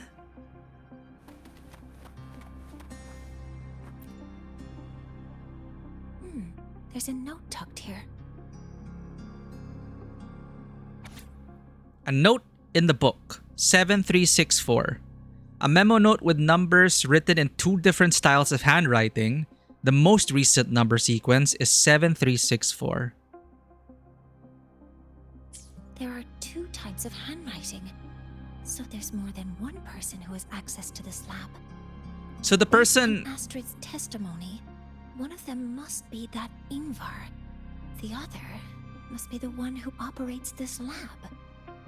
From the note, they change the password after each terminal use and leave the new one here to inform the other. Wait. Based on Astrid's testimony, one of them must be that Ingvar. Other ones be the operating officer lab. Yeah, Ingvar. So, the lore we've gotten so far of the new Fed is that you need some pass. You need special access to get to the new Federation. And that's what bought Ingvar. Because, of course, Ingvar wanted to escape his fate to be a sacrifice to the Exostrider. And maybe that's what the Space Trek Collective has been trying, which is why Mornye is saying that they're not aligned. Because the Space Trek Collective is trying to wean itself away from the divine. But the Royans are, it's fine if you continue sacrificing these people. It's a privilege, it's an honor. That was their way. But these people are denied a life, right? Their entire purpose determined by their simple resonance ability, by being born with the resonance to the Exostrider. They are then chosen and forced into this, and they turn it into a ceremony. If you take away all the ceremony and the honor behind it, then it becomes a ritual sacrifice. And I think that's what Mornye is saying, that the Space Trek Collective cannot be a part of that. So again, the general theme of Wuwa weaning itself away from the divine, humanity replacing the Exostrider's heart with that, and it's Rover and the Sentinels. That's what their whole purpose, from what we know of, from what I believe, is that their whole purpose was really to kickstart civilization, give them a fighting chance until they're able to take flight on their own. So that's how it's been with the different regions, and now we're come to this. So now we're seeing the darkness behind this ritual sacrifice, where these people are saying, no, I don't want to be sacrificed to the Exostrider, honor be damned, that they get bought out by the Fraxidus with promises of a new life in the new Federation, and that's why he's reading it. Life in the new Federation. That's why Ingvar's so obsessed about it. He wants to become a legend in Night City. The newest password is 7364. I'll try that now. How convenient.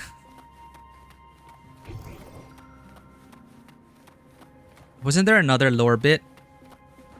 I saw 3 lore bits. Okay, there.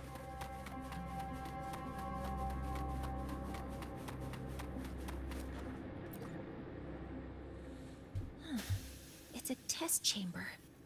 They were simulating what would happen if the Solistries were contaminated by the Void Storm. It feels wrong.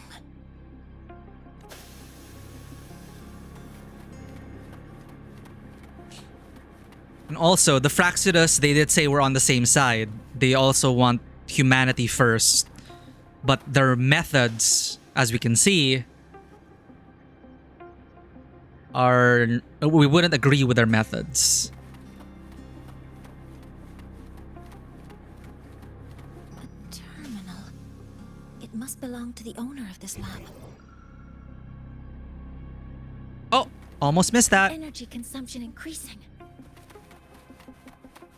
Leaving evidence lying around, come on.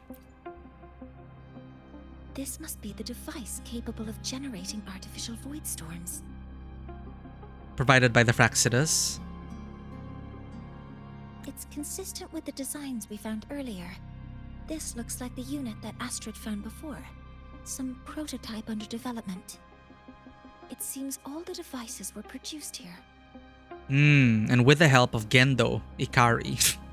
I forgot his name. I'm just gonna call him Gendo. That's how they have access to Space Trek Collective technology.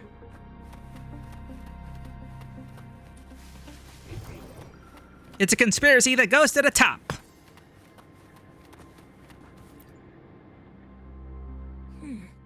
It's encrypted. If I can open it, there's bound to be information about this device and its owner. The password can only be entered once. I could force it open like I did last time, but the risk is unknown. I like how they actually give you an option here. We probably have to go into a fight. But 7364. There. we did our due diligence. We read the notes. Password like this. Good thing Ingvar isn't one of my students. Void Energy Directional Release Project. Strategic plan for acquiring core energy based on the reactor drive's emergency response mechanism. Abstract. Space Trek Collective research confirms the reactor drive is a critical component of the Exostrider. However, its extreme defenses and inaccessibility render conventional acquisition impossible. This paper proposes a groundbreaking strategic initiative, the Void Energy Directed Release Project. Bushu, how's it going? It's been going. Some lore drops, some world building, and I've been enjoying it, reading all the notes and all that. So we're in the investigation phase now from Mornye's perspective. And yeah, I'm all in for these like lore drops. Thank you for the care package, Bushu. And let me go ahead and pet the cat for you. There's one cat. Two cats.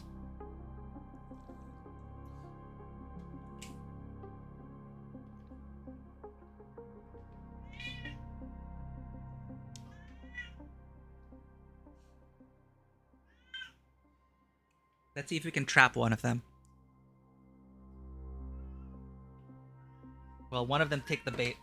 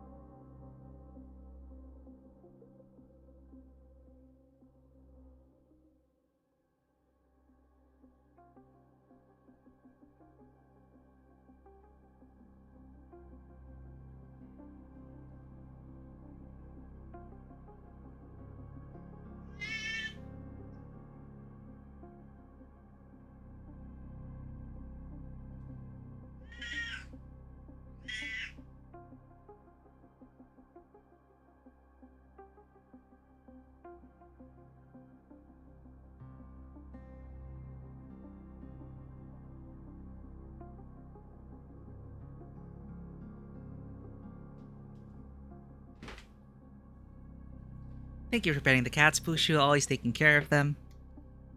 Maya was purring up a storm. I don't know if you heard her on the camera. But thank you.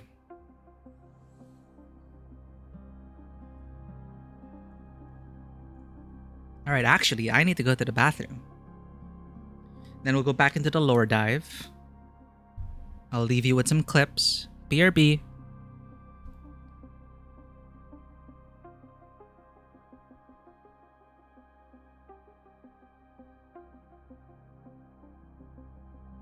Good movies. But I guess you gotta be in a mood for this, right? Sometimes you're in the mood for a true crime drama. Oh my god, Torrent. Oh my god. Are we gonna fall off, chat? We're gonna fall off!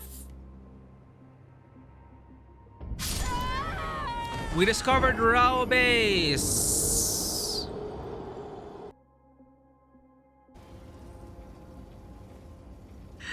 I should have deposited in the bank before we left. That hurts, chat. It hurts.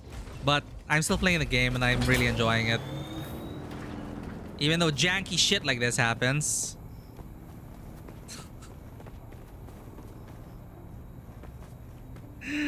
Second time. Welcome to Dune.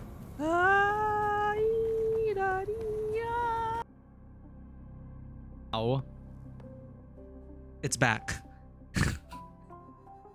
I see what you're doing, Kuro.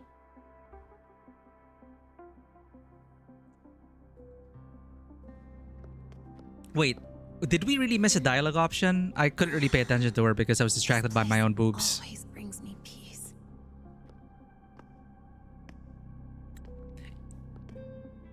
Maybe... You want to know who I really am so you can connect the dots. Thank you so much for hanging out, Neon Rune. And have a great week ahead. We will do our best in the name of the Tsarfish. We will prove to the Tsarfish that they don't need any Salantius. We can be the cult leader. We are worthy. What is that about being a cult leader? Well, we're back. They do have their own chair. It's so torn up already, but they don't have the heart to throw it out. Because they love that chair. They love staying there. Alright. We were reading this research paper. Void Energy Directional Release Project Strategic Plan for Acquiring Core Energy Based on the Reactor Drive's Emergency Response Mechanism. We read the abstract. So conventional acquisition is impossible due to its extreme defenses. So now they propose a groundbreaking strategic initiative, the Void Energy Directed Release Project. The core mechanism relies on the symbiotic defensive link between the reactor and its key anchor, the solistries of Bjartar Woods. We demonstrate that precise deployment of specialized void matter carriers into the root zone of the solistries can effectively compromise this ecological anchor, which is what they're doing with the devices. This contamination will trigger the reactor drive's highest level immune response, forcing it to deviate from its current orbit and descend in physical form to a designated area, entering a recoverable state.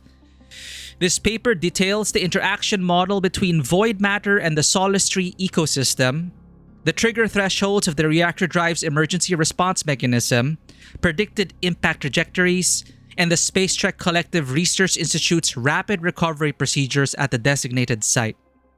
The proposed strategy provides a theoretically viable and strategically definitive pathway to acquiring the reactor drive, a decisive step toward the ultimate activation of the Exostrider.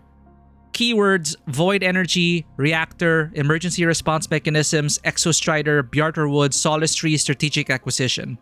Chapter 1, Introduction, the necessary cost on the advancement of civilization. So, again, we want the same ends, different means. Evaluation result: proposal not approved. Space Trek Collective Research Institute. This is a Space Trek Collective project proposal. Evaluation result: proposal not approved. And these marks on the devices. Huh. Looks like I'm going to need her help again. Is Ingvar gonna try to kill us now? Super Haka!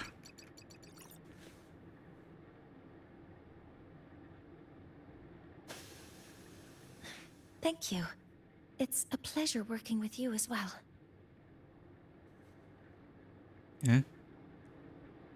So their plan wasn't just to disrupt the Heliogyre by unleashing the Voidstorm in Bjartar Woods. They also planned to Acquire the Exostrider core.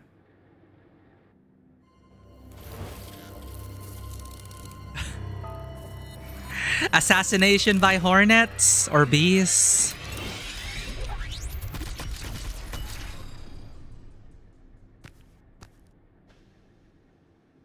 Scientist, crippled. It's you.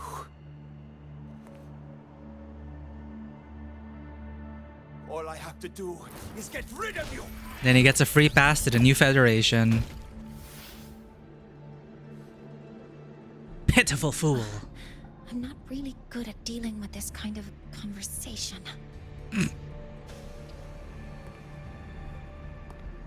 Access to this lab, wearing Royan attire. You must be Ingvar, one of the successors to the Heliotic Six. Heliotic Six. The Six. Just because of my resonance ability, would I be forced to spend my entire life trapped in that Heliogyre? They call it Aroya's highest honor. But did they ask if we wanted that fate? Okay, let out your baggage, let out your trauma. But the only one who truly wants to help me is that good lord from outside the tribe. From outside the tribe? You've joined forces with the Fraxidus? Huh? What's that? Who cares? I just know that person promised that if I placed the device near the Solace Tree, my wish would come true. Then I'd finally escape from this frozen wasteland and go start a new life in the new Federation. I like how he summarizes the notes that players probably won't read. You have no idea what you're doing, and no idea who you're aligning yourself with.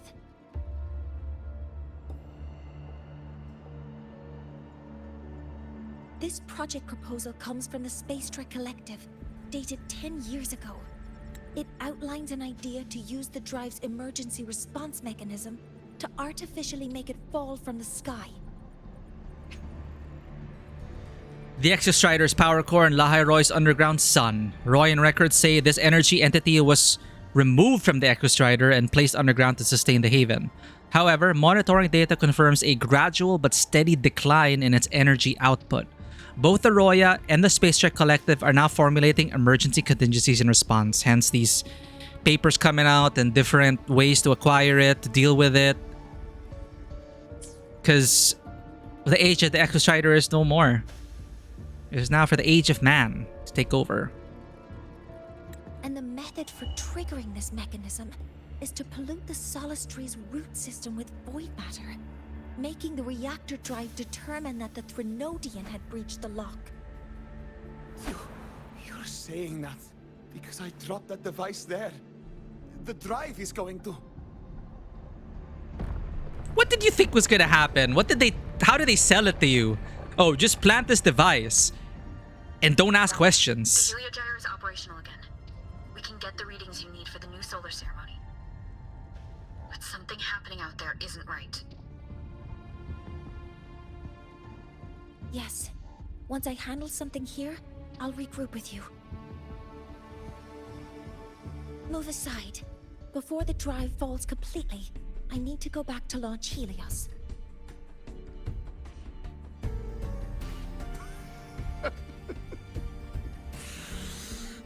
No. His orders were clear. You don't go anywhere. After that, no matter what happens to Lahai Roy, I'm going to the new Federation to start my new life. You're just a cripple. I won't let you stop me now. Rude. It's been a while since I've heard someone talk like that. Since I had these legs, anyway.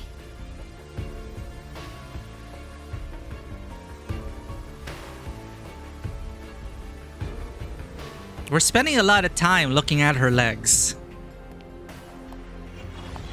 Because it's important to the plot.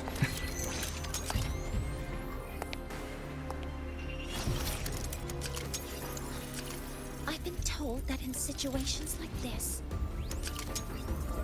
Wait a second! What? I should make my displeasure very clear. Oh. Oh.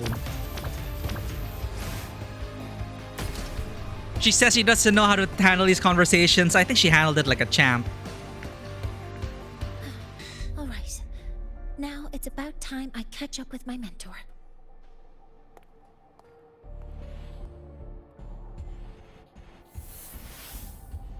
Should we not bring him into custody or something? Ah! The sky's falling!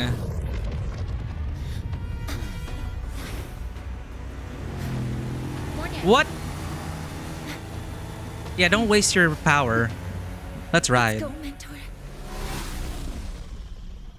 Why is the sky falling?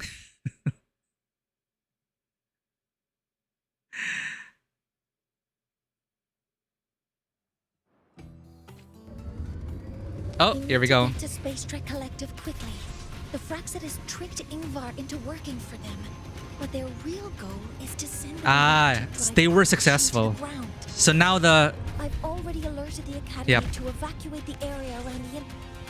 No, This is what I mean about not trusting games to not interrupt.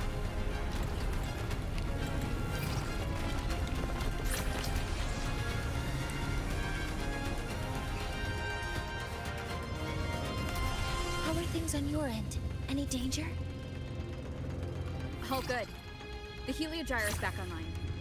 I now have direct contact with Soul Asylum and can relay the data you need for the new solar ceremony. It's time for the final step. What was she saying? She warned the Academy that it might fall. Use my resonance ability to create a more efficient path.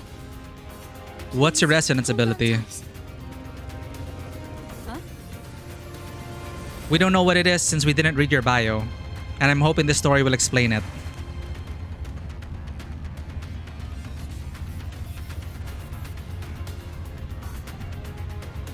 That shot was different with female rover.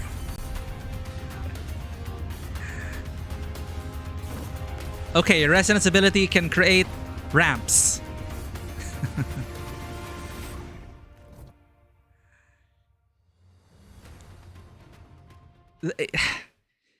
I don't think this game really explains anyone's resonance abilities clearly in the story.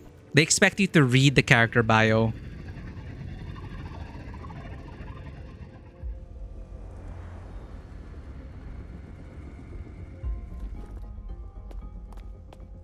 I think, well, no, maybe Brenna was able to explain her forte. Did she? The moment we launch Helios, we'll need the raw observational data from Sol Asylum. Are you ready? Yes. The Shaper has already shared all the Heliogyre's data with me. I can access it anytime. Everything's set. Let's complete our mission. So they basically accelerated things. Instead of waiting for the ceremony, they just made it come crashing down, and now we have to... But thankfully, we can send a new sun back up. Sounds like a decent JoJo stand. Are JoJo stands that specific? Like, my stand can create ramps out of thin air.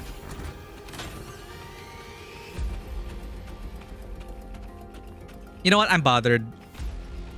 Wait, I can't open up the character. Ah! What's her resonance ability? She says you can unlock electronic stuff with the resonance ability. She can tap the device to shut it off with her resonance ability, and then with my resonance ability, I'll find an efficient path. Ramp appear. What is... I can't access the menu.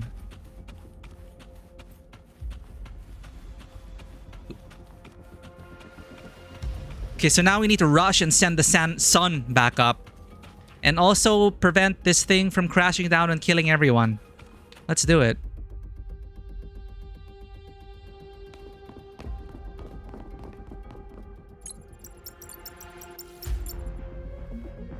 Gendo! Where is Anselm at a time like this? Who else can calibrate Hyvatia? Was it? No, it wasn't his voice. Who was talking to Ingvar? Examine the orbital status of Helios again. Also, the propulsion system needs to be double-checked.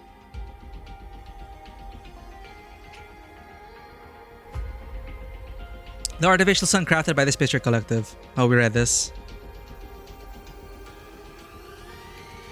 Wait, no. Okay, Okay. What is Helios? The artificial sun crafted by the Space Trek Collective. This is what we're going to try to launch into the sky. Research Institute to replace the reactor drive in the new solar ceremony, which was cancelled by this point. For successful operation, it requires environmental data from Hyvatia, but Hyvatia was corrupted by the Fraxidus. So Hyvatia's out of the picture.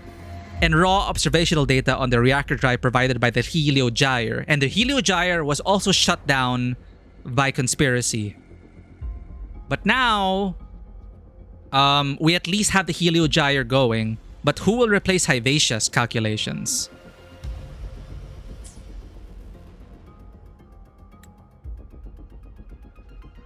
Professor, do you really plan to launch it without the raw data?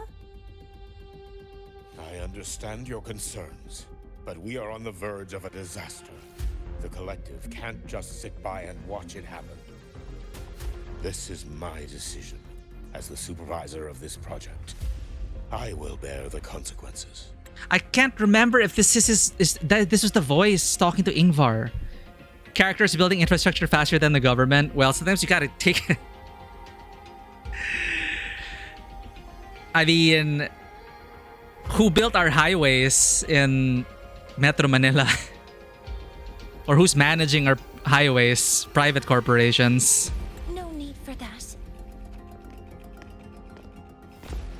We've established contact with the Roya tribe and obtained the drive's raw data. We can proceed with the new solar ceremony as originally planned. Professor Mornye. Did you just say you managed to obtain the data? Wonderful news. He's still sus. Prepare the connective instruments for you. There's no need for us to continue pretending anymore. Warren, or should I say traitor, aligned with the Fraxidus. Wait, is it because you heard Ingvar talking to...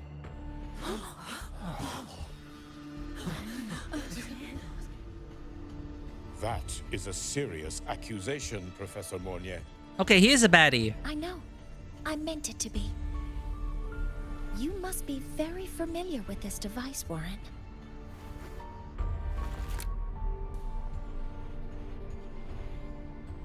You handcrafted it to avoid leaving usage records. A clever idea. But since it is a personal creation, the marks left behind are like fingerprints. He probably wrote that paper. These are your marks. They betrayed your deeds. Warren, you've desecrated the hard work of everyone involved. Is this also tied to her forte? She could just read technology. Anslem's experiment accident. Your current position in the project. It seems the Fraxidus played a part in both, didn't they? Anslem.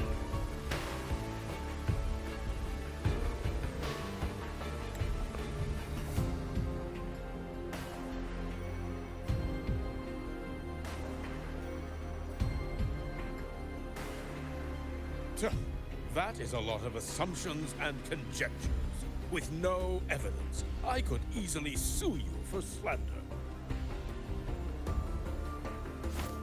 Sounds like a new Fed thing to say. You're right. All I have right now are assumptions and conjectures. But my ultimate goal isn't to have you face justice today. We need to get the goddamn sun in the sky. Once we identify the suspects, we'll have plenty of time to gather the evidence.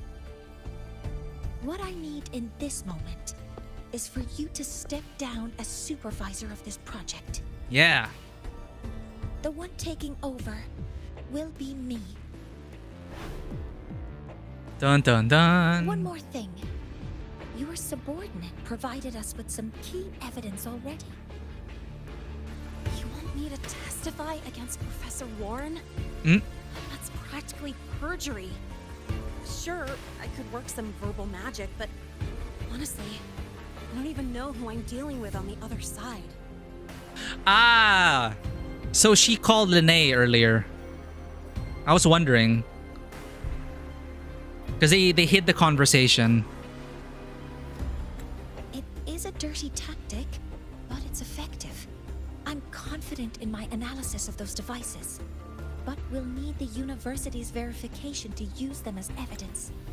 And Linnea's involved because she had contacts in the Fraxidus when she was masquerading as fake Linne.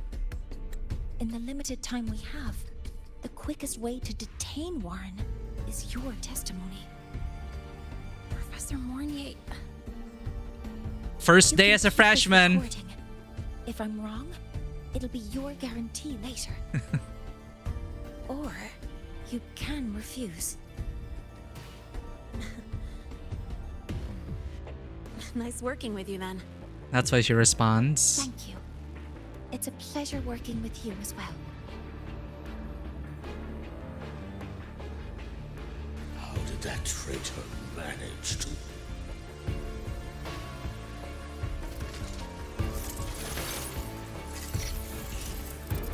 I have already notified the collective. The investigation will start soon. Now get out of our way.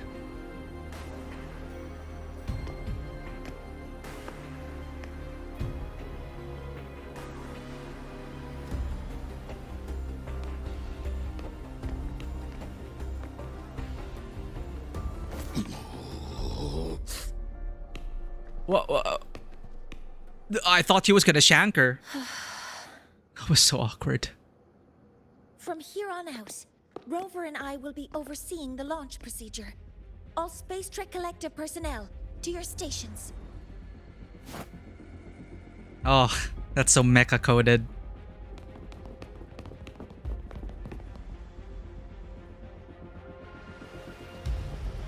Rover, please input the drive's raw observational data into Helios.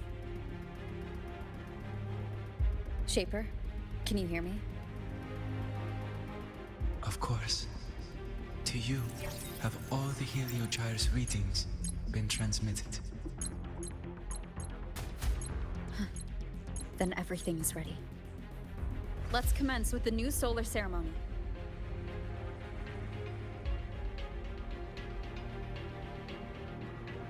Launch the Helios. The reaction chamber is stable.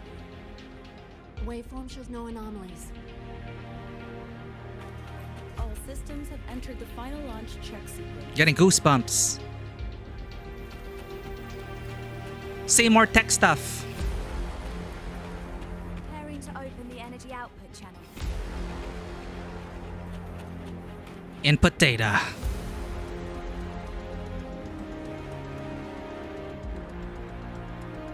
Helios launch sequence initiating.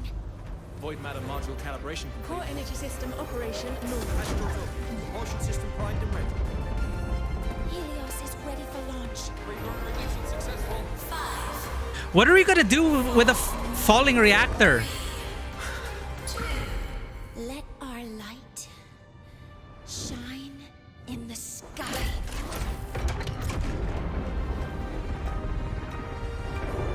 Helios approaching target altitude. Progress. We're just gonna blast it. 47%. 92%. Warning, light alpha decay exceeds expected rates. Sensor failure detected. Data reading compromised. Not responsive. Control program failure.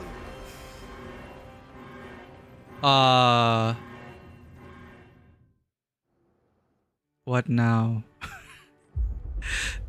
Oh, it continues. Cause found! The Hyvatia detector signals are jammed. Yeah, I was wondering, how do you solve the Hyvatia part? Large-scale, highly concentrated void matter detected on the surface. It's surpassing the measurement threshold. Calibration can't continue. At a time like this, adjust the measurement location. No, if the impact is this widespread, any adjustment would be pointless. Modify the detection components. No, even if theoretically feasible, there's no time to construct them. What about high-powered void matter neutralizers? No, without the drive's light, all energy components will be inoperable. Breathe, Mornye.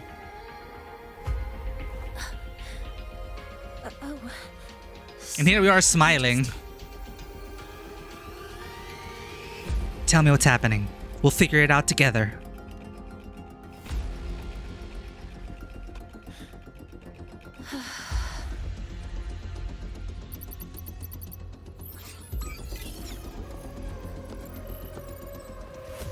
The launch failure is caused by the detector's inability to measure the drive's operating parameters.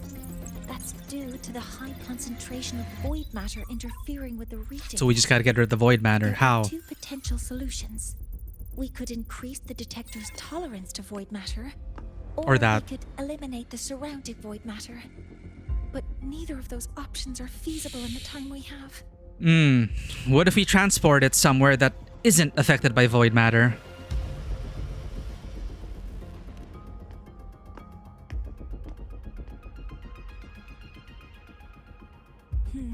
That's not realistic. The only Bearter places Woods, that aren't yeah. affected by void matter right now are Bearter Woods Uh-huh. and Star Torch Academy under the protective barrier, or the Institute thousands of meters above. High altitude. Looks like there's another high altitude spot.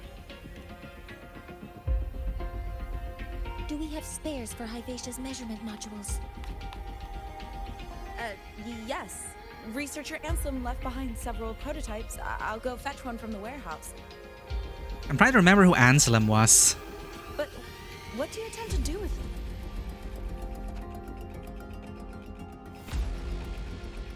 The eyes of the gods have failed us. So have our machines. Now, we move forward with our own hands. She didn't answer the question, but it was dramatic.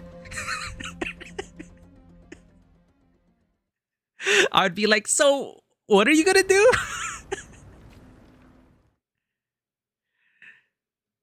Because that's still the machine that we're sending up. And okay. Oh, we're heading up. All right.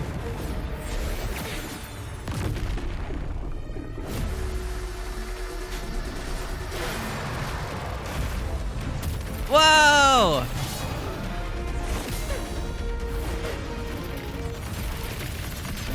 Imagine if they made this playable. Holy shit.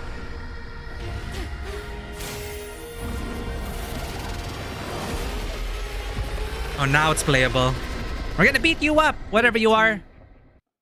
As expected, the reactor drive is protected by aggressive exoswarm acting on the immune system. Let me listen to them first. It appears to actively I can't absorb fight. surrounding void matter Uh-huh. to maintain the drive's stability. Actively absorbing surrounding void matter. Claws is highly hazardous. Be cautious. Okay, I already made contact with its claws multiple times by this point. Thank you very much. Down with the curtain. One with the sound. Model authorizing maximum output. Deploying force field. Command mode engaged.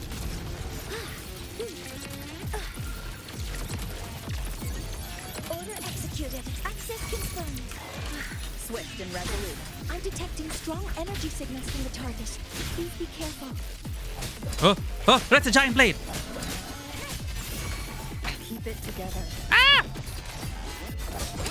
Ow! Ah, what am I doing? I'm not dodging anything. Jesus. Assuming master control. Modeling complete.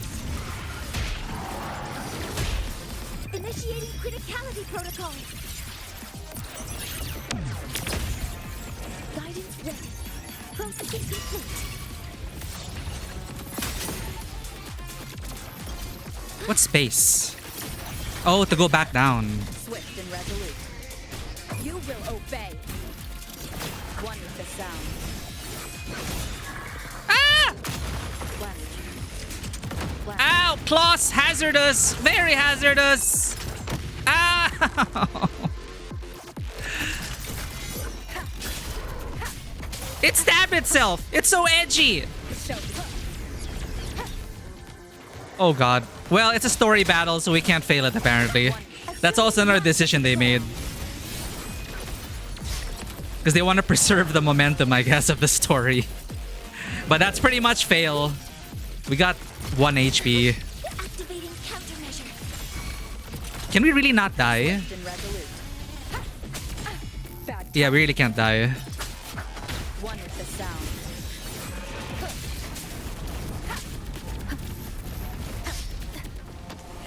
Let's experiment. No, we're really not dying.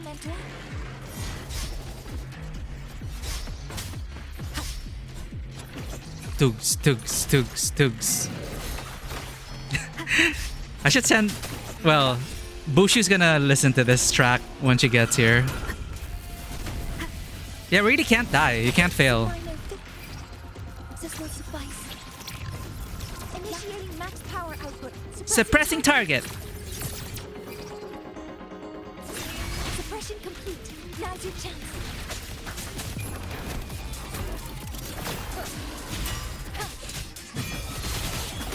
Nowhere to hide. Yay! Imagine the thing stabbing itself and not being edgy. Then blunt force. Goddamn. Welcome in, Bones. You just caught us doing an embarrassing display during a boss fight, but you know who doesn't do an embarrassing display during boss fights? Bonebreaker does. Amazing at these kinds of games. Preparing to receive data. Recently finished Hollow Knight Silk Song. Always is game for a good challenge. Bonebreaker 85 is always great to watch when he attempts those challenges. Welcome in, Bones.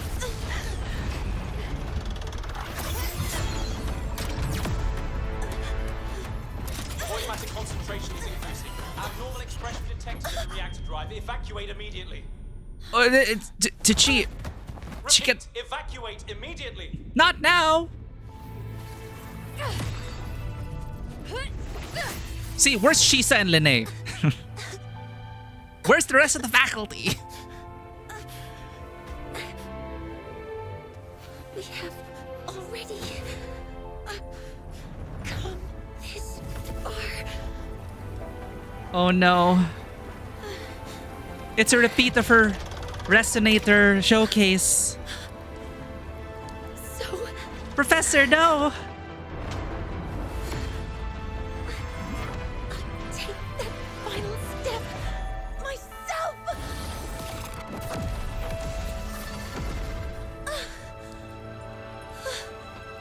She's overclocking! Pity. I don't want to say goodbye yet. Data received. Analyzing. Professor Mornye, are you there? If you hear this, please respond. Obligatory Akira shot. Wow! She overclocked! She overclocked!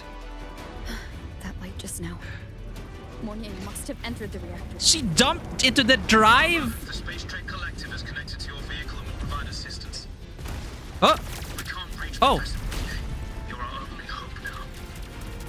Leave it to me. I'll find it. She jumped into the drive to get some readings and calculations.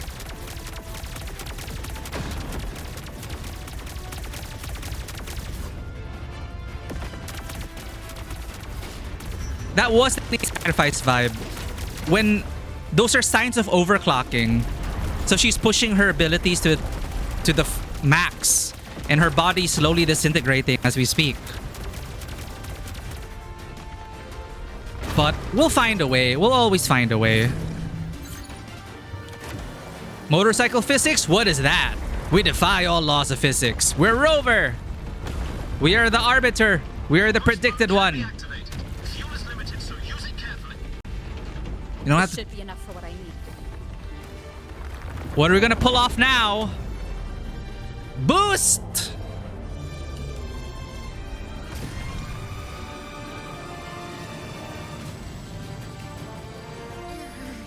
The light gets worse the closer we get. Rover, the disturbances within the drive are growing unstable. Professor Mornye is being consumed by it. Slide! Faster. I need to move faster.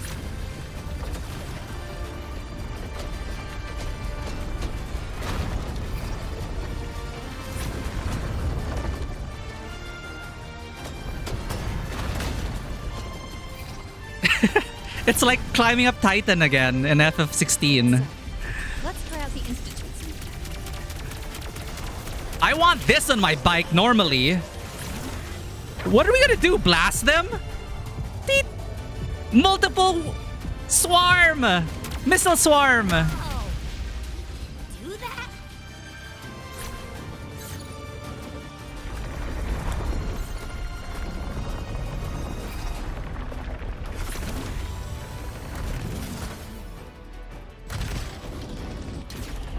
Approaching the reactor drive. Diverting max power to the hover cannons. Mornye, you've already done so much. Just leave the rest to me. Why did Mornye have to jump in? What's going on? Well, we're gonna save her anyway. But what does that mean for the readings?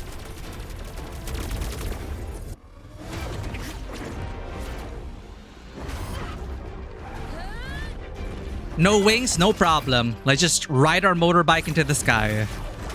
Wah! Combo!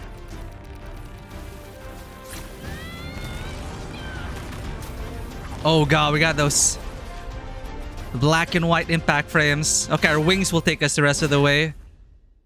What did we even stab? Are you leaving Lahairoi? Oh no, we're getting a blast from the past. Yes. We were her mentor. Sometimes, only by saying goodbye can there be progress and change. After all, even if I leave, Lahairoi will still continue forward on its own feet. Isn't that right?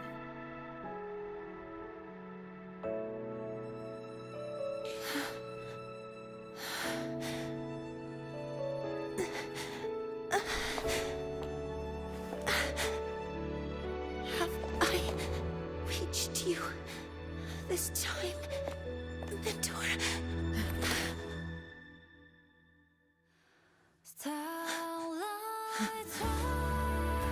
Reporting. Data analysis complete. Helios is operational again.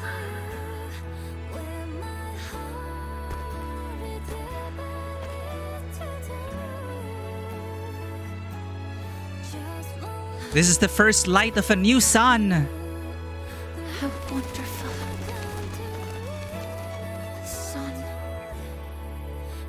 So beautiful. The culmination of all her work.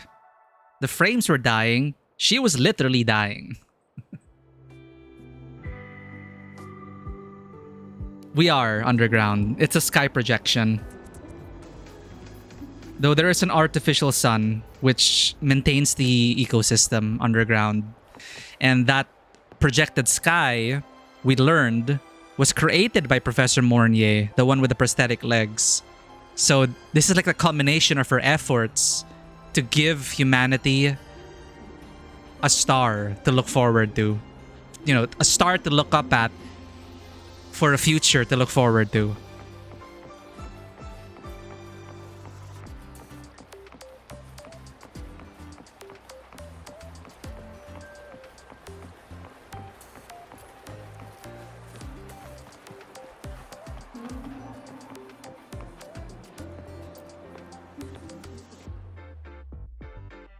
So, how's your first day as a freshman? Ready to testify against the corrupt faculty?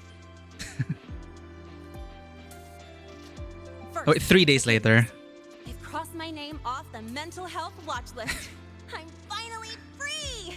Enjoy the sweet taste of freedom! And the bad news.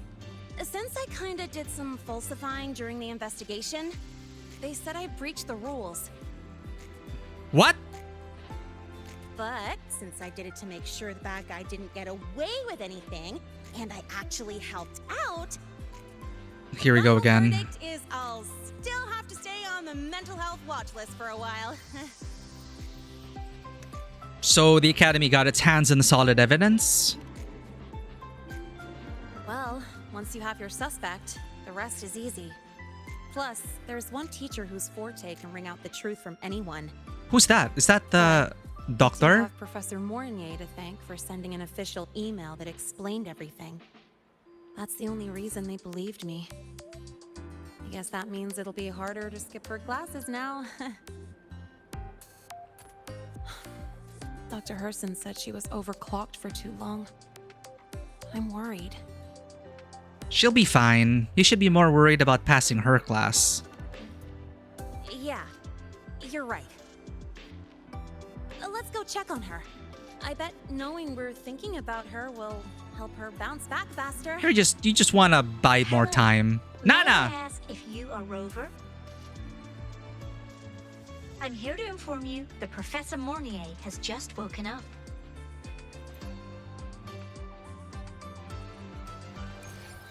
Okay, now we can... She overclocked. She did all those things. The hell is her forte? Let me be there for everyone. Oh, wait. I don't As have we her. head toward our shared future. Jokes on us. We leaving the don't have past her. behind. So how do I check her forte? Ah, not owned. Wait. I think you can check it here. If you don't own them. If you don't Let own me be there them, for everyone. Let me be there for everyone. they should be here. As we head toward our shared future, leaving the past behind. Where's the unowned? I was able to list unowned resonators. Or was that another game?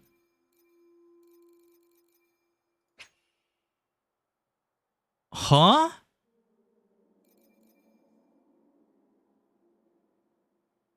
What game was I playing then? What? Wait, no, I swear there was a show unowned.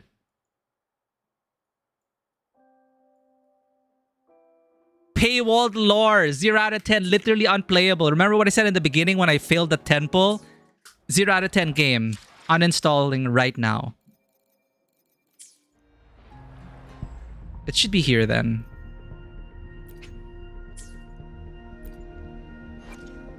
Power levels. Precision calibration. Combat efficiency. All green. But her lore isn't... Her forte report isn't here.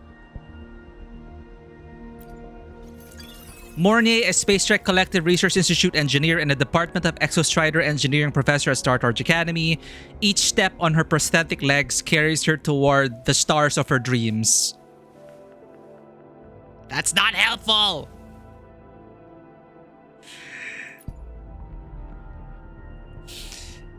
Coming up next kind of thing. No, it's more... She's already in. She's already here as a character. I just haven't pulled for her. I just remember being able to look at the bios of people that we didn't have. Leaving the past behind. Because I was complaining earlier that this game, within the story, they don't really do a good job explaining what their superpowers are. Or forte. Their forte ability. They just throw it around like, oh, my forte ability. My forte does this. Oh, with my forte, I'm going to do this. With my forte, I'm going to do this. But they never really like explain what their superpowers are. So it like assumes that you read their profile.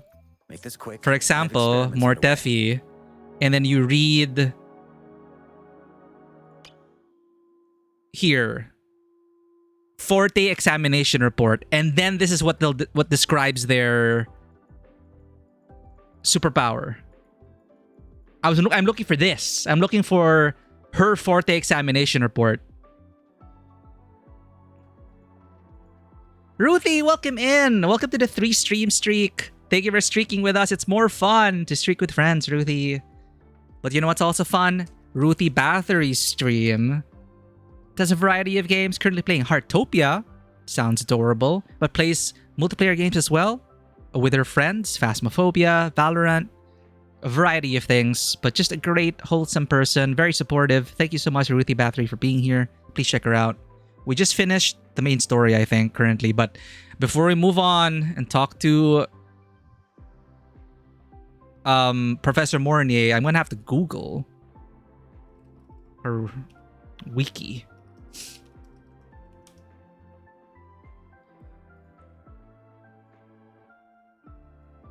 Okay, here we go.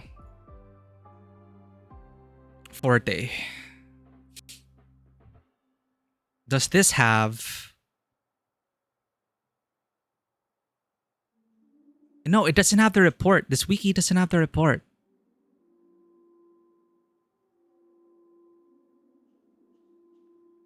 Trivia though, Mornye is the word for darkness in the fictional Elvish language Kenya. Huh? Cool. Mornye. Alternatively, Molnia. It's lightning. It's both the name of a series of Soviet satellites and the name of the highly elliptical orbit they were launched into. I don't know if this is reaching, but we have Mornye and Molnia. Sure. You found it on Wiki? Okay, which Wiki are you looking at? Because the one it directed me to was Wuthering Waves fandom. Mornye backstory. Wuthering Waves Wiki. Archives. Here, fourth examination report. Thank you. Here. Alright. Can't believe I have to go all the way here. Okay, what is the resonance power? Astral mapping. And we're gonna judge if they did a good job representing that in her story. Astral mapping. Resonance evaluation report.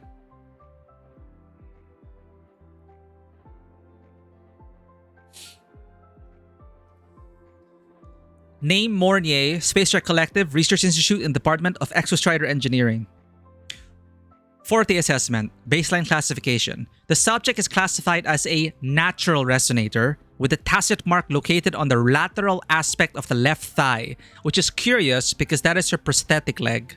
So a tacit mark found either on a resonator's skin or on the ground of a tacit field. For resonators, these marks serve as a conduit for their forte, a sign of their rebirth after awakening. So it appeared on her prosthetic leg. Natural resonator is someone who naturally awakened their forte during their growth. Parameters and characteristics. Effective range is approximately 20 meters. See, they're very detailed in these reports.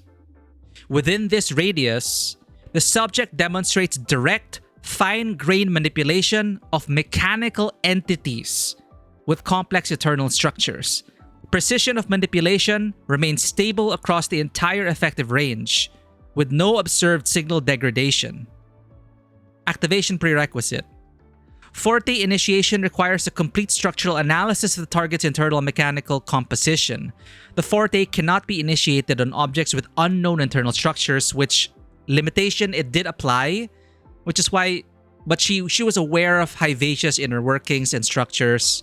She knew about its internal components, therefore she was able to use herself as a conduit to manipulate the replacement Hivacia modules. She became the observational link that we needed to activate the sun. Wait, what is that supposed to mean? I've never seen Professor Mornye fail to take control of a machine.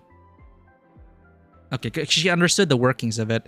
So physical condition overview, diagnosis. The subject presents with congenital hypoplasia of the lumbosacral plexus, resulting in permanent loss of motor function distal to the coccygeal region and an absence of autonomous locomotion capability. I understood none of that.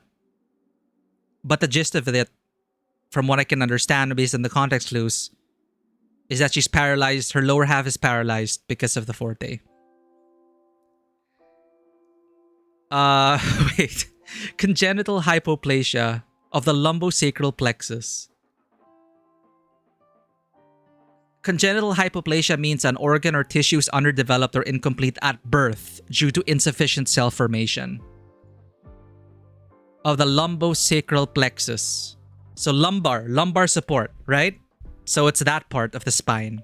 The lumbosacral plexus is a complex network of nerves from the lumbar and sacral spinal nerve roots. Okay. Rehabilitation status.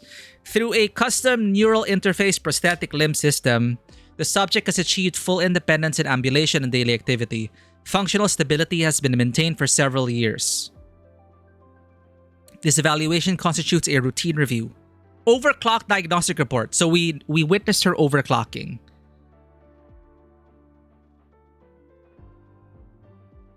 Waveform analysis of the test sample indicates an elliptical oscillation pattern with a stable time domain.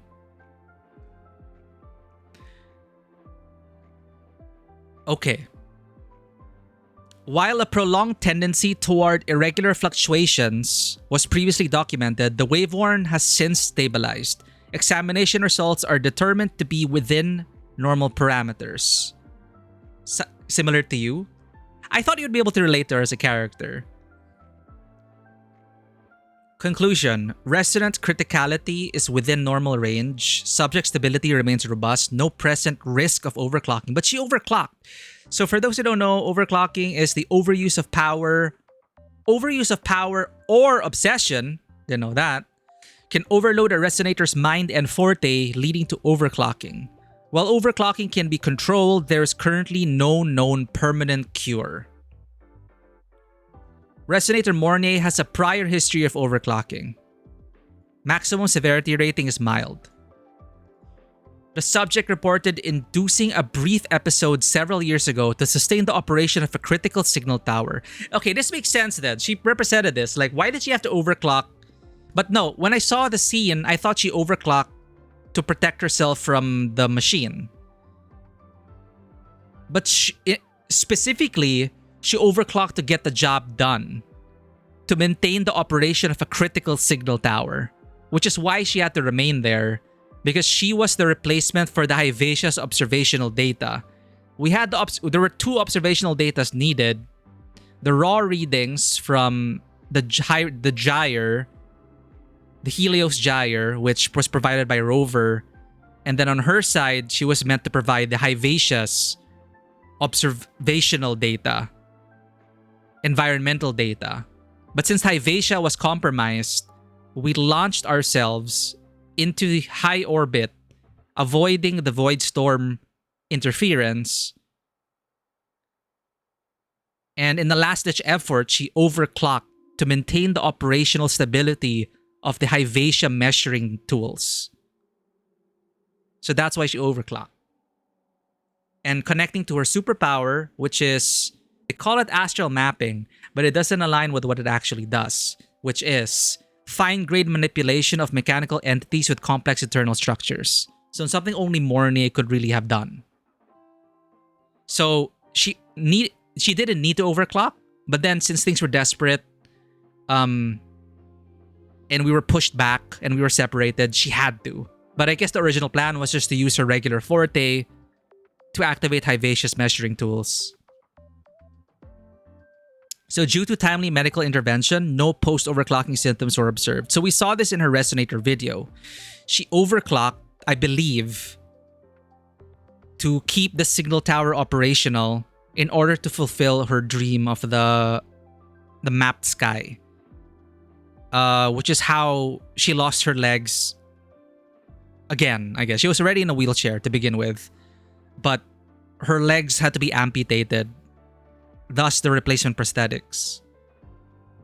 Routine physical examinations are advised. Psychological counseling is currently deemed unnecessary. So that is where they give you details about the forte. In the game, they don't say, oh, my forte is astral mapping. I can control mechanical entities with fine-grained manipulation. She never really says that. We just see her hacking, opening a door, and then overclocking at the end. But now it makes more sense. Like, I didn't need to understand her forte, to be fair, but it's nice to know the details of it. So we should take note and read their forte examination report before really diving into the story. I'm not really a fan of like what I would say like is cross-media stuff where it's like, oh, to understand this scene, you need to read the visual guide. Like, I don't really appreciate that. Or, oh, you don't understand this part of the story because you didn't read the 3 tie-in novels. It just feels kind of lazy to me. But this, I don't fault this. As an emotional moment, story-wise, it's fine. Like, I didn't need to really understand what her forte was. She unlocks stuff. She does that, sure. But then manifesting a ramp? How is that tied to this? Fine-grained manipulation of mechanical entities. So did she just... Was there something there already, and then she just optimized the path for us? Like, did she just adjust the road? I don't know. A ramp came out of nowhere.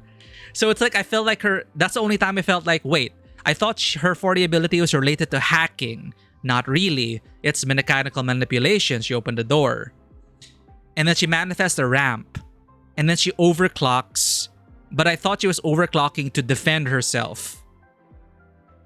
So that's what I would like, because we did the side content. Now I can connect that, Vanua. She activated an existing ramp. She probably activated a 3D printer in the vicinity to create that ramp, because we've seen 3D printers by the road printing roads. So I guess the headcanon is that she reached out to 3D printing and then printed a ramp in a road for us.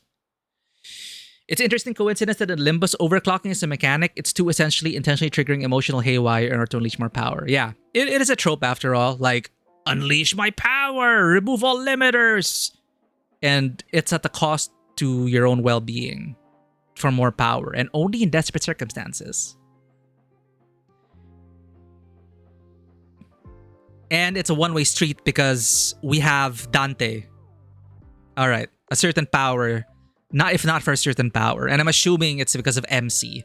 So MC's there to keep them in control. Similar to Phaethon slowly being revealed to be in ZZZ. Like, she'll take some of that load for you. Okay, so there. So that's why, like, you know, if you ask me about Augusta's superpower, if you ask me about Augusta's resonance power, I don't know what it is.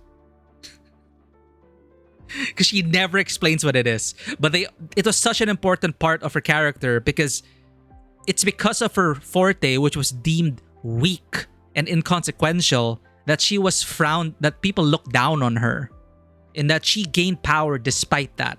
But do I know what her resonance power is? No. But I think I did dive into her report, and I think it is literally magnetism. You know what? Let's check it. Augusta Forte examination report.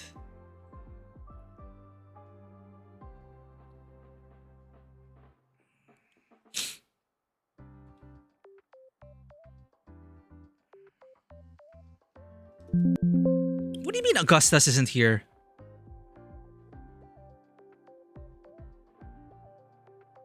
Huh?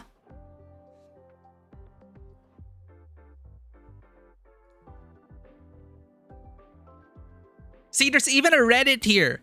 Why do most of the characters call Augusta weak? Because they never explain what it is. So you just have to believe that it's weak. Like, that's the only thing. It is just a plot device. It didn't matter how it worked. You just had to know her superpower is weak. That's it. You don't have to know what it is. So it's like, fine. The story can continue. But they never explain it. So I guess that's one thing where, yes, they showed it. They showed us Mornye's abilities. They show everyone's abilities. They show everyone's superpowers. But the understanding of them, they just leave it to you to read it on your own. But again, it's not really crucial to the story, but I would have appreciated those details more. Like Mornye overclocking. I still would have been surprised by the ramp because I didn't see her manipulate a... Like, if I saw her like reach out to a 3D printer and the 3D printer activated and created a ramp, then I probably would have connected, oh, manipulation of mechanics. Like, that would have connected more. But all we saw was a sudden manifestation of a ramp, which is kind of funny to me. But anyway, so that's her forte. That's her superpower.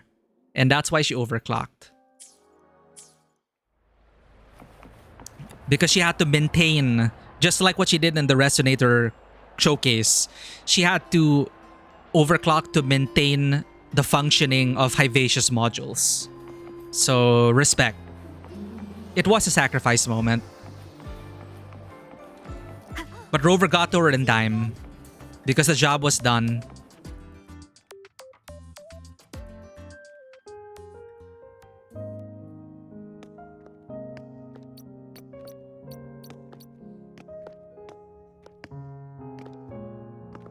Chat. Don't come in yet. Where's Chisa?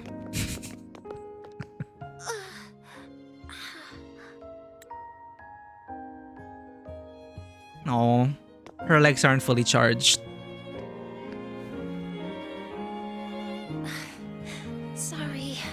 My body. I still can't move like I normally do.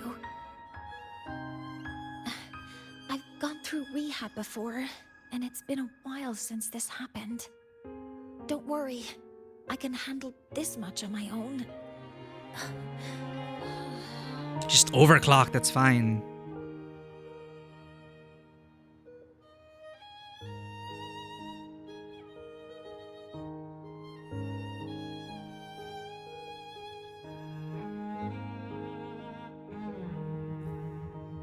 This always reminds you of Star Wars. This diagram in the back. How are you feeling now? Dr. Herson said you were in bad shape. It's great to see you've recovered a little. To be honest, at that time, I didn't think I'd make it.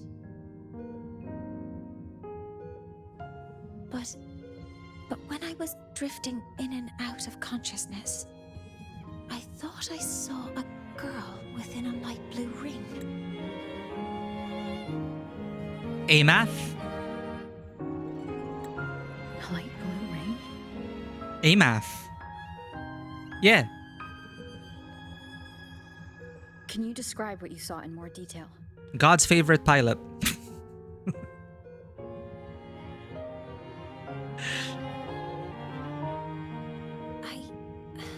I can't be sure, but I think she protected me. Okay, so that's why she survived.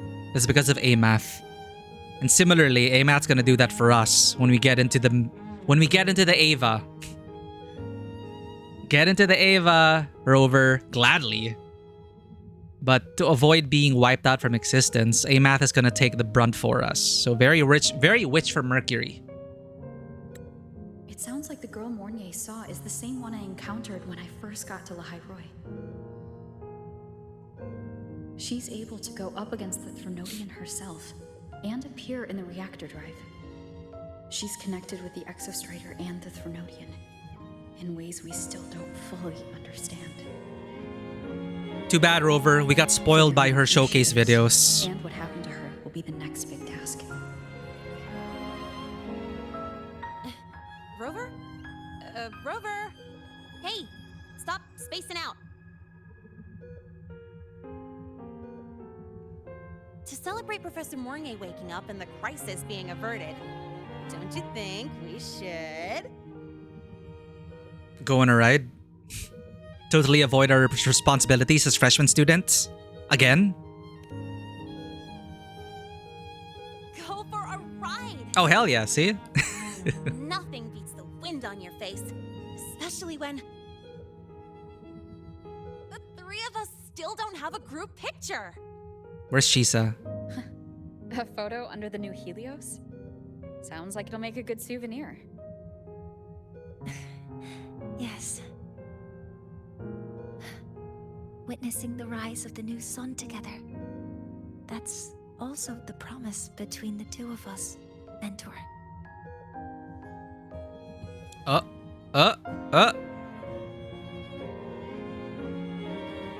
Linnaeus wondering, what's going on here? What is this reversed student professor roleplay? Let's go.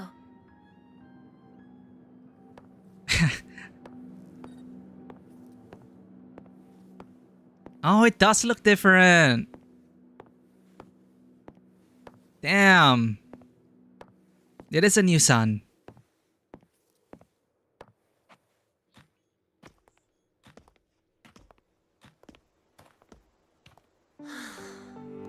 So, not bad, huh?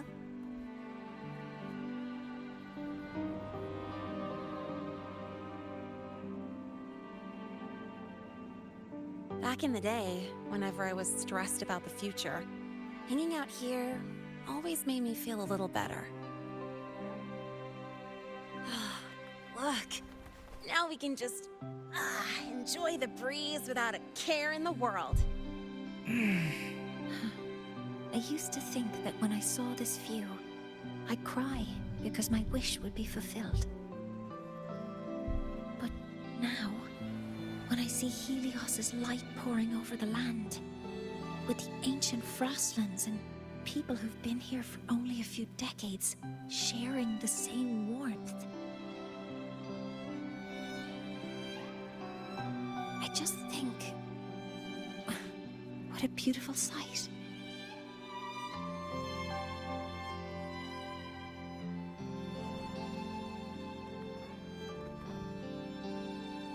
Well, let's scream that from the rooftops!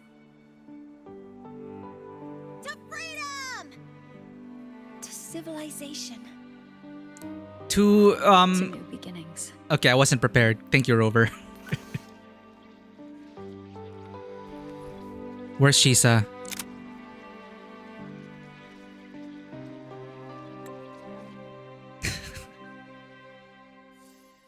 Hey, I didn't have a time to screenshot that. Oh, we're gonna get a Fraxidus cameo.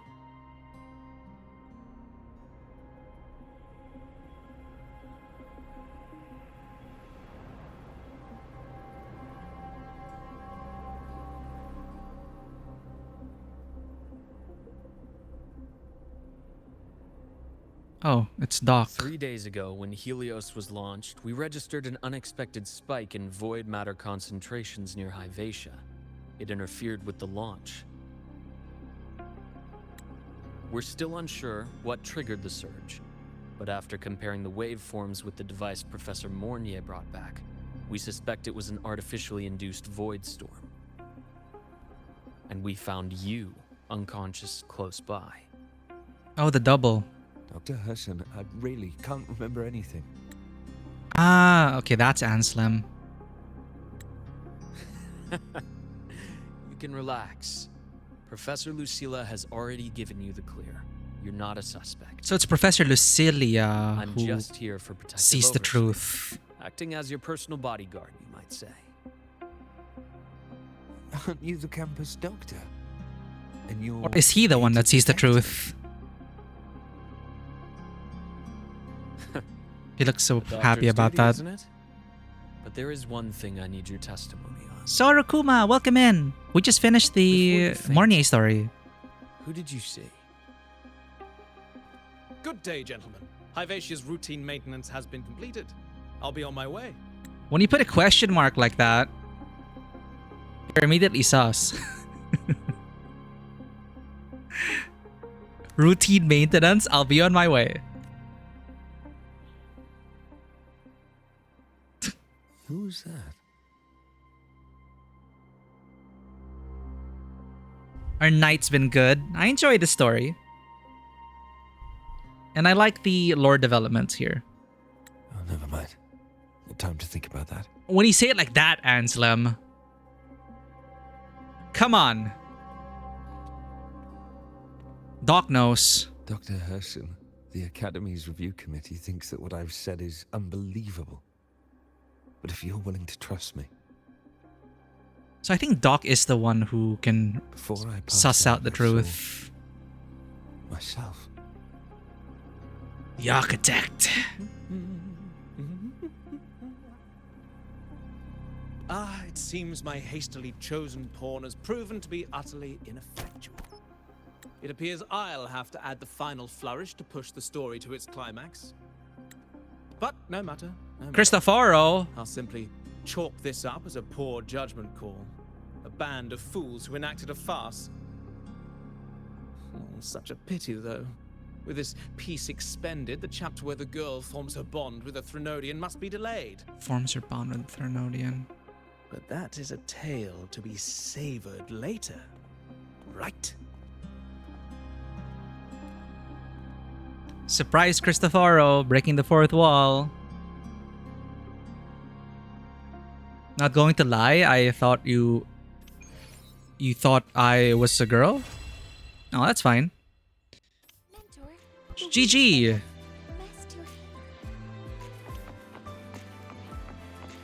Oh, Mornye's here. Hi. The wind feels nice. I could stay here a little longer. Do you want to join me? Do you have a moment to chat? Yes.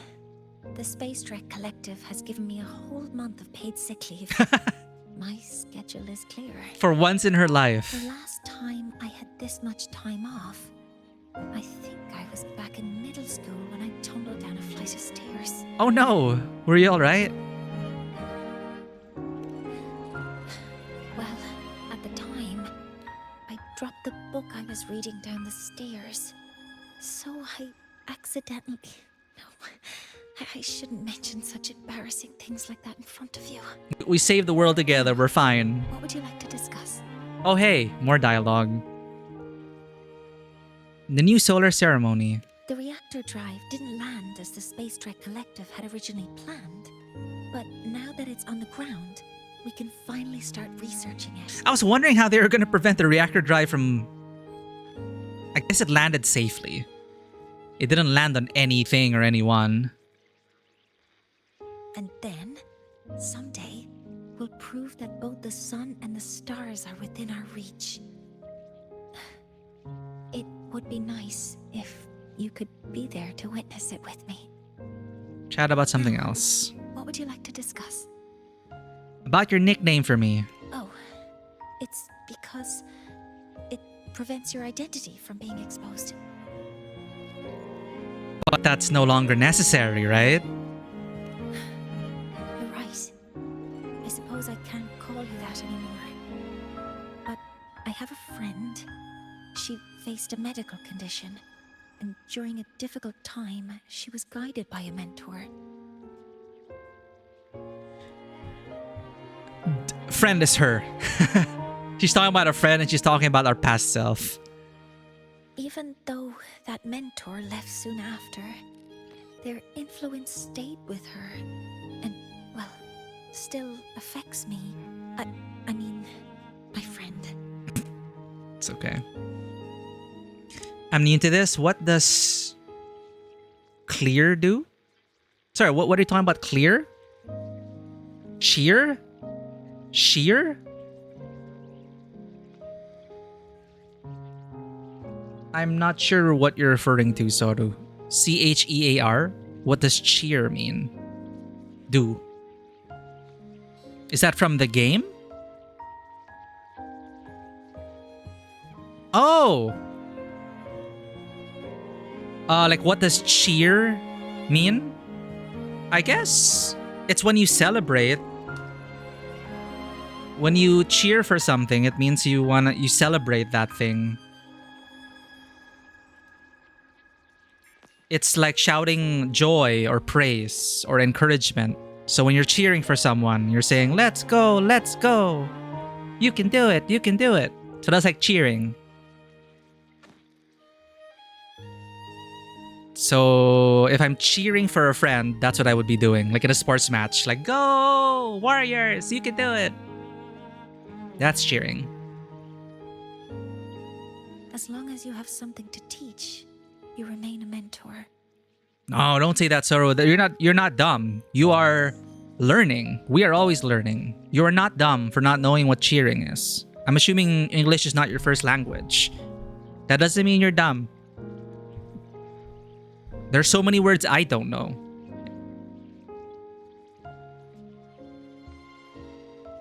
As long as you have something to teach, you remain a mentor. So, can I still call you that? So this is pretty much confirmation that she knew her past self, but I don't think she ever brought it up. No. We saw that memory together. So I think Rover knows. I think Rover knows that she knew her past self. Now, what would you like to discuss? Did we know each... Did we know each other before? Come on, Rover. That's... a secret. Secret?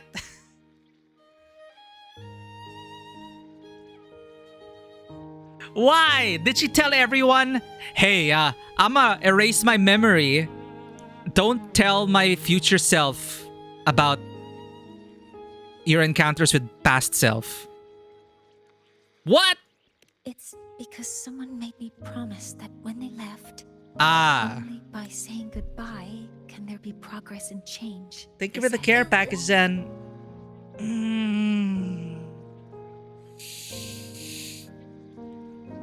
Only by saying goodbye can there be progress and change. So still sticking with the facts, the not facts, but the theory that, again, we were of the gods. We gave the civilizations the tools they needed to thrive, and our time was up. And only by saying goodbye to divinity can there be progress and change in this world. So until their goals are achieved, that goodbye must remain final. Until when? Until when? Maybe until the reactor drive is fully analyzed. The exostrider on the Frostlands is activated again, and the disaster buried deep below is finally dealt with. Or maybe until there are no more calamities left on this planet. So, she literally said until after this patch cycle or until after this game's lifetime.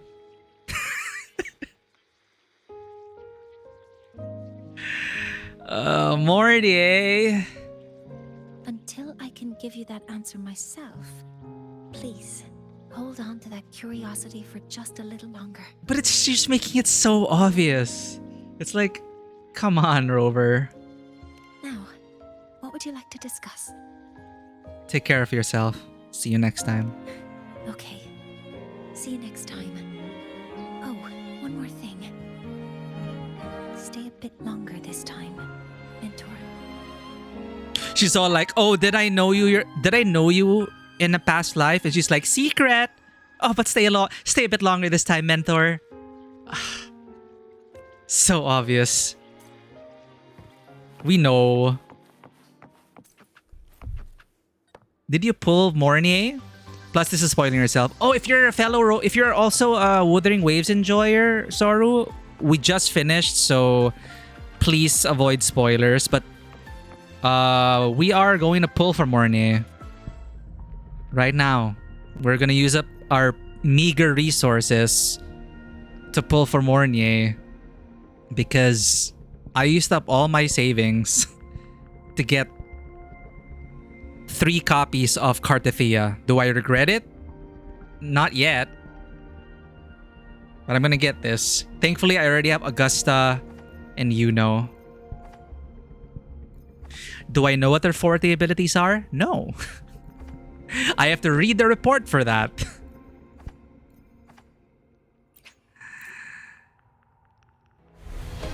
Alright, don't worry. We're done with the quest already. Oh, wait! 50-50! Come on! Chat! This is early. This is early. I don't have a guarantee.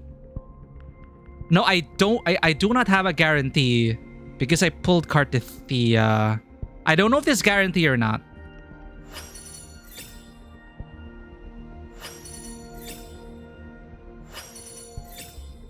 Come on, streamer lock. Streamer lock's gotta be real.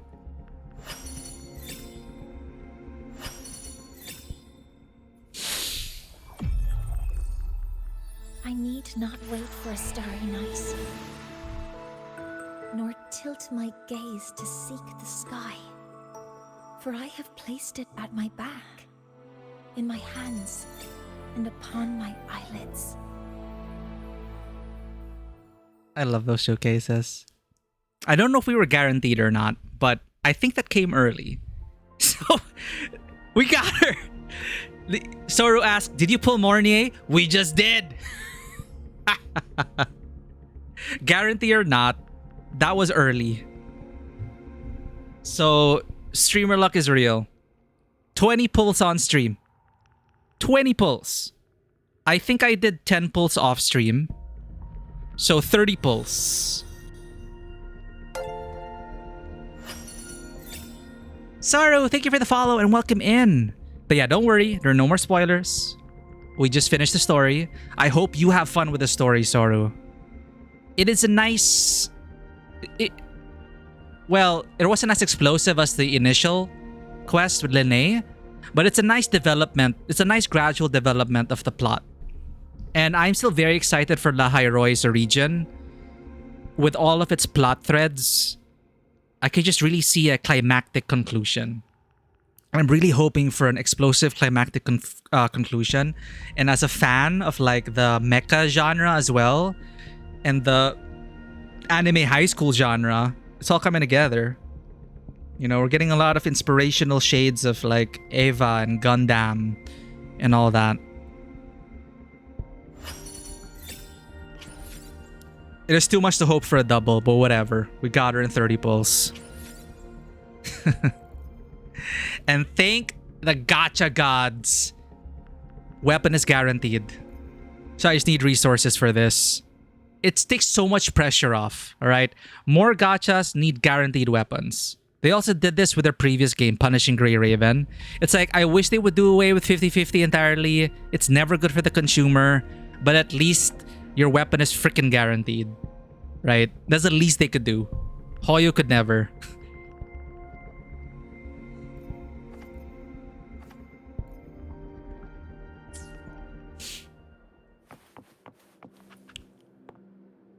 Yeah, they promised too much, Vanwa. And we saw it in Amath's showcase. Did you see the cinematic? Did you see the short? Did you see the new promotional material for Amath, Soru? Where they reveal... Honestly, it's a bit spoilery, but... Anyway, Amath. We know what happens to Amath now because they released a short. But they promised so much. After seeing all that, it's like, come on. We gotta get in the mecha. You haven't? Well, they're really nice cinematics, but honestly, if you're sensitive to spoilers, I would suggest keeping Amath a mystery. Like, I intentionally kept away from her promotional material. I haven't read her Twitters. I didn't even know her name. I didn't even know her name until a while ago. Because she's still a mystery. But then they release these showcases and they just basically reveal everything about her. Okay, that's a bit much, but they reveal some important things about her. So, if you want to avoid spoilers about who she is as a person, do not watch the new short films that came out about her.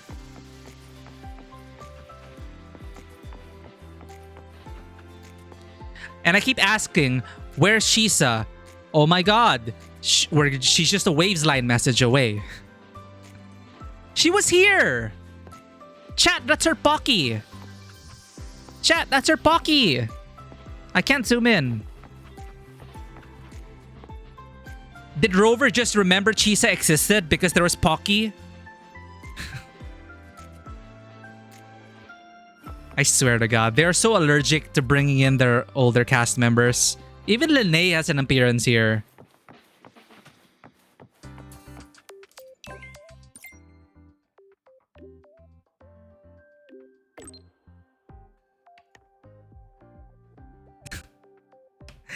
I could go for some Pocky now. Oh, it still looks similar. Okay. So here's us remembering you exist, Chisa. The Academy, Reactor Drive, and you. This is such a lovely photo. I'll be saving this photo.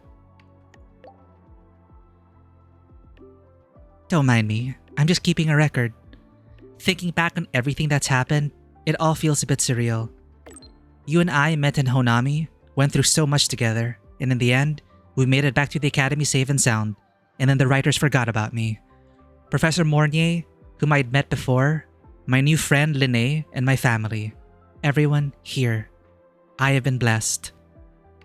This is the future you worked so hard to reach.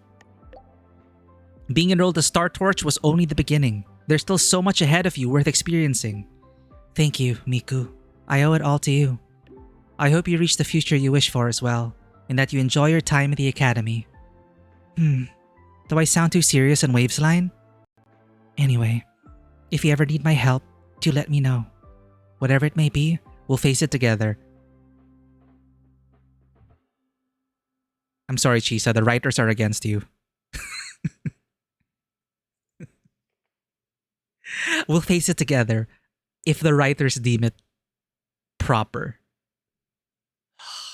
That's still a major qualm I have since the beginning. We never get they keep forgetting about the original cast members. I felt this most keenly with Lupa in The Hunt, if you remember that. I kept asking the same thing throughout the story. I was getting sound like a broken record, but I had to keep asking the writers, where's Lupa? Lupa should be here. Where's Lupa? So in this case, it's the second time. It's like, where's Chisa?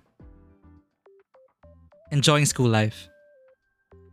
Thank you for hanging out, Bones. We should be winding down as well. Are you streaming, Bones? We have to look for someone to raid, but we're just gonna wrap up here.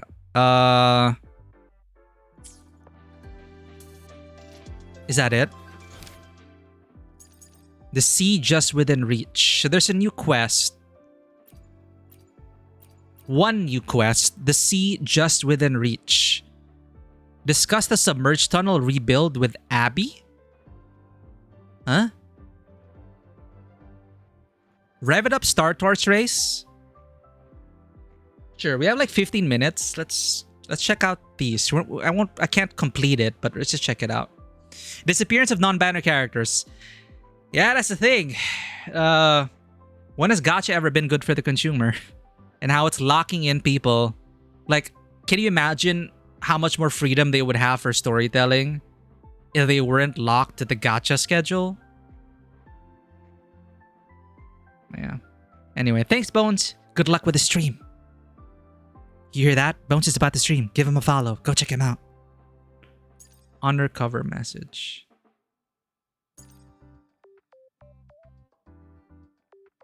The new season of the Star Torch race is about to begin. Confident in your vehicle handling skills, you're more than ready to jump in. I'm curious about this because we did all the quests and we rebuilt everything, so it unlocked this. Check the submerged tunnel memorial. Oh, interesting.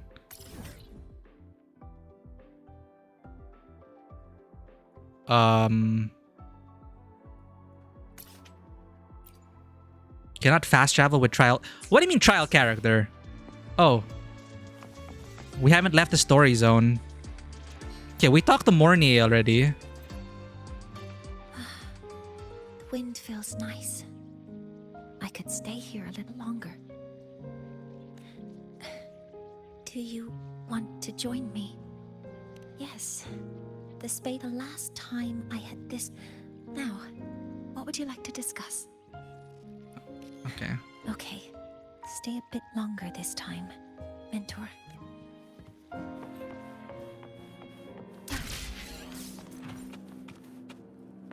How do I leave?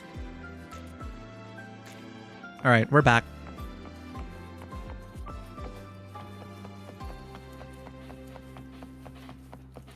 Let's pass by and visit Iris. Because maybe we have stuff to turn in, not just because we want to visit Iris. Where is she? Is she not?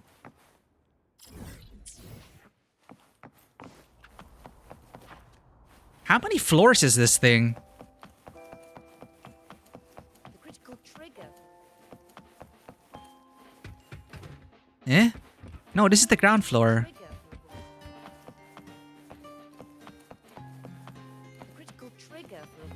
Critical trigger to avoid void storm. Fine, whatever. Welcome to school. Now I can fast travel.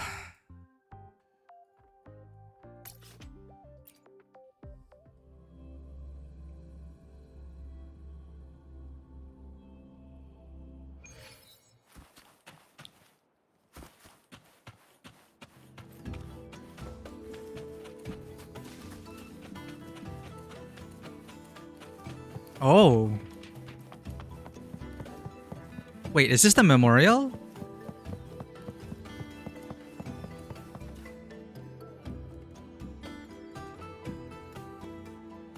The submerged tunnel is finally done. What an undertaking. Let's see what it says. Through its transparent design and holographic projections, the submerged tunnel offers travelers a breathtaking visual journey. And speaking of holograms, I have the coolest idea, Miku. Sorrow, thank you for the follow. Thank you for hanging out. Best of luck on your journey. It's nice to meet fellow rovers.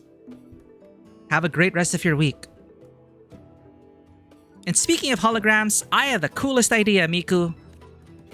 Since the whole view is just a projection, what do you say we project something even cooler?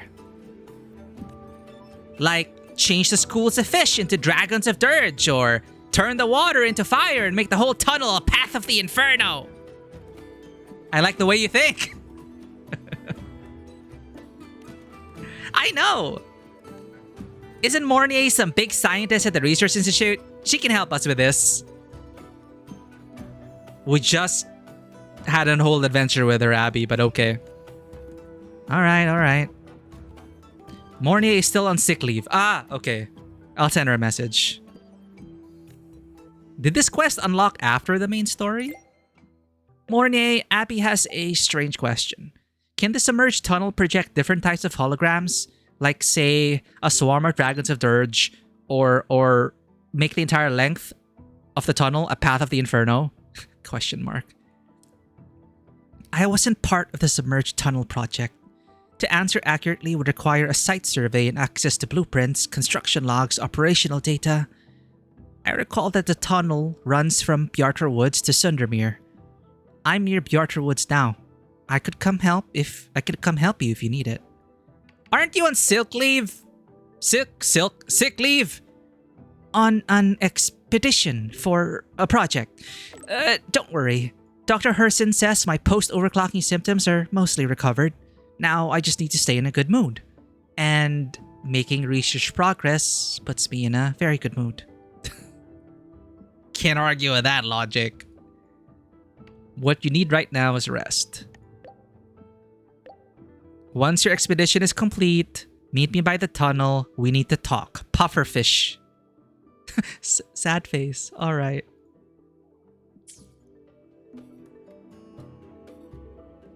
Not long after, you see Mornye walking toward you. Hi!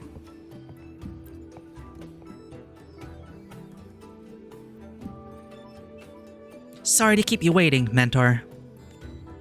Before coming here, I did a remote search through the Institute's database. The projections can be changed, but to get the effects you're describing, you'd have to consider the optic engine architecture, lens quality, display chip specs. If you want, I could... that's not what I wanted to talk about. Don't you think you ought to be resting in your condition? But it's about keeping a good mood. Well, the submerged tunnel scenery is stunning. How about we go take it in together? You're gonna love it, I'm sure of it. Rover did all this just to ask her to go on a date with her. I see. Okay, I will endeavor to focus on enjoying this trip with you.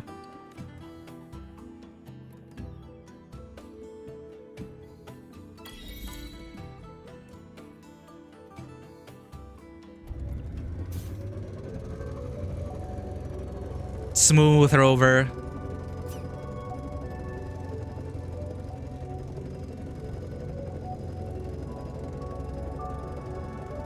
I remember that before the submerged tunnel was closed, it was just an ordinary tunnel. I can't believe you managed to turn it into this. It's like going through the ocean in a submarine. A fish's vision covers 360 degrees. I don't think a human could experience the scenery quite the way you do. Wow, look, Mentor! Jellyfish! Beautiful. They glow like stars in the ocean. I wonder if the real ones are even prettier. No, I thought they were real. I thought it was like all real, but it's all just a projection. You know, even though I know so much about it, I've never actually seen the real ocean. Even though I was born in the New Federation, I never traveled because of my condition, and after coming to Lahairoi, I never left behind because of confidentiality requirements. I bet you've been to all sorts of places. Can you tell me what the ocean really looks like? Renacita. A blue sparkling with faith, myth, and celebration. It sounds beautiful, serene. Too fast! Even though it is in the ocean, it's a sight to see, and the best kind of scenery is the kind I get to see with you. Oh, so if you do all the quests, this is your reward. But since we rebuilt all the roads, we get to jump to it directly.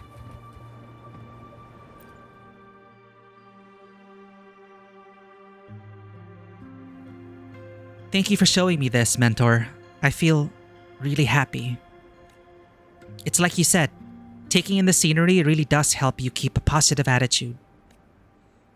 Oh, we're near the research institute now. I should get back to work. I'm only joking, Mentor. I'll rest up until my sick leave is over, just like you said. And after you go back to work. Of course. So, the next time I want to take a break, can I invite you? Like we did today? Of course. Great. Then I'd like to reserve a spot in your schedule. So we already had a date with Lene, we had a date with Mornye. I feel like they know people are noticing the lack of Chisa, and we're gonna have a special Chisa quest at some point. I'm calling it. Then I'd like to reserve a spot in your schedule. I hope one day I'll get to see the real ocean with you. Well, now you can, because you're in our collection now.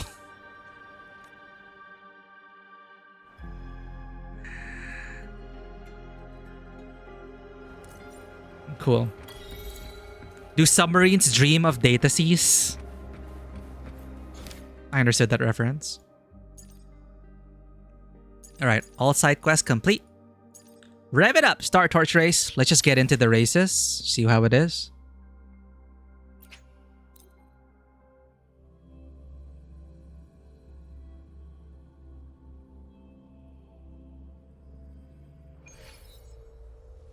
And that giant greatsword in the middle, it's like Chekhov's greatsword. When we pilot Exostrider in the finale, we better draw that goddamn greatsword and do cool shit with it. Hey there, want to sign up for the Star Torch race?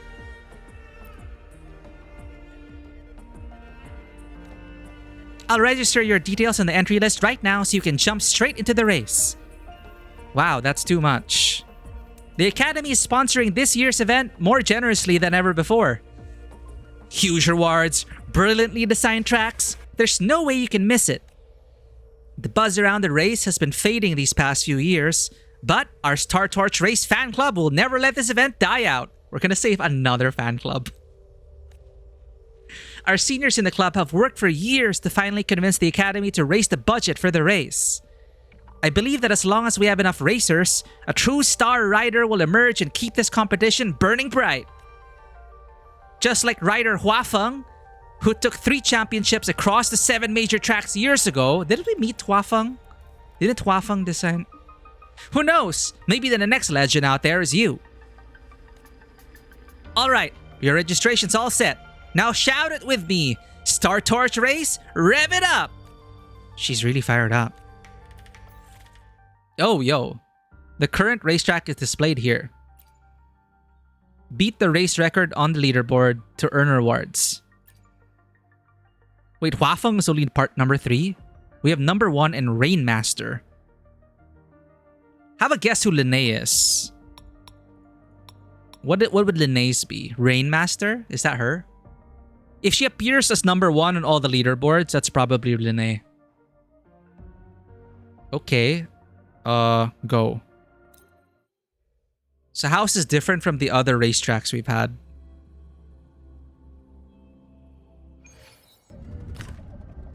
We just have to beat the time. The racetrack maps is displayed here. The light dot represents your current location. Alright, they removed most of the HUD.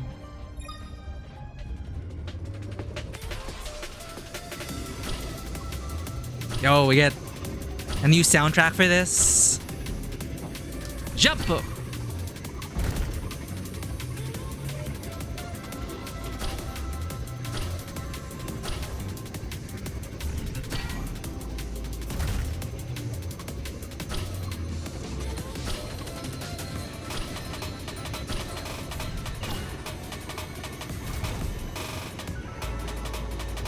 I wish we could go faster.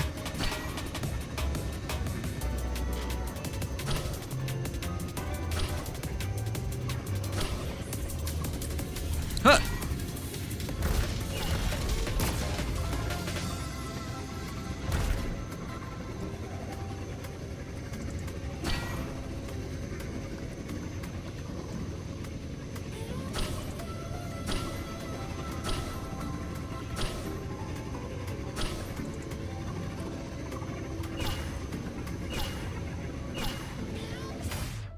I mean, well, that's the first course, right?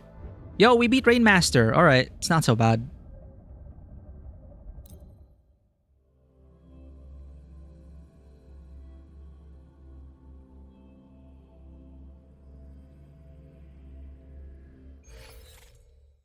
Okay. The Professor, Huafeng, Void Matter Department #1 racer.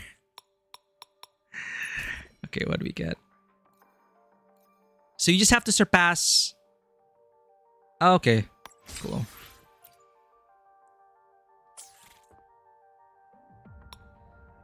They could have added the menu music from the bike menu. Would have really fit this. You look so happy. Look at that. But deep down, she's thinking, my club is going to be closed. No riders are signing up. What do we do?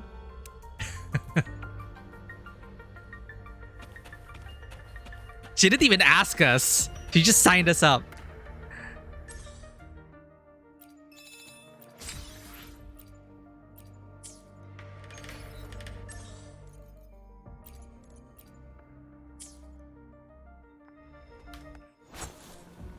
All right, that's it. Oh, I'm gonna have to go through this. I really don't like this mode. Whimpering wastes.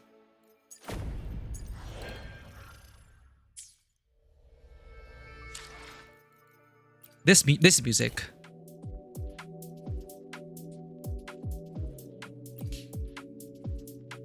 Complete main quest.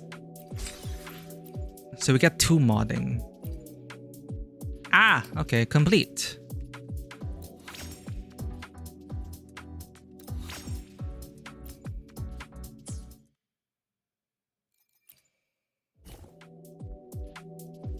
How do I get this up though? Open supply chests. Progress main quest chapter 3? Chapter 3?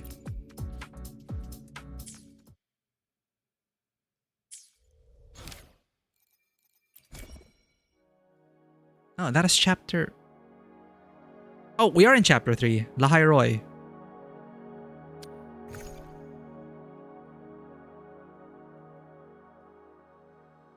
It's been a good journey so far though. Lahai Roy is still delivering. I'm enjoying it. Very different from Renesita, but I'm liking the sci-fi angle here. And I'm loving the inspirations that it's drawing from, or seems to be drawing from. But let's go ahead and... I'll be sure to finish your races. Look at that. That smile is hiding a deep pain inside. We're gonna... See, we're gonna save this fan club off stream. We're gonna race off stream. But thank you for everyone. Thank you, Bushu, for giving us your luck earlier in the stream. We got Mornye in 30 pulls. That's freaking legendary. Thank you.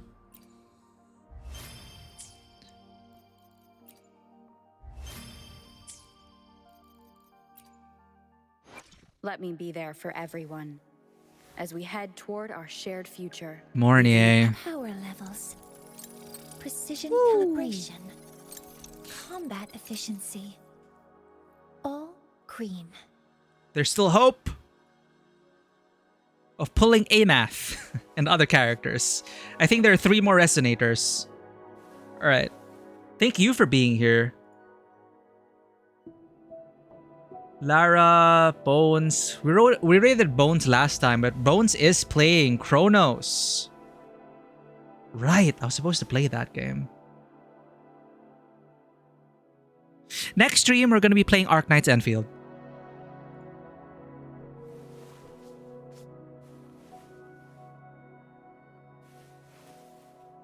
I'm going to do my best to like hold on until the next stream.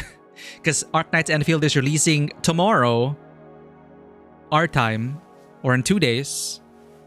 I hope it's a good one. Anyone getting into it? Stay tuned for that. Lena's playing Kingdom Hearts. We rated Bones last time. We rated Lena before that, I think. So let's raid Lara playing Live a Live, which is, I guess, a nice extension of this Japanese RPG. Japanese RPG vibes. I'm not sure what this is. Live a Live? Is that like an anime? Or is that Kill a Kill? I don't know. Anyway. Let's go ahead and raid Lara. No, let's look for someone who's playing the story. We met Bushu last time because you raided out. Another Wuthering Waves player. And let's look for someone, chat. Because we were also raided earlier. Thank you so much for the raid earlier. I gave them a follow. Let me just get the name. Thank you for the raid.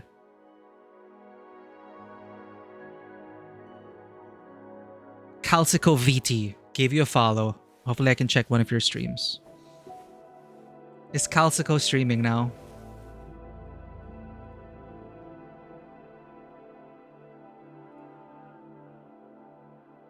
I mean, no, they just raided us, so they're done streaming. Alright. Who's in the Wuthering Waves channel?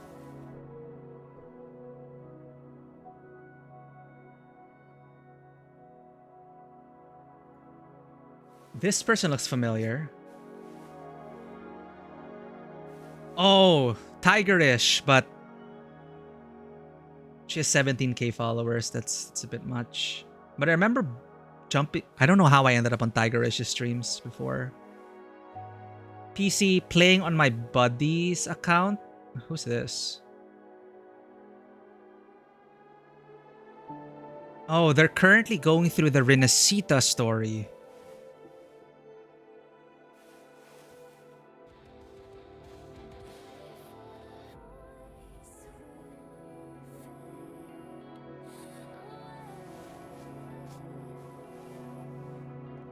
And what is with that soundtrack? Wuthering Waves speeding through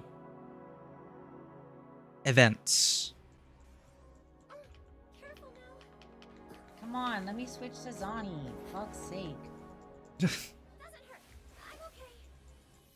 They're doing events. I keep using Phoebe wrong, and that's my problem. Farming for Luke. Set matter 1204. Did I just do that? 1,000 followers, still within. I don't remember it, but I feel like I've... Desi energy, jump jokes, and lots of yelling into the You void. don't spend... Okay, cool. I'm sorry. My mind fairly shot wrong. Wuthering Waves, Umamusume. Cool model.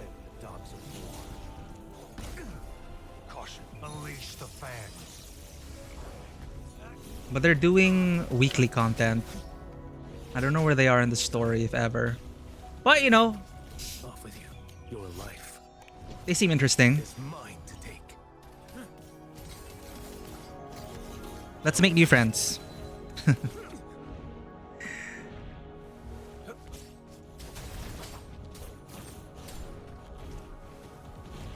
So thank you again, everyone who joined in. I enjoyed Mornye's story. It wasn't like as crazy exciting as the first chapter, but it did move the story forward. We now have a new son, and Mornye was. I mean, I like her as a character, and yeah, she was willing to put herself on the line with her 40 ability, overclocking, and all that. That's always a sign of a good character. She's willing to do that. But I feel like we could stand to get to know her more.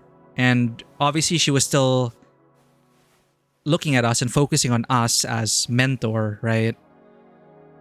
And the promise she made, you know, very cheesy. You know, I'm not, it's a secret until I fulfill my promise to you. But she really seems more like a student than a professor. But who knows? Roles are meant to be broken. And my biggest question, where is Chisa? But yeah, I'm glad they're still sticking to their cinematic guns. The showcases that we watched before this with AMATH, the short films, the cutscenes, the videos up on there, really great. The music also. Kuro's still really delivering in terms of the animation cinematics department. For anyone interested in joining our community and keeping up with the channel, our socials are up over there. We have a Discord, YouTube, Twitter, and Instagram. Thank you for the follow, Soru. Thank you for the raid earlier as well. And this is for our subscribers, followers.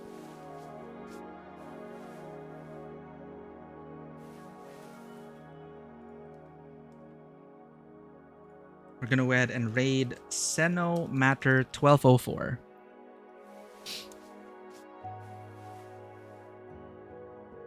Let's go say hello to a fellow rover.